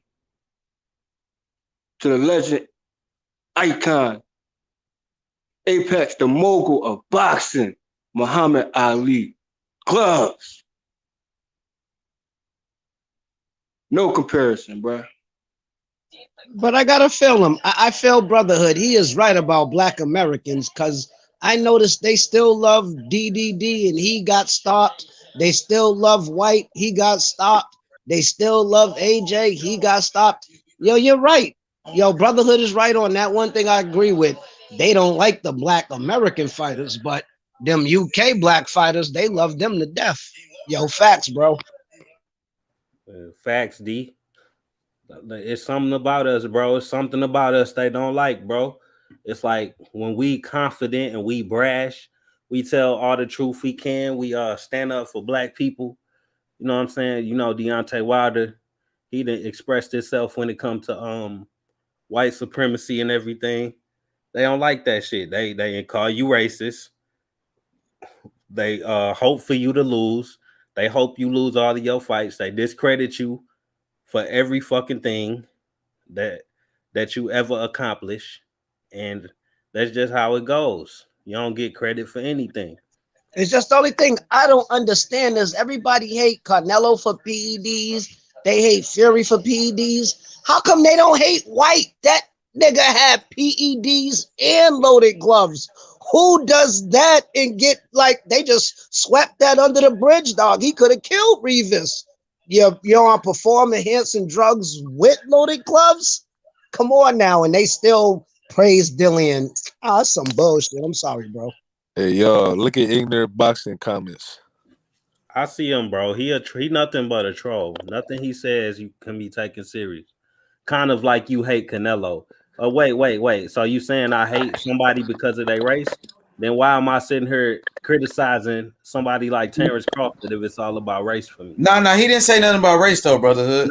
No, that's what he thinks, bro. Trust me. No, but no, we can't insinuate what he thinks. But I know that brother personally. Like I said, he didn't mean anything by race because he's Mexican. You know what I'm saying? What's the difference? Tell me this. All right, I understand. I'll leave it out of this. Yeah.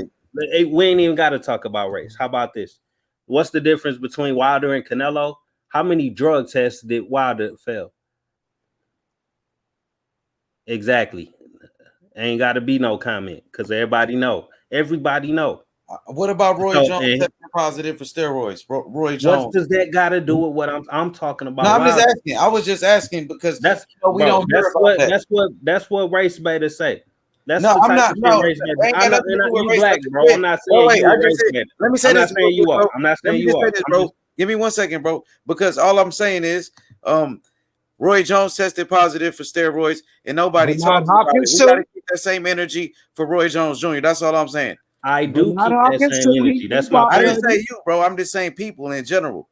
But it's not ever gonna be me not keeping the same energy when it comes to that shit. Well, if Roy Jones did the shit, then he did it, bro. He in the same category as Canelo.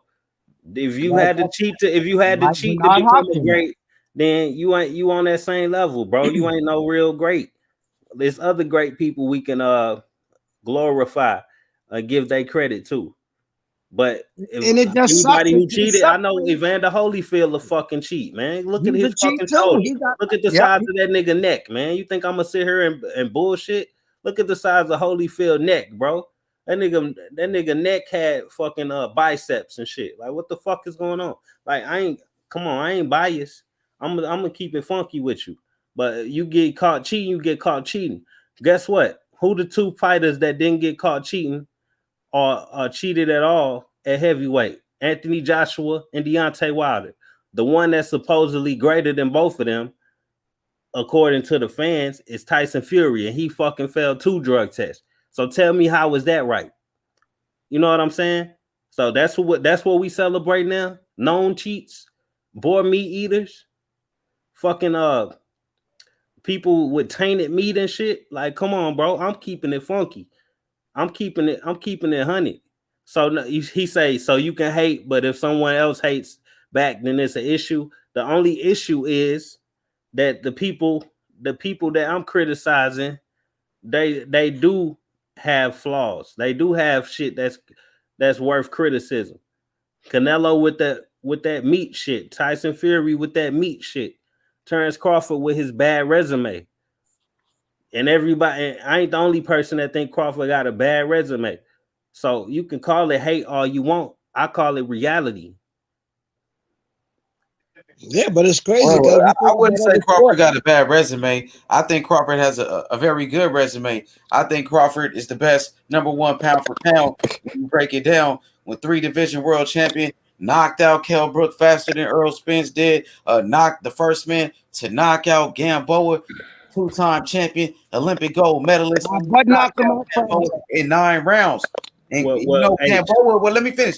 Gamboa went 12 rounds with a torn Achilles at 37 against Tank. And Terrence Crawford knocked him out when he was 29, undefeated, Olympic gold medalist, 2-time champion. So Terrence Crawford knocked out Amir Khan better than anybody ever did. Amir Khan was out. Let me finish. He made him quit. Well, let He me made him. let me say this real quick, bro. Amir Khan was outboxing Canelo. Some people say that Floyd Mayweather swept Amir Khan. You know what I'm saying? And then on top of that, Amir Khan beat Zab Judah. He beat Lamont Peterson, who was a cheater, and then another cheater, Lamont Peterson, since we talking about cheaters. And then also, let's talk about Amir Khan beating Devin Alexander. Alexander beat him from St. Louis. Amir Khan, you know what I'm saying, was a motherfucker. He beat Marcos Maidana and dropped Maidana with a body shot. Remember, he was the first person to beat Maidana. Exactly. well, look, listen. I'm not gonna Bud say made him quit. look, Nobody I'll did use the that. same, I'll use the He wrong got word, knocked bro. out. Maybe I'm being extreme. I'll be honest. Look, Crawford doesn't have a bad resume. He has a subpar resume for a fighter that's ranked #1 pound for pound. That you gotta agree with that. Hey, For a fighter that's ranked #1 pound for pound, his resume is subpar. And then Terrence Crawford, the first man to beat Victor Postal. Victor Postal, who knocked out Lucas Matisse. Danny Garcia best win, Lucas Matisse. And guess what? Victor Postal knocked out Lucas Matisse. And Danny Garcia couldn't even do that. Since we want to be real, how Terrence Crawford, he dropped Victor Postal 4 times. And even Josh Taylor couldn't do that. Terrence Crawford, bro, knocked out Jose Benavidez. David Benavidez, brother, made Undefeated. him look like undefeated. He knocked out everybody at welterweight. Everybody said go good ahead, enough. Hey, you can make Crawford, you can butter Crawford resume up all you want. You can butter it up all you want. D Hodges, then Jashawn. Wait, we're gonna let you go, brotherhood. I'm gonna let you go. Let D Hodges and then Jashawn and then the brotherhood. Well, I'm a Bud man, and I told you that Bud was the truth like a long time ago, bro. You even gave me props on it. I don't care. Call me president of the Bud fan club. I love him to death. I'm the president of his club. I'm a fanboy, whatever you want to call me. But you was right, D Hodges. You told me Terrence Crawford was the best #1, and you was right, bro. He knocked out. He knocked out all these people. Was right. Cook, tell the people why Terrence Crawford is such a great fighter. What makes him a knocked out everybody at welterweight. Everybody before he fought Jeff Horn. Pacquiao had a problem with Horn. He went in there and whooped Horn. And everybody was saying, oh, could he carry his power to 147? Could he carry the power? And he stopped everybody he fought. So what more do the man got to do to, and like I was telling people in all these chats, it don't matter if he beat Porter. It don't matter if he beat Ugas. It don't matter who he beat because he's supposed to beat them. The only one is Arrow. He'll get credit for Arrow, but I bet you if he go in there and stop Sean Porter, they'll still find something. Yeah, Arrow did it first. And then he go in there and stop Ugas. Oh, yeah. He wasn't the same since Sean Porter. The only one for Bud is Arrow. He's not going to get credit for no other win. That's a fucking lie. That's your opinion. But go ahead. I ain't going to say nothing. But watch. Who else he beat at 147? Watch what they say when he beat Sean Porter. Watch what they say. Go ahead, Jason. And that's all I'm saying, bro. It's like Crawford can't win. Crawford can't. I'm gonna leave it alone. Crawford can't win. Celebrate because you was right, D Hodges. At the end of the day, I was wrong. D Hodges was right. It must be opposite day, man. Terrence Crawford is an animal. Terrence Crawford Pound for pound, #1 in the world. Terrence Crawford want that smoke. Terrence Crawford want Earl Spence. Earl Spence is ducking Terrence Crawford. That's what we're talking about. Terrence Crawford will knock out Earl Spence. Knock him out, D. Hodges. Go ahead, D. Hodges. I don't think he'll knock. I don't think he'll knock Arrow out. What happens? Arrow got. I think he'll outbox him though. I'm telling you, Arrow. Most of his people were flat-footed. Who was a slick boxer that he fought? Mikey Garcia, who was little.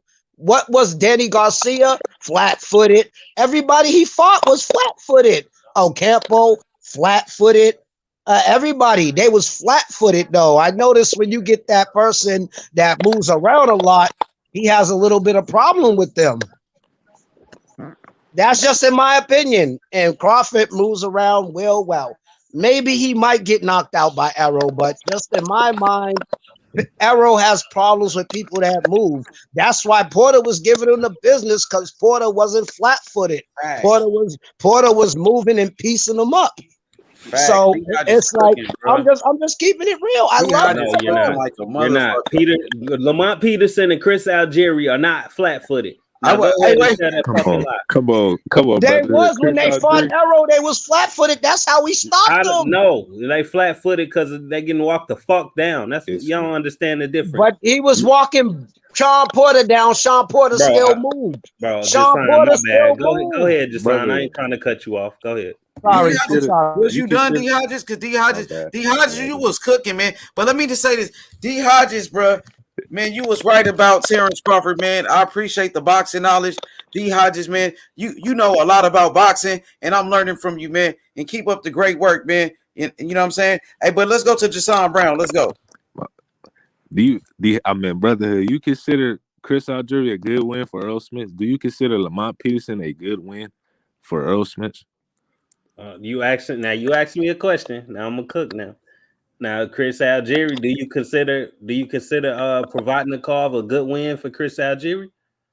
Nah, no. Oh, I come don't on. say that All a right. good one. Hey, that was a good win. I remember watching that shit. Yeah, He I got think- dropped. All right. I was shut.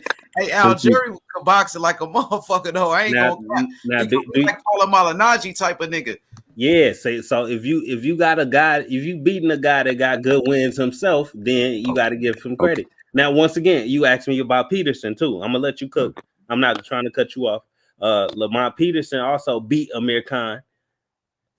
But Lamont Peterson is 140 pounds. Earl Spence is a natural welterweight at 147. Okay, Amir Khan is 140 pounds, bro. So Terrence Crawford is 135 pounder, if we want to say that. So Spence shouldn't fight him. That's not what I was saying. What I'm saying is his three best wins, two of them one is against a featherweight and another one is against a junior welterweight. Who was a featherweight? Mikey Garcia. Y'all hype that win. If that's the case, then Terrence Crawford also beat a featherweight Gamboa. Then let's keep it 100. But Gamboa was moving up. Let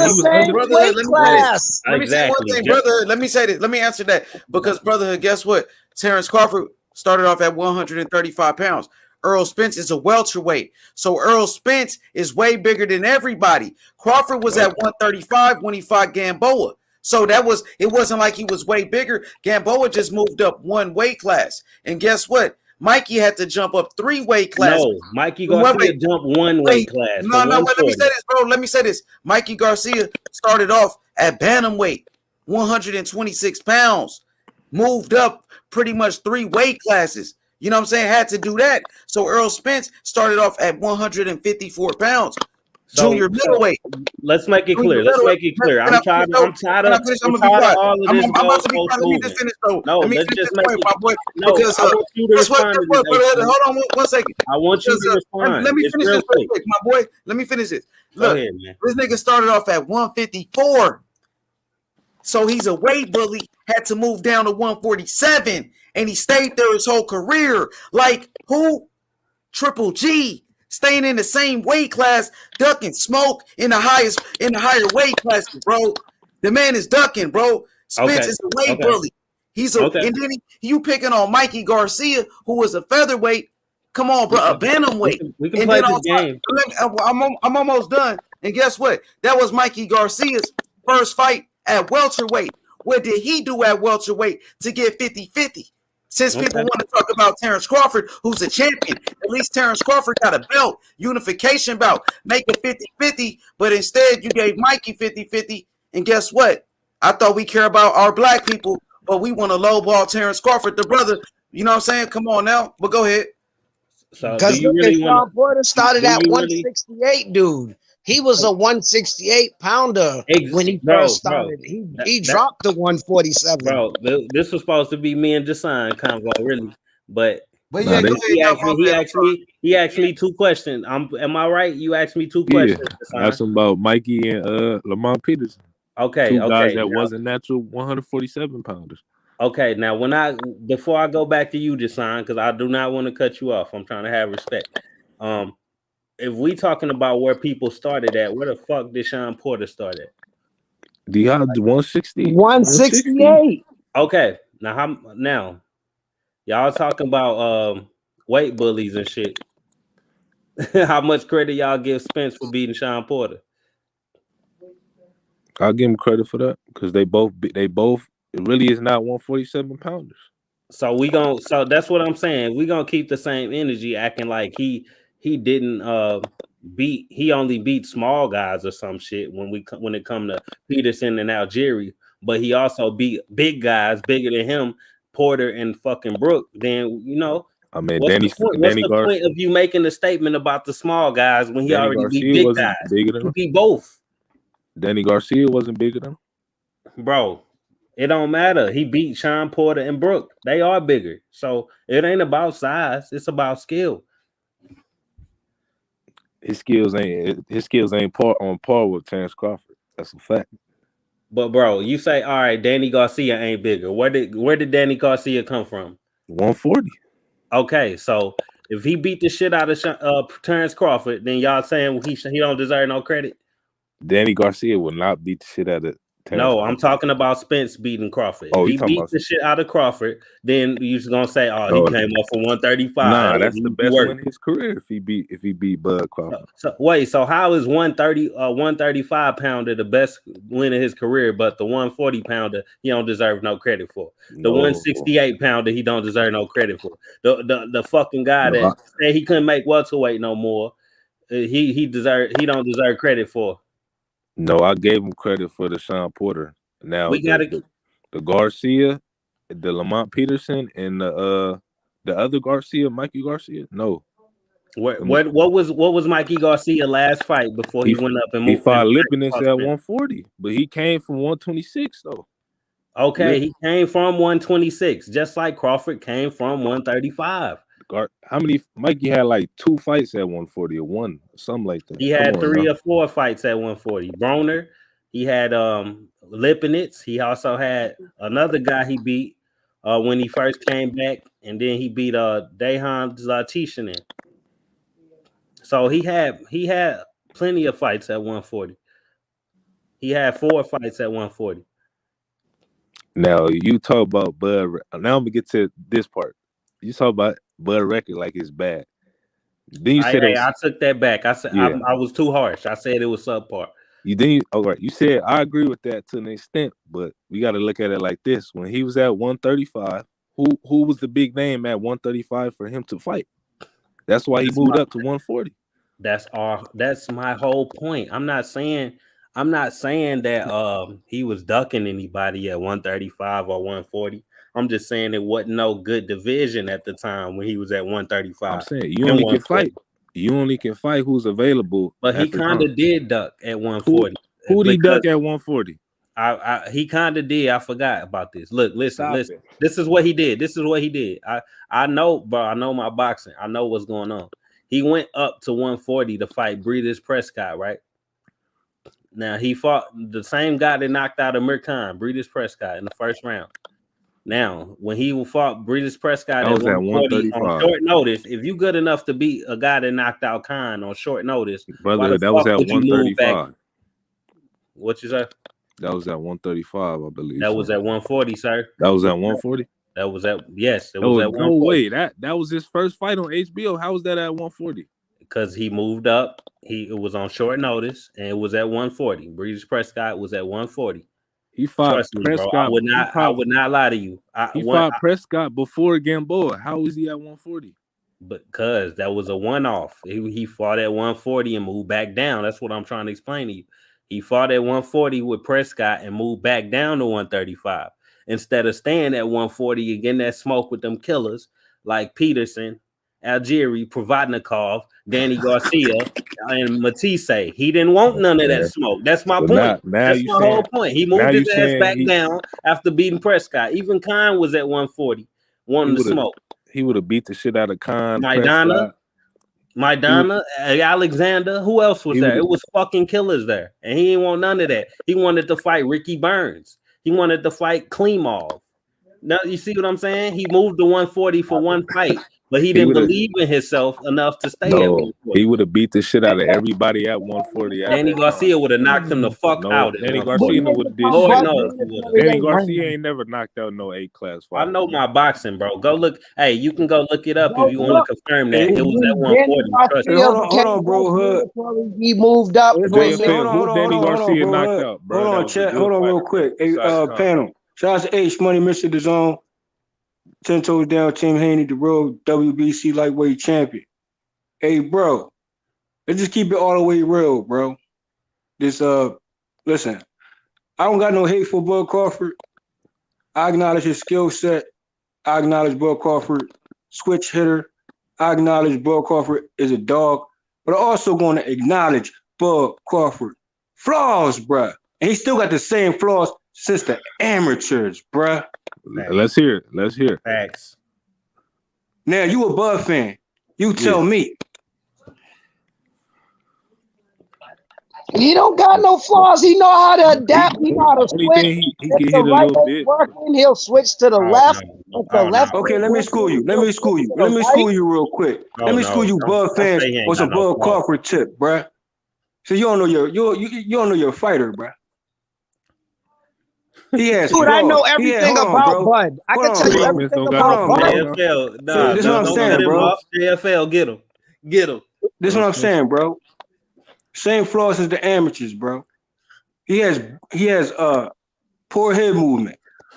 He also had poor timing. He also makes mistakes. Don't cut me off, bro. They ain't gonna be on the panel slick talking. You've been patient. The only thing you gonna say about Danny Garcia flaws is what? Oh, because he flat-footed. That's it. That's all you got. It don't matter. He still ain't lost. Hold on, bro. He still is something. Let him go. You can't even say a flaw when it comes to Danny Garcia.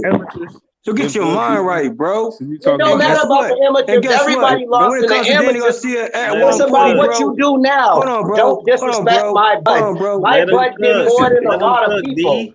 Get in your feelings. Don't get in your feelings with me, bro. Listen. You don't get in your feelings with me. All I'm saying is Danny Garcia ducks no one at 140. And the offer there, Danny Garcia is the 140 king. So you tell me how Bud Crawford number one. No, look, nobody was saying Danny Garcia was ducking Crawford. We wasn't talking about. Nah, bro, I heard the narratives, bro. He moved up. We was talking about the Crawford moved up. I don't want to go there with you again, bro. I don't want to go there with you again, D Hodge. But you with the false narratives, bro. And Bud Crawford ducked 3 times, nigga. Stop it, bro. Look, wait. Let me get this straight. Danny Garcia and Peterson moves up from 140, and y'all say Spence just beating a couple 140 pounders. What? But if Crawford moves up bro. to So hold on, bro. Wait. Listen, bro. That's what I'm saying, bro. I got a question for you, brother. Same energy, bro.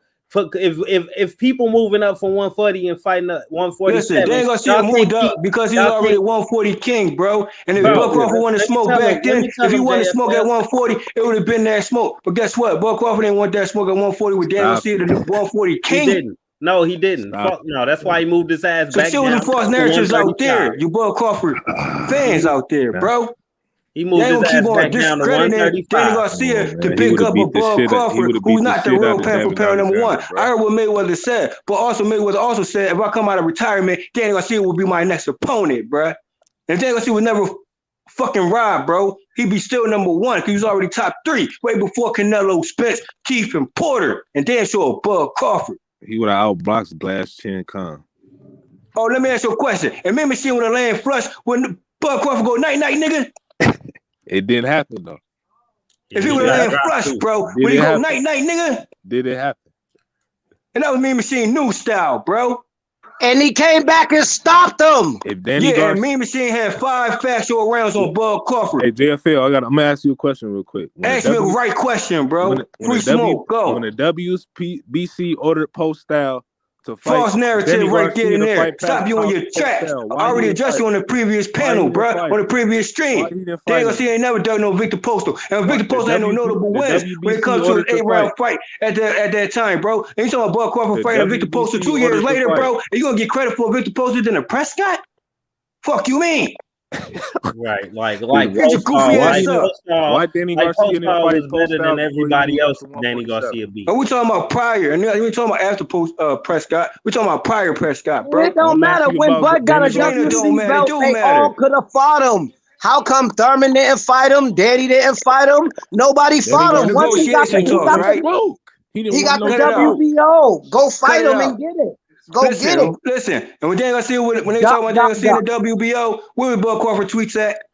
Why was he on mute? Mikey Garcia. All right then. Mikey Garcia avoided Terence Crawford to fight. Mikey Garcia ducked Danny Garcia too. What you saying? Mikey Garcia or Danny Garcia didn't want no smoke with Bud. False narrative. Mikey Garcia was on top rank, bro. Mikey Garcia didn't move up and fight at 140 for a belt until Terence Crawford left.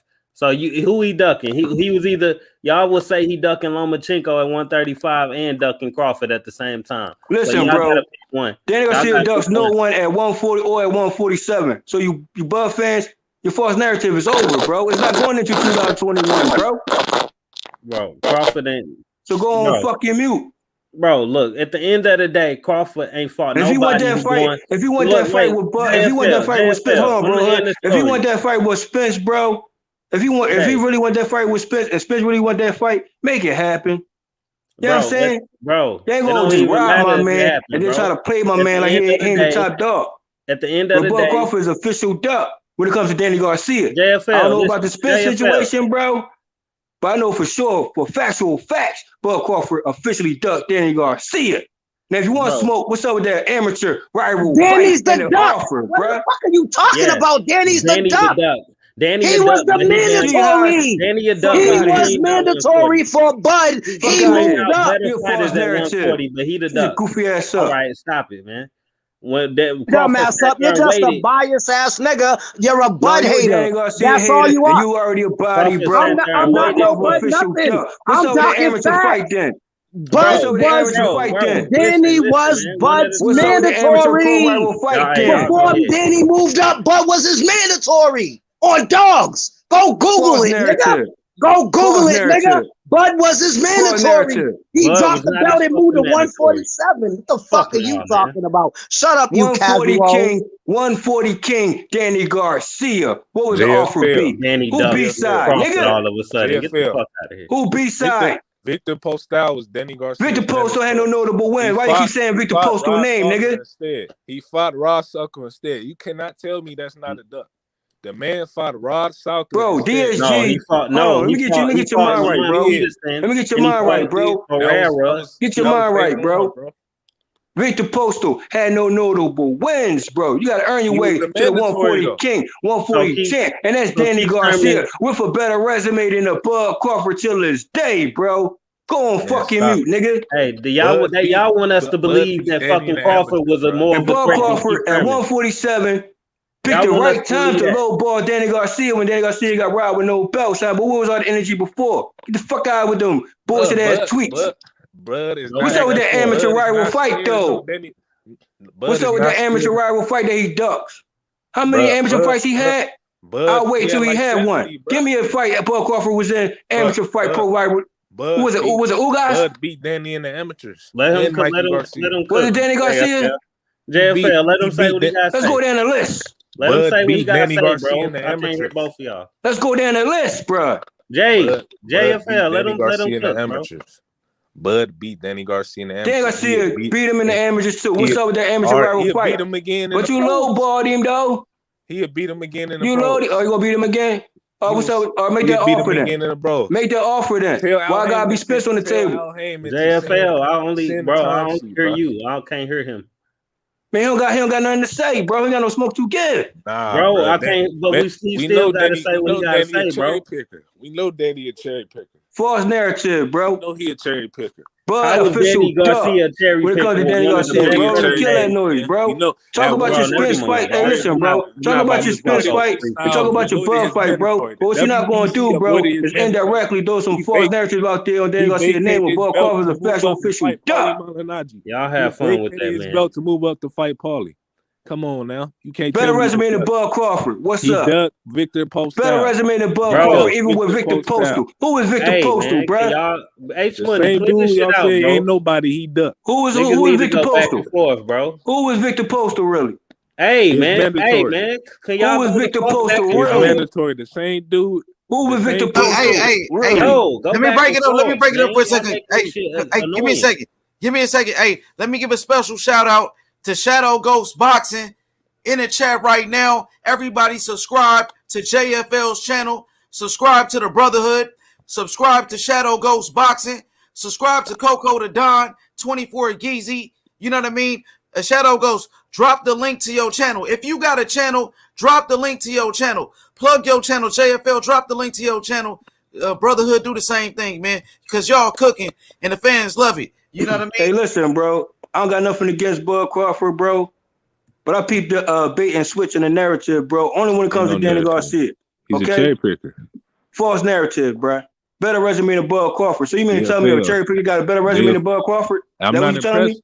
Bro, Are you can telling one me a person cherry talk at picker the old has a same better Gervonta time? resume than a Jesus Bud Crawford? Christ. One at a time. Y'all My can't bad. talk at the same time. So JFL, let him finish it. You can respond to him. Go ahead, finish your point, Jason. I want Jason to get off. Let Jason finish saying what he got to say. Go Eric ahead. Morales Go was back and old. forth, man. Eric Shit. Morales was 40 years old.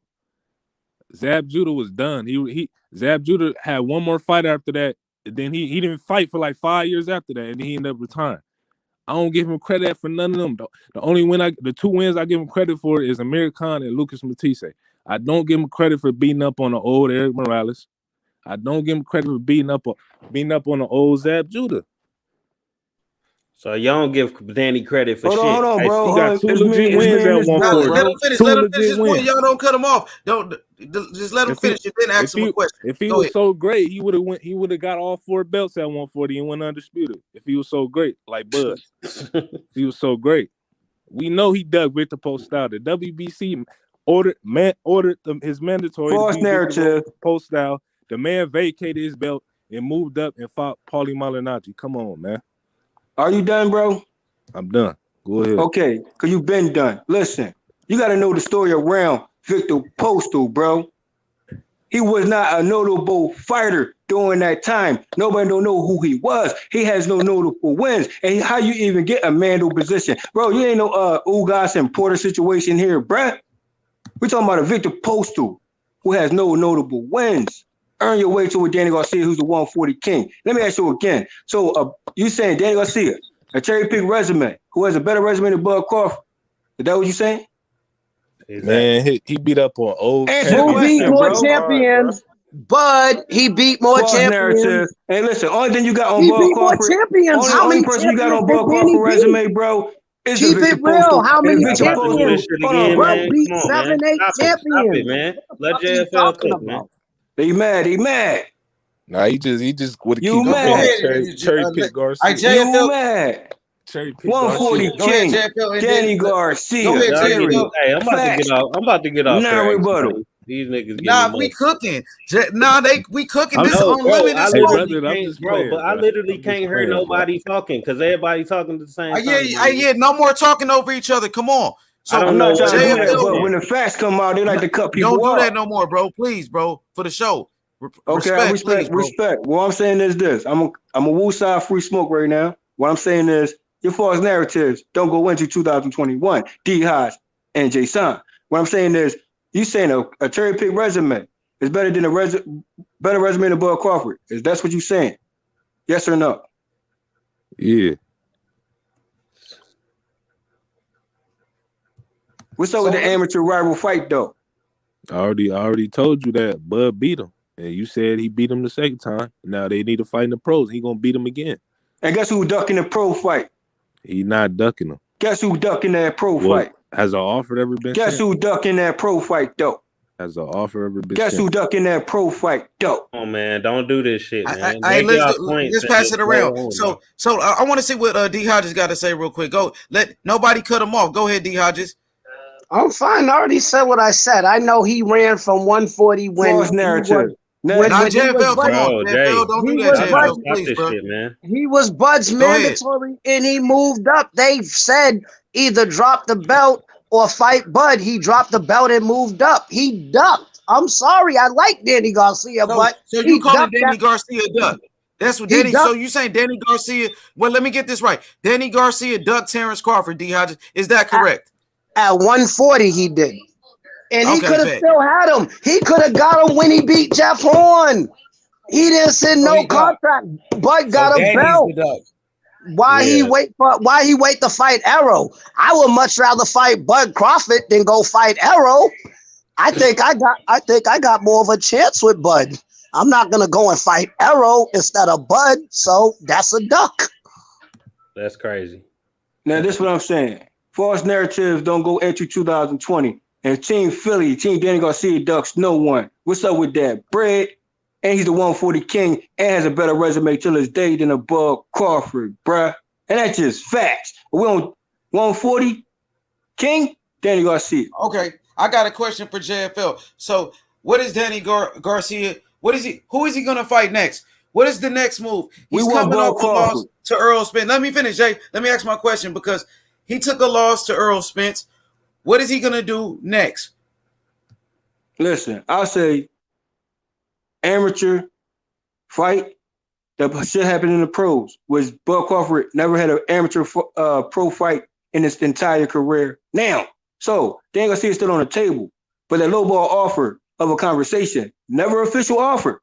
$3 million low ball flat fee with no pay-per-view attached. Bob Arum. I don't think Danny Garcia a pay-per-view opponent, but guess what? It was pay-per-view with Spence though. But you hear any numbers going around with that narrative with the numbers though? So you got a question, Jay. You got a question from Ignorant Boxing. He said, "Is Danny Garcia done at 147?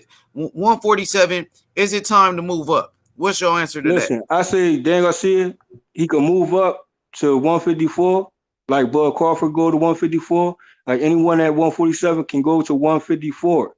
I feel as though fighters like that and that caliber can go to 154 and get that free smoke there. But it's still free smoke to give at 147. Mikey, Pacquiao, amateur fight that shit happens in the pros and come with a better offer and get that smoke. that? Okay, what about Danny Garcia versus Adrian Broner next? It's up to Adrian Broner. Free smoke. All right, JFL. Who wins, Danny Garcia or Adrian Broner? Who you pick? Now that's a tough fight. That's a counterpuncher versus a counterpuncher, and they both walk down. That's an interesting fight that should have occurred years ago. But the reason why that ain't happened because AB took unnecessary losses, and then Garcia got robbed. But that was already on the clash course for the bigger pay-per-view than the Spence and Bud Crawford fight. A bigger pay-per-view, AB and Danny Garcia, than the Spence and Bud Crawford fight. But things transpired the way it did. Still a good fight, still a good matchup. It's up to AB. Like I said, he should never left 147. He should stay there and get his redemption fights and end up getting that Danny Garcia fight coming back. That would have been a good fight now. You know what I'm saying? It's a good fight then, it's a good fight now. And all I'm saying is you still got AB versus Keith Thurman. You still got AB versus Bud Crawford, AB versus Spence. But it's up to AB to get back in that class where he should be. But Danny Garcia, we ducks no one ever, and it's free smoke.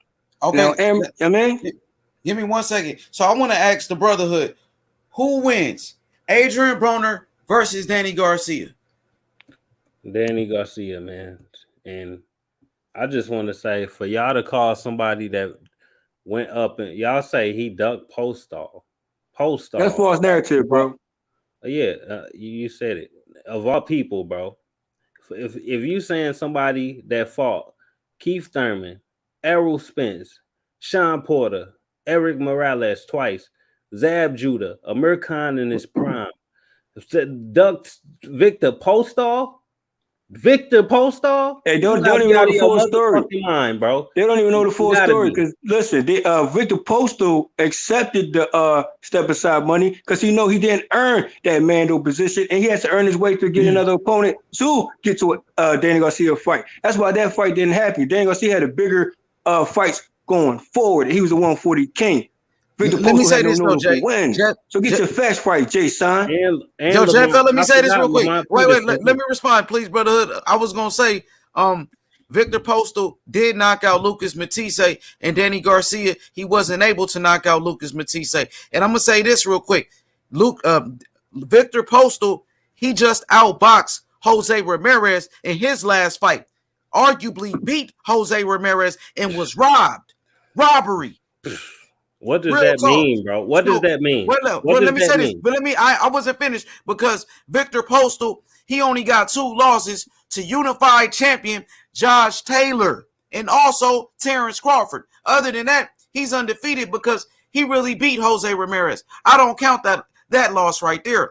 Victor Postal, I want to ask Jay son though. I want to ask Jay son. Hold on. Wait. Can I get finished before y'all go back and forth again? Because I wasn't even finished, man. Like you talking about Postal beat Matisse. Do you know how many losses Matisse had by the time Postal got? He was never knocked out, bro. He was never knocked out. That's what we leaning on. Yeah, Victor Postal, the first man to knock out Lucas Matisse. Hey, but you know what's cool, bro? That's okay to do that. That's cool in that time frame. But what I'm saying is, Danny Garcia and Matisse was a brawl, right? And Danny Garcia dropped him down. Cool. So I'm not gonna. You can give him props for that, but a lot of people will try to give props to Victor Ortiz, who KO Mauricio Herrera, right? Danny Garcia KO Herrera, but the fact that Danny Garcia outboxed him, outclassed him 9 rounds to Herrera 3, and on top of that, it was a dirty tactic fight. So of course, and Herrera had losses going into that fight with Victor Ortiz. So I'm not. You can give props to Victor Ortiz for Herrera win, but it don't mean nothing when it comes to Danny Garcia, like the Matisse fight. So wait, I wanted to point out something, man. So and Victor Postal was 2 years later when it comes to Bud Crawford. Khan five some years later when it comes to Khan and Bud Crawford. Look, that's what I'm trying to say. Amir Khan had been knocked out before Danny Garcia got to him. So we saying, is that a good win for Danny Garcia because he been knocked out before? It's not going down, bro. If you want to be the number 1 pound for pound, get in the ring with Danny Garcia, amateur pro rival fight. That's still big in the sport. What's up, Bud Crawford? They're not just Spence out here. I'm saying though, like if you knock out the Sean Porter, that's a different story. Matisse was basically finished by the time Postal got to him, bro. He was way up there in age and took beatings from Danny Garcia, and he took a beating from Provatnikov. Then Postal got to him. Like we gotta put it in perspective, man. Y'all crazy, man. No, you crazy, bro. You talking reckless, bro. Bro, you telling me you didn't see that Provatnikov fight with Matisse? I got something for that. Nah, when y'all, I'm gonna come back when y'all done. No, go ahead, go. You go. You said Postal was. I mean, Matisse was done, but you literally just gave Danny Garcia credit for beating Eric Morales and Zab Judah, who both was done. Listen, we know Zab Judah. Bro. You know there's an epic fight with Zab Judah. Everybody knows Zab Judah wasn't done. Only you casuals think that. He lost to Paulie the next fight. Come on, who else got a common opponent with Paulie? Bro, who? Huh? Danny? Who fought him? Paulie. What about Keith Thurman? What about Keith Thurman? Who you got a common opponent with when it comes to Danny Garcia? Common opponents. What, Danny? Answer the question, bro. I'm saying, who you talking about? Answer the question, bro. Talking about Keith Thurman. Who Keith Thurman got a common opponent with Danny Garcia? Yeah, who that be? Sean Porter. That's it? I got to think about it. I can't think right Yeah, now. yeah, think Top of about it. my Sit head. on that. Okay, listen. Fact of the matter is, you saying a cherry picker has a better resume than Bud Crawford. That's all I need to hear, bro. Bro, Bro, he's with you PBC. don't. Danny Do you Garcia is really, with PBC. He's Jason? Do with you Golden really Boy think? PBC. What? Do You you said really what? think Terrence Crawford resume is They gonna better than see a Danny cherry Garcia? pick. They, I Let never me ask said him a they that. gotta question put real Bud quick. Let Crawford me It's ask in not him a there. much. Let's question stop It's real not quick. much over talking further each other, y'all. behind. One Let at a me ask time, please, bro. Please, one at a Jason. time. My Let's be bad. I'm asking professional. Jason a real quick question. I'm gonna get off because I'm tired of this over talking shit. But fucking, do you really think that Terrence Crawford resume is better than Danny Garcia? No, I never said that. Okay, then. So how can you call the guy with a better resume a cherry picker? That's why. Cause That's he my cherry whole. picked. He cherry. Why he fight Rod Salka and Herrera? What was the reason for fighting them fights back to back? Tell me that, You telling me Terrence Crawford never had a fucking tune-up fight? bro. He had 2 tune-up fights. You talking about Herrera was a tune? So Herrera was a tune-up and Salka was What a has tune-up. Herrera done? Have you heard Herrera name since then? And they fought in 2014. What has Herrera done since? So why Victor Ortiz getting priced with Herrera? Nobody cared about Victor Ortiz. Victor Ortiz been washed for the last 5 years. We talking about Victor, bro. We talking about Virgil Ortiz. My bad, Oh, you talking Virgil about Virgil? Ortiz. Yeah, I'm talking about Virgil, bro. Right. He an up and coming prospect. He should do that. He knocked out who? Oh, okay. Yeah. Man, Right. So what? that was Herrera's first time getting knocked out. Now, just Oh, like y'all say, it was Matisse first time getting knocked out. You know what I'm saying? Like, man, it's And we know fucked Danny up. Garcia is a bigger puncher. Everybody know Danny Garcia resume better than Crawford's, win or lose. If somebody that's willing to fight Keith Thurman, Earl Spence, and Sean Porter is not ducking somebody like Postal. Y'all tell gotta him Never you duck gotta be Postal, kidding me. bro. if You gotta be Crawford kidding me. if Crawford's his resume bad, why they won't fight him? Why they won't Bro, fight him? who's ducking him? Everybody coming at I him. just Ugas named 2 want to people fight who him. ducked him, bro. Thurman Earl want to Spence fight is him. ducking him. Garcia want to fight him. Porter want No, to fight him. Danny Spence Garcia paying and 60-40. Everybody want to fight him. Danny Garcia and Mikey Garcia do not want to fight. The Garcia cherry picking brothers do not want to fight, bro. Listen, bro. Don't get the Garcia tied up together, bro. Okay, that's what you're not going to do. Garcia duck. Hold on, Garcia. Hold on, bro. You talk already. Mikey Garcia duck Danny Garcia first. Facts, though. So if you want to say Mikey Garcia ducking Bud Crawford, he's trying to make the fight. He's saying he having trouble with the negotiations. That's Mikey Garcia. So when it comes to Danny Garcia, at that time, you lowball Danny Garcia. Facts. Period. Non-rebuttal. That wasn't an official offer. It was just a conversation. And you chose Khan. But Danny Garcia took over for him 5-some years ago, bro. Like, stop playing, bro. And you talking about bigger draw and all that. Khan was a bigger draw when he fought Danny Garcia. So what are you saying? I respect your stance on Bud Crawford, but don't get it twisted, bro. If you want that number 1 pound for pound spot, what's up with that amateur rival fight in the pros? He's not ducking. And come correct with the offer, period. So the same thing can be said about Earl Spence. Like Spence came with that correct offer. No, he pay-per-view. didn't. The same thing can be said about what Earl Spence is doing to Bud right now, lowballing him with 70-30. Listen, y'all have y'all conversation, Earl Spence and Bud Crawford. Just know where Danny Garcia stand at. I'm saying Bud will wash Danny Garcia. You think that? What's up, though? He gonna wash him. What's up, though? I want that fight to happen the most. All right, so push it. Out of all them fights. I want that fight. Don't put it on the back burner. Continue to push it. So we can end this Danny Garcia hype. Once they fight, we're gonna end Danny Garcia. He will never be talked about. Okay, well, Mean Machine new style called Bud Crawford. If he would have landed flush, he would have went night-night. Yes or no? Now we talk about what ifs. We talk about what ifs. I'll wait. We talk about what ifs. I got Danny Garcia beating Mean Machine easy, and it won't take him no 9 rounds. Nah, he ain't gonna beat Mean Machine easy. He gonna have problems with Mean Machine. Mean Machine new style going backwards. That was a Bud Crawford fight. He won 5 rounds. Mean Machine's a come forward fighter. He has no head movement. He come forward with a Danny Garcia who's a counter puncher, bruh. He gave Mean Machine out of here. Plus, Danny Garcia got the better speed and the better timing and better power. So Mean Machine lined it up too with the rest of the Virgil Ortiz, and the Rashidi Elliott's, and the Josh Taylor, and the list goes on. DSG 39-0. What up? Danny gonna get his ass whooped. That's all I know. He getting Negative. He gonna get his ass whooped. JFL. He gonna get his You ass. say it like it's that sweet. What's up with that amateur pro rival fight? He beat Pick a him. name. He beat him in the amateur. Amateur pro fight. Pick a name. Hey, Angel Garcia already know. He know what's up with Bud. Pick a name. You lowball the only amateur guy on that list. Now pick a name. No, he lowball. Man, JFL, you crazy. Facts though. I give Danny credit though. I did have him beating Sean Porter, but he didn't win the fight against Thurman or Spence. 39-0. He's not 39-0. He's far from 39-0.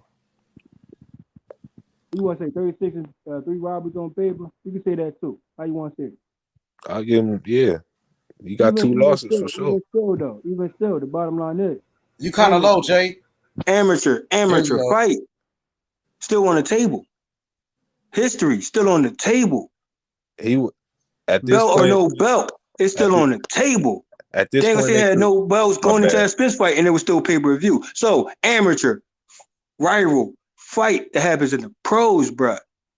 If you boxing fan first, that's still on the table. Now what's up with that? Correct offer. He gonna put Danny to sleep. Just for you, JFL. Just for you. What's up? He gonna put him to sleep. Sound good. Something that Earl Spence couldn't do. Sound good. And Danny will be the best on fucking Crawford resume if he beat him in 2021. Period. He gonna expose Danny. Period. Well, let me see it because he'll be the best on his resume. I love to see it. There's levels to this. There's levels to this boxing shit. Y'all know. Show me. Don't tell me. Show me. Hey, guess what, brotherhood? Listen, bro. I'm gonna tell you, Terrence Crawford, his next fight is going to be against Manny Pacquiao or Sean Porter. So Terrence Crawford is in a big fight. I hope so, H Money. I really hope so. He is for sure. I'm telling you. Don't fight Kavalaskis again or whatever. He knocked him out. Olympian knocked him out. Named Zero Mekakov or some shit like that. Hey, Kavalaskis is a beast, bro. You know who we beat? Kavalaskis had been. Let me say something. Let me finish my point, but we can't overtalk each other. I'm saying Kavalaskis, he knocked out. Guess who we beat? David Avernesian, who just beat Josh Kelly. I'm about to cover my ears. Kavalaskis, an Olympian who beat David Avernesian. David Avernesian, who just knocked out undefeated Josh Kelly from the UK. So Kavalaskis, the meme machine, is a beast. He's a beast, bro. You know what I'm saying? He beats Ugas. Kavalaskis beating Ugas. Let me finish, bro. Let me finish. Kavalaskis will beat Ugas, and I got money on Me Machine over Ugas. Let's bet. And Adrian Broner. And he beats Adrian Broner. Let's bet. Bro, if you got to reach that hard to make Crawford resume seem like it's good or something, then it is what it is, bro. I give up. No, I will bet you. I give up. I'm ready to bet you. I got Me Machine over Ugas. Take my bet. I'm just gonna agree with y'all until the shit is proven. I bet you Me Machine beat Adrian Broner. I bet you Me Machine beat Adrian Broner. I will say this though. Me Machine does have both hands. Me Machine is just a bulldozer type of fighter who has certain type of timing. He just had poor head movement. He got to work on certain things, but he also a flat foot fighter too. So, Bud Crawford defeated him, but let's get the facts rounds right on that particular fight. And that was Me Machine new style. He didn't went to his old style as he did with a previous opponent that had similar attributes, similar skill set and style like a Bud Crawford. And his name was Brewer. Me Machine versus Brewer. So y'all can find that and watch that fight. You know what I'm talking about. But what I'm saying is congratulations on that win for Bud Crawford. But Me Machine does have hands. Bro, H Money, bro, we could do that. The reason why I don't even want to hear that type of shit is because we can do that all day. Look, Me Machine might not be the opponent that you want, but he is a credible opponent. I just want to bet though. I just asked when we bet that fight. Let me finish. Okay, go ahead. I got you. Fuck. goddamn it, Kyle Velasquez got a draw with Ray Robinson, right? Now, didn't Sean Porter beat Ray Robinson? It was a robbery, bro. Kyle Velasquez got robbed. He won that fight.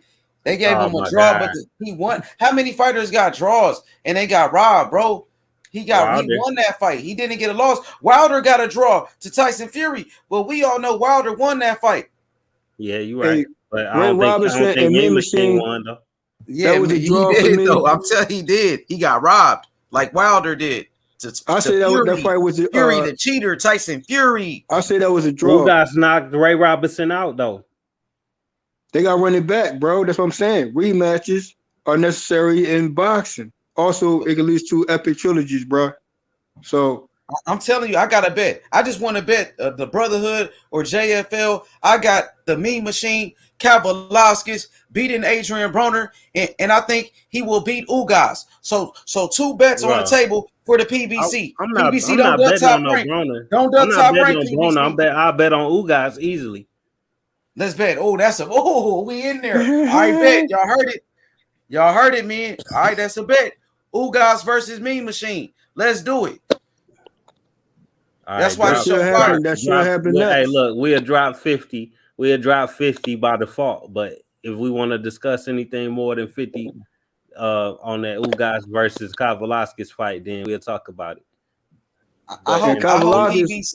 Hey, look, I hope the PBC don't duck again the way they've been ducking top rank when Gervonta Davis ducked Lomachenko, a PBC fighter, and then Earl Spence ducking Terrence Crawford, another PBC fighter ducking. And then you got Jamal Charlo. Jamal Charlo, let me finish. Jamal Charlo, who ducked Demetrius Andrade. Jamal Charlo, another PBC fighter ducking the way he ducking Benavidez. But go ahead. Lomachenko don't want nothing to do with Tank. He trying to Tank been ducked him. He trying to rebuild, bro.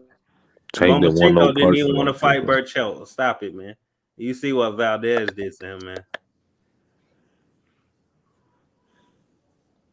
Charlo gonna get exposed, man. Y'all gonna stop talking about Charlo once he get exposed.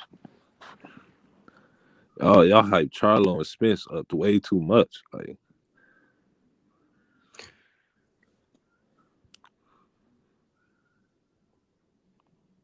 this is what I'm Coco saying, said he got Ugas. That's what I'm saying. I got Ugas too. He got Ugas over Mean Machine. Yep, I got Mean Machine. I got Mean Machine on that. I got Mean Machine. All right. What about JFL? Who you got? I got Mean Machine on that. Yep, me too. Yeah, facts. Let's get it. Me and Coco about to because reason why I say that because Ugas' last opponent, he ain't step it up, like in the sense of taking advantage when when he needs to. So he was kind of he hurt Ugas too. But he ain't, after you hurt someone, you gotta go forward. You know what I'm saying? And continue to apply that pressure. Mean Machine, a pressure fighter. He has you hurt, he gonna get you out of here. So I see him dropping Ugas officially and getting him out of here. I got Mean Machine. Man, the way Crawford fought Mean Machine was the same exact way that Ugas fight in general. If you really know boxing, Crawford walked Mean Machine down and fucking threw counter punches the whole fight. So that's the same exact way Ugas fought. Now, if Mean Machine didn't get through Crawford with that shit, what makes you gonna think Ugas gonna get beat by that same style? That's not no, it's different. You can't compare Ugas to a Bud Crawford. Yeah, you're right. Crawford ain't on Ugas level. You're right. Hey, Mike from Boston just said Tank ducked the shit out of Loma. It's true. Tank Davis ducked Loma. They even said it. He said, I'm not ready for him. I need more time. He's 25, Tank, and he still need more time. You know what I mean? He's still ducking Loma till this day, Tank Davis. And I agree with Mike from Boston. You know what I mean? Tank been ducking Loma. Everybody know that. Floyd Mayweather said it. You know, yeah. He Yeah, ducked him, yeah. bro. Y'all For say real. Mikey Garcia ducked him too. Then he fought Spence, and y'all still say the same bullshit. I don't Did believe y'all. he did duck him? Yeah, he ducked him to fight a fucking killer at 147. Man, Sure. that was a Yeah. cash. That was a cash. That was Yeah, Killer. a He sure. could have That's knocked him payday out. He's move. such a killer. so. If he's such a killer, When why he couldn't Crawford knock fight him out? Manny Pacquiao was I'm a just cash saying. out too, right? Yeah. All right. Hey, All but right. brotherhood. If Earl Spence is such a killer, why he didn't knock out Mikey Garcia or Danny Garcia? He's such a killer, but he couldn't knock out a featherweight. He sound like a poodle to me. Same reason Crawford didn't knock out Khan. He ain't a pit bull like Crawford. Crawford knocking niggas out. Yeah, Earl Spence, exactly. yeah, he Same a reason poodle. Crawford He didn't a knock poodle, out bro. skinny ass Khan. Now Earl Spence turned to a poodle on me. I thought he was a pit. Turned out he like a what is he, bro? I don't know, bro. JFL, I don't see that dog no more, Crawford, bro. the first fighter to get a TKO from a low blow. Just remember that, Nah, bro. Spence. I know what Spence been doing. Spence been hanging out with Broner too much. That's what happened to him. Crawford You know is what I the mean? first fighter to get a TKO from a low blow. Just remember that, bro. That's all What I about know. what And look, the shit was supposed to be something that go to the cards or get a round table decision. This motherfucker got TKO for a low blow, not a round table decision or nothing like that, bro. That's crazy, ain't it? It ain't go what to the about what? cards or nothing like Okay, that. That's crazy. okay. What about what Sean Porter did to Earl Spence? Had his face all swollen up, beat that man like he stole something, and then Earl Spence ducked the rematch with Sean Porter because at the post fight press conference, Sean Porter saying rematch. Earl Spence said no, I'm gonna go fight Danny Garcia who don't got a belt. What's Danny your Garcia. point? You No, comparing wait, let me Sean finish. Porter? Let me finish though. I wasn't finished because Danny Garcia, he didn't have a belt. I thought you want to be undisputed. Now, Danny Garcia was a champion at 140, respected, but Danny Garcia, he came up short at welterweight. Danny Garcia, he didn't beat nobody at welterweight. So Earl Spence, if he won a belt, he could come get some of Terrence Crawford. Instead, he's gonna fight Ugas for a regular belt. What is that about? Manny Pacquiao got the world title. Now Manny Pacquiao, he about to fight Terrence Crawford unification bout. Wrong. Wait, Facts. you wrong on a lot of this shit. First of all, Danny Garcia was a mandatory, so it wasn't no choice. Here, Teofimo about to fight. Let me say one thing. I'm sorry, but Teofimo about to fight Cambosis, who's a mandatory. And guess what? We calling him a ducker. No, because Teofimo sat up here and said, "I'll fight Haney if I want to." I sent both of them contracts. Earl Spence didn't sit up here and say none of that shit, did he? No, it was a different story. It's about what Teofimo said. Spence didn't say none of that bullshit that Teofimo said. That's the difference. Facts. Okay, you right. Yep. Now, Earl Spence fought Danny Garcia for a mandatory. What else was we talking about? What was the earned mandatory? Let's say that. Wait, what was your other point? H Money. My bad, I forgot. Dang. You said something about Sean Porter. Sean Porter beat up Earl Spence. I had Sean Porter winning that fight. I thought Sean Porter got robbed in that fight. Okay, even if you did, who on Terrence Crawford resume is better than Sean Porter? No fucking body. Nobody. Kell Brooks no, beat Sean Porter. Not in 2020. Beat Sean Porter, so not in 2020, sir. Not in 2020. I'm not saying I'm just saying he's a better fighter because he beat Sean Porter. Kell Brook, he beat Sean Porter, beat him easy. So in that case, in that case, Danny Garcia was a better fighter than Khan when Crawford fought him, right? Since Danny knocked him the fuck out. So why didn't he send Danny Garcia more money like he sent Khan? Like Danny Garcia got sent $3 million. Khan got sent $5 million. So if Danny was the better fighter, why wouldn't you send him more money to have a better fighter on your resume?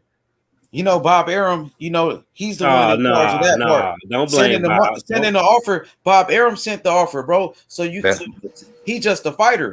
Don't blame Bob, bro. All it took was Crawford to say, fuck no, I ain't fighting Khan. Give that money to Danny Garcia. If the fighter don't accept a fight, then you can't force them to do shit. Crawford's seeing contracts now, too? No, he accept fights. You can't force no fighter to fight a fight they don't want to fight. Period. Well, we got to so go forward, though. Unless you telling me, and let's go ahead and admit, if y'all saying this, if y'all want what y'all saying to be true, then that means Crawford don't have no control over who he fight. So if y'all want to say that, go ahead and we can go down. Yeah, we can take it there. We can take it there. Go ahead and admit that shit. Nah. All I'm saying is this, right? Yeah, I thought so. I thought so. Hold on, real quick. All I'm saying is this. Well, Crawford, Hey, brother, you funny as fuck. Cause y'all know that nigga ain't got no control, man. The offer across the board. That's what it is. That's what it is right now. That's for every welterweight going forward. You know what I'm saying? Khan was just Khan is just the minimum situation right now, and it got to come better after Khan. That's across the board. That becomes Porter percent, Keith percent, Spence percent across the board. Khan is the benchmark now, bro. There's nowhere around it. You want to do 7 or better, especially when it comes to top notch welterweight. Yeah, that's how he fucked up, Khan. right? So that's what's going on. That's where he fucked up at. You give Khan $5 million, and then so when he asked for $7 million from pay-per-view, now you got to pay everybody 7 or better, nigga. bro. So don't get mad.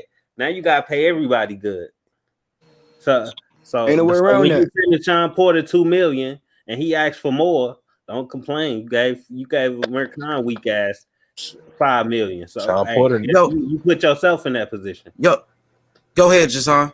Sean Porter need him to just man up and take the offer, man. You're not gonna get more than that anyway. What he's ducking, bro. He's ducking. Let me finish. Let me say this: Sean Porter ducking. He got $10 million. I mean, $2 million, $2 million to fight Terrence Crawford in the pandemic.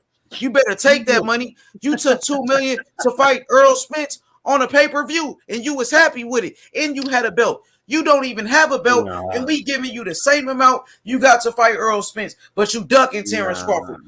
You want more money to fight Terrence Crawford than you got for Earl Spence, because you know Crawford is better. That's why you know he you want more lying, money. H money, you gotta stop lying, my nigga. It's the truth. You know you my boy ducking. Bro. I can't. So he ain't ducking. I can't take this, bro. It hurts. So Sean Porter ain't ducking. No, it hurt my soul when you tell these lies, bro. That's the truth, it bro. really hurt my soul. That's the truth, because bro. you know damn well Sean Porter got more than you 2 know million.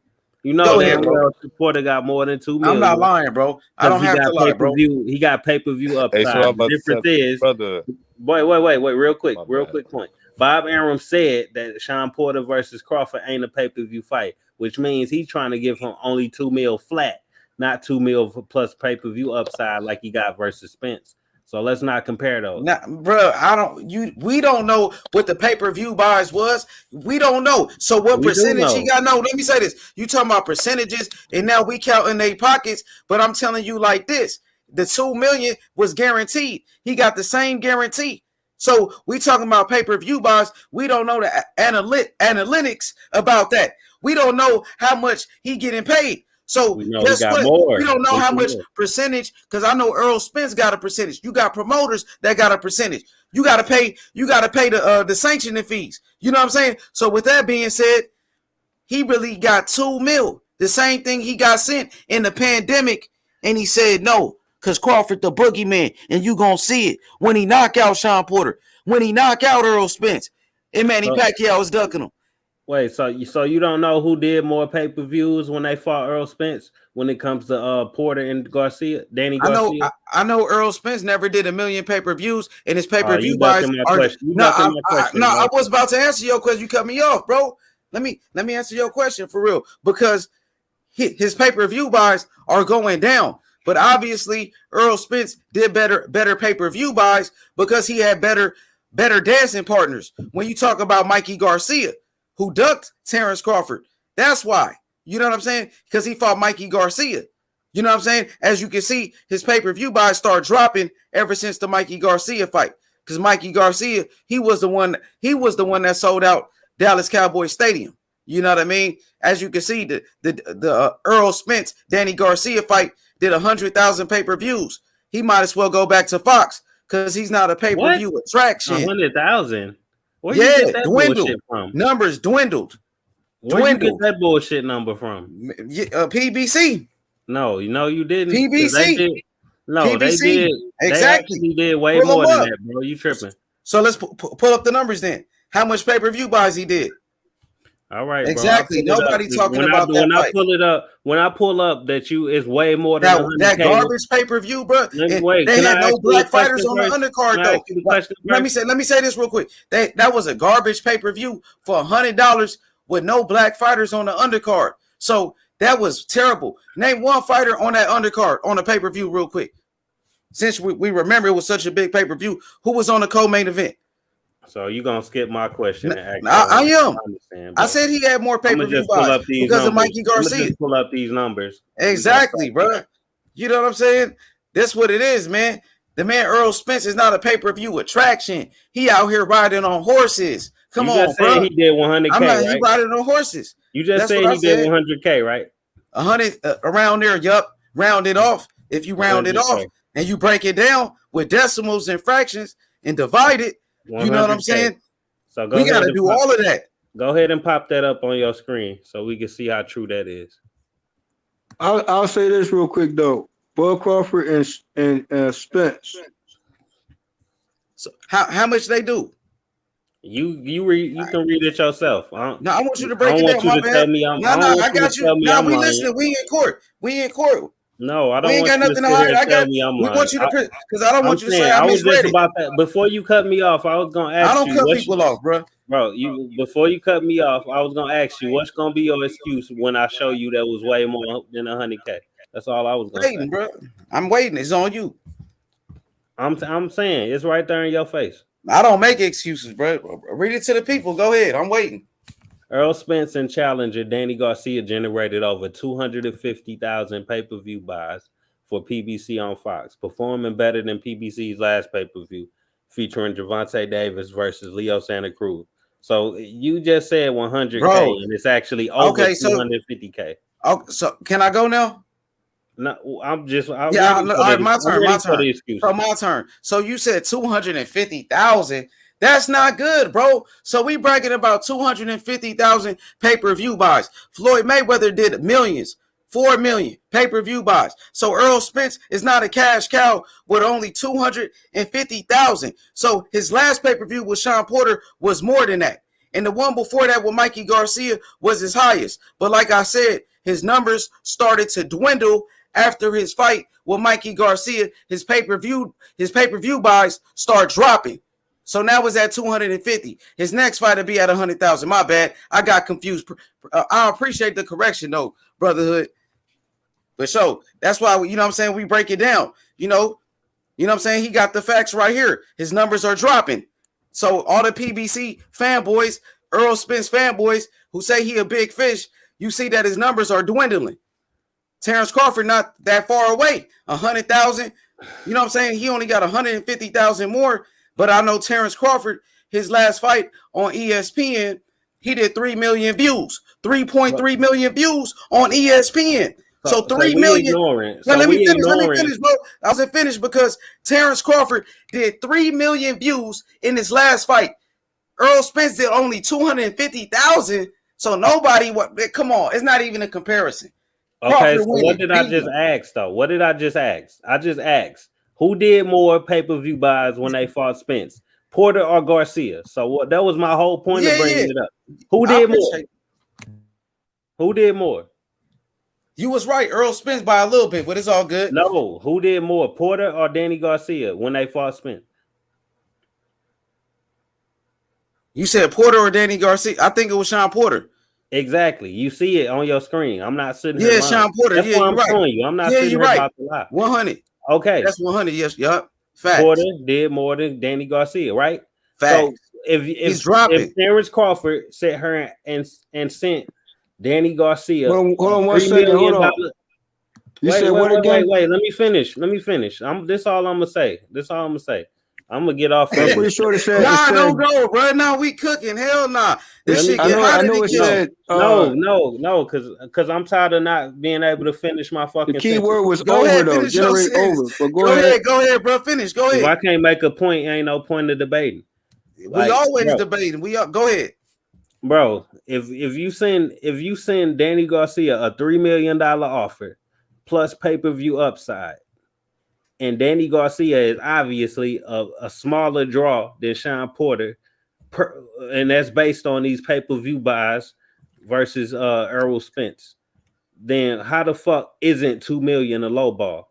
Especially when the 2 million ain't a pay-per-view fight. It's a flat fee offer. Make it make sense. If nobody can answer that, I'm done, bro. I'm gonna jump off. Okay, but yeah, you can jump off. Don't run. But I was gonna say, you know, when you look at the numbers, though, Brotherhood, you know, like I said, Earl Spence, his numbers start dropping. His pay-per-view buys going down since Mikey Garcia to the Sean Porter fight to the Danny Garcia fight. His numbers are dwindling. He's not a pay-per-view attraction. He's not the cash cow. He's not the big fish in the welterweight division. That is Manny Pacquiao. You know what I mean? That is Manny Pacquiao. But you know, I appreciate it. You know, it's always free smoke. Can I add one thing? Yeah, go ahead. One thing? Let me add this one little thing. That it was generated over 250 and it was generated over. So obviously it was more. Just because it wasn't, you know what I mean, obviously in your face, we talking about back payments and all that. But when it comes to Sean Porter and Errol Spence, the reason why I think it was a little bit more is because how it was built up. Sean Porter and Spence really had beef. They really ain't, you know what I'm saying? The face-off was a classic. You can watch it right now. It's still a classic face-off. The build-up was the hype. So it caught people attention more. Danny Garcia and Spence, they eye to eye with it. You know what I'm saying? So it wasn't really a beef. It was more a free smoke respect thing. But when it comes to Sean Porter and Errol Spence, when it comes to numbers, it's always about the build-up too. That also plays a factor in, you know what I'm saying? Go ahead. Because that face-off was a classic with Sean Porter and Spence. Two different build-ups, bro. So JFL, I want to ask you real quick. Hey, Brotherhood bringing that smoke though. You gotta respect it. And man, this was a great show for sure. You know what I'm saying? Everybody got their opinion. Brotherhood got his opinion. You feel me? You know what I'm saying? I respect his opinion. I do. He got some valid points. He make his case. You know what I'm saying? So subscribe to the Brotherhood. Yes, we all making our case. We all making our case. We all 10 toes with you know what I'm saying? Everybody right in their way. In this situation, what I'm saying is if Danny Garcia really had a beef with Spence, you let me know what the numbers gonna do. Then. Yeah, but look, this is what I'm gonna say. That's what it's all about, man. Free smoke. And JFL, you know how you said it. Free smoke is free smoke. You know what I'm saying? Let them know. Let them know that you originated free smoke. Let them know. I say we originated free smoke. Free smoke and knowledge, free smoke. And everybody on the panel is free smoke.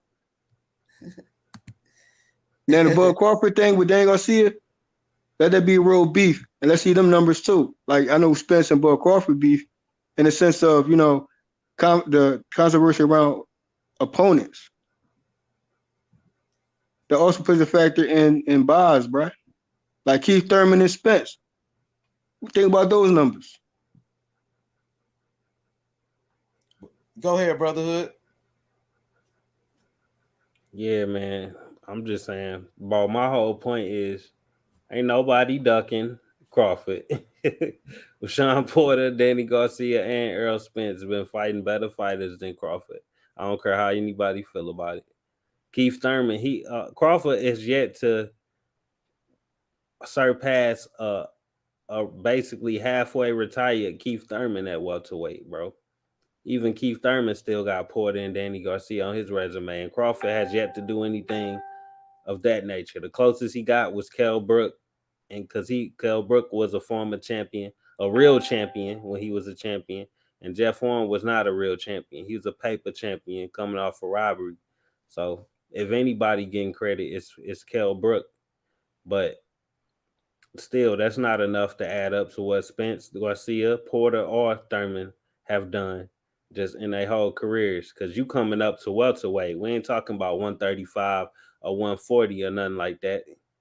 Like just the fact that Danny Garcia fought Spence, Thurman, and Porter, just that's more than what you've done because we waiting for you to do the same shit. We waiting for Crawford to fight guys like Spence, Porter, and Danny Garcia, or even Keith Thurman. So just the attempt alone, like these guys that attempted to fight these top 5 fighters get more credit for me because I'm a boxing fan. I'm not a fucking fan of undefeated records and shit like that. Get in the ring with the top 5, and then I will respect you. Kell Brook wasn't a top 5 welterweight when Terrence Crawford fought him. Period. And nobody can contest that. But bro, imagine Khan and Kell Brook type of numbers if they finally get in the ring. I don't think they'll do good numbers nowadays because that fight has been over marinated, just like What I'm saying is, Crawford has. all I'm saying is a recent common opponent and a recent win. They had their feedback back and forth. I'm just saying if it happens and they both decide to get in the ring finally, Kell Brook and Khan, let them numbers sit in, bruh. What you saying? You think they'll do good numbers? I mean, I know if I do a comparison with Khan and Bud, Danny Garcia and Khan, I just know when you got a certain type of history and certain type of tone, right. or Damn, you're right. That probably would do better than and turf wise. Now it's all them. It's them. We know what that's hitting for. We know what that. You know what I'm saying, what that's around. I'm saying if they get in the ring, you got them numbers point, gonna bro. be crazy, bro. You got a point. I think Brook versus Khan would do more pay-per-view buys than Crawford versus Khan. You're right. And maybe more than Danny Garcia and Khan. I'm just saying it's just the atmosphere around that particular fight. But that wasn't on pay-per-view, so you got to leave Danny out of it. No, I'm just saying, number wise. Look, I'm sorry, breaking news. MMA champ Bob Arum says Crawford versus Pacquiao is official. Oh, let's go. Let's go. Crawford versus Pacquiao. Now, Spence going to be the B-side once Terrence Crawford knock out Hall of Famer Manny Pacquiao, bro. Now, wait, let me say this real quick because Keith Thurman got his ass whooped by Manny Pacquiao, and Terrence Crawford, he's gonna knock out Pacquiao, brotherhood. Go ahead, bro. Now before I go, do you see you want to know how Terrence Crawford's stupid fanboys, they fucking, irrational fanboys already ruined this fight before it's even happening. This is how they set up here and pumped up Jeff Horn and put him on the fucking pedestal because he so-called beat Pacquiao. So apparently Jeff Horn is better than Pacquiao because he beat Pacquiao in the fucking robbery. So how much credit should I give Terrence Crawford if he beat Pacquiao, since these motherfuckers sat up here and act like Jeff Horn was the man that beat the man? But guess what? You see what I'm saying, bro? I'm just saying. I got you. I see what you're saying. Who Pacquiao's last? Wait. I want to clarify. I'm going to give him credit if he do that because he finally got a marquee name on his resume. But I'm just saying, if somebody wanted to go out of their way and hate on Crawford, then they wouldn't give him credit because these Crawford fans put themselves in a fucking hole with that dumb shit they be saying like that. Like you sitting up here acting like Jeff Horn better than Pacquiao. So, you know what I'm saying? Like, that's the type of shit they do. I want to say this. So wait. Hey, Jeff, let Jason finish say what he's about to say. Go ahead, Jason. Saying you got to give Pacquiao, Terrence Crawford credit for beating Pacquiao because he just beat Keith Thurman. That's what I'm going to do. That's what I'm going to do. He beat Keith Thurman's ass, dropped him too. Pacquiao looked the best. Look, let me say this. That was the best Pacquiao I ever seen. And a lot of people said Mayweather ducked Thurman. And Thurman beat Sean Porter. And Thurman beat Danny Garcia. Now guess what? Terrence Crawford, he gonna knock out Manny Pacquiao, the man that beat Thurman. You know what I'm saying? And guess what? Terrence Crawford better than Earl Spence. Earl Spence, he never got Manny Pacquiao.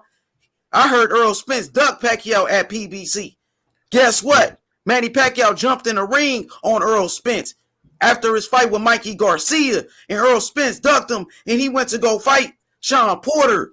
Now Terrence Crawford steps up. Manny Pacquiao, free smoke. Manny Pacquiao, free smoke. Terrence Crawford, number 1, pound for pound. Let's get it. But do you see what I'm saying? Bro, wait. I'm gonna get off. But do you see what I'm saying? Do you see what I'm saying though? We Like gonna these talk about it motherfuckers. tomorrow all day. Wait, listen. Do you see what I'm saying? These motherfuckers set up here and act like Jeff Horn is better than Manny Pacquiao, but you sitting here saying, beating Crawford. I mean, Crawford beating Pacquiao is something Earl Spence never did. He Now you ducked would him. be listen. Now you would be suggesting that Jeff Horn is better than fucking Spence. Are we really gonna sit Nah, here I'm and not act saying like nothing that? about Jeff Horn, bro. I just But want to say No, I'm this. just I just saying. want to say this though. This is hey, I no. just want to say this I'm real putting it quick. out here. Listen. This let is him the finish. logic. This is the logic from Crawford fans that we dealing with, bro. I'm saying these motherfuckers do more damage to Crawford than they do help him with this bullshit. Now, I like Crawford. I think he a skill fighter. Just don't do that stupid shit, and then I'm, I won't have to call people out on it. I'm hey, tired of guess calling what, people. Brotherhood? I'm gonna be honest. Earl Spence ducked Manny Pacquiao. Manny Pacquiao Oh my hopped God. in the ring. Let me finish. Oh my Manny God. Pacquiao hopped in the ring after the fight with Mikey Garcia. Called out Earl Spence. Came to PBC for all the top welterweights. Came over there for Earl Spence. And Earl Spence, he wanted to fight Sean Porter. And then he wanted to fight Danny Garcia and fight in featherweights, bro. This dude is a ducker. But Earl H1, Spence, let me say, Earl Spence ducked the rematch with Sean Porter, bro. He ducked Terrence Crawford. Now Crawford gonna handle the easy work. You know what I'm saying? bro, Crawford the nigga. whenever you done, do you think Jeff Horn is better than Earl Spence? No, I never said that, my Okay, brother. no, I'm asking you. I ain't say you Yeah, said. yeah, nah. Earl Spence, he better than him for sure. Okay, now for these people that think Jeff Horn beat the man that beat the man, which is he beat Pacquiao, then just remember that Jeff Horn ain't better than Spence. So so when you beat Pacquiao, don't think just because he beat Pacquiao, he about to beat Spence.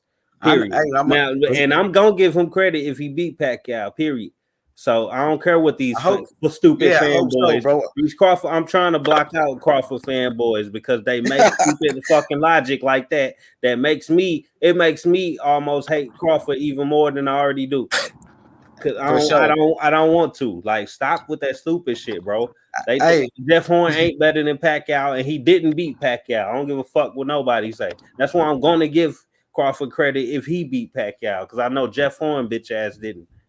For sure. Hey, Brotherhood, man, tell the fans where they can find you at. You know what I'm saying? Tell them a little bit about your channel. I'm the only boxing channel and on YouTube that's half conspiracy and half boxing, and got boxing and conspiracy mixed together at the same damn time. So you ain't gonna find what I do nowhere else. It's exclusive. It's some special shit. So subscribe to the Brotherhood the same way it's spelled on your screen, and I will appreciate it. Like and subscribe. Thanks for having me on the panel. This was a good debate. JFL, Jason Brown, H Money. I had a good debate with you. Yeah. Hey, Brotherhood, you know, I appreciate the free smoke, man. I appreciate the free smoke, you feel me? And I'm gonna tell you, bro, tomorrow we gonna talk about Terrence Crawford versus Manny Pacquiao and how Earl Spence ducked Manny Pacquiao and how Earl Spence ducked Sean Porter in the rematch and how Earl Spence ducked Terrence Crawford because you know how he did it, low balling, 50-50, let's make it happen. Terrence Crawford, Earl Spence. Terrence Crawford, undisputed, #1 pound for pound, 3-division world champion, better than Earl Spence. When is Earl Spence going to do what Terrence Crawford did and move up in weight and stop being a weight bully who started off at junior middleweight, went down to welterweight to fight little guys, Earl Spence, bro. And guess what? He's been hanging out with Adrian Broner for too long.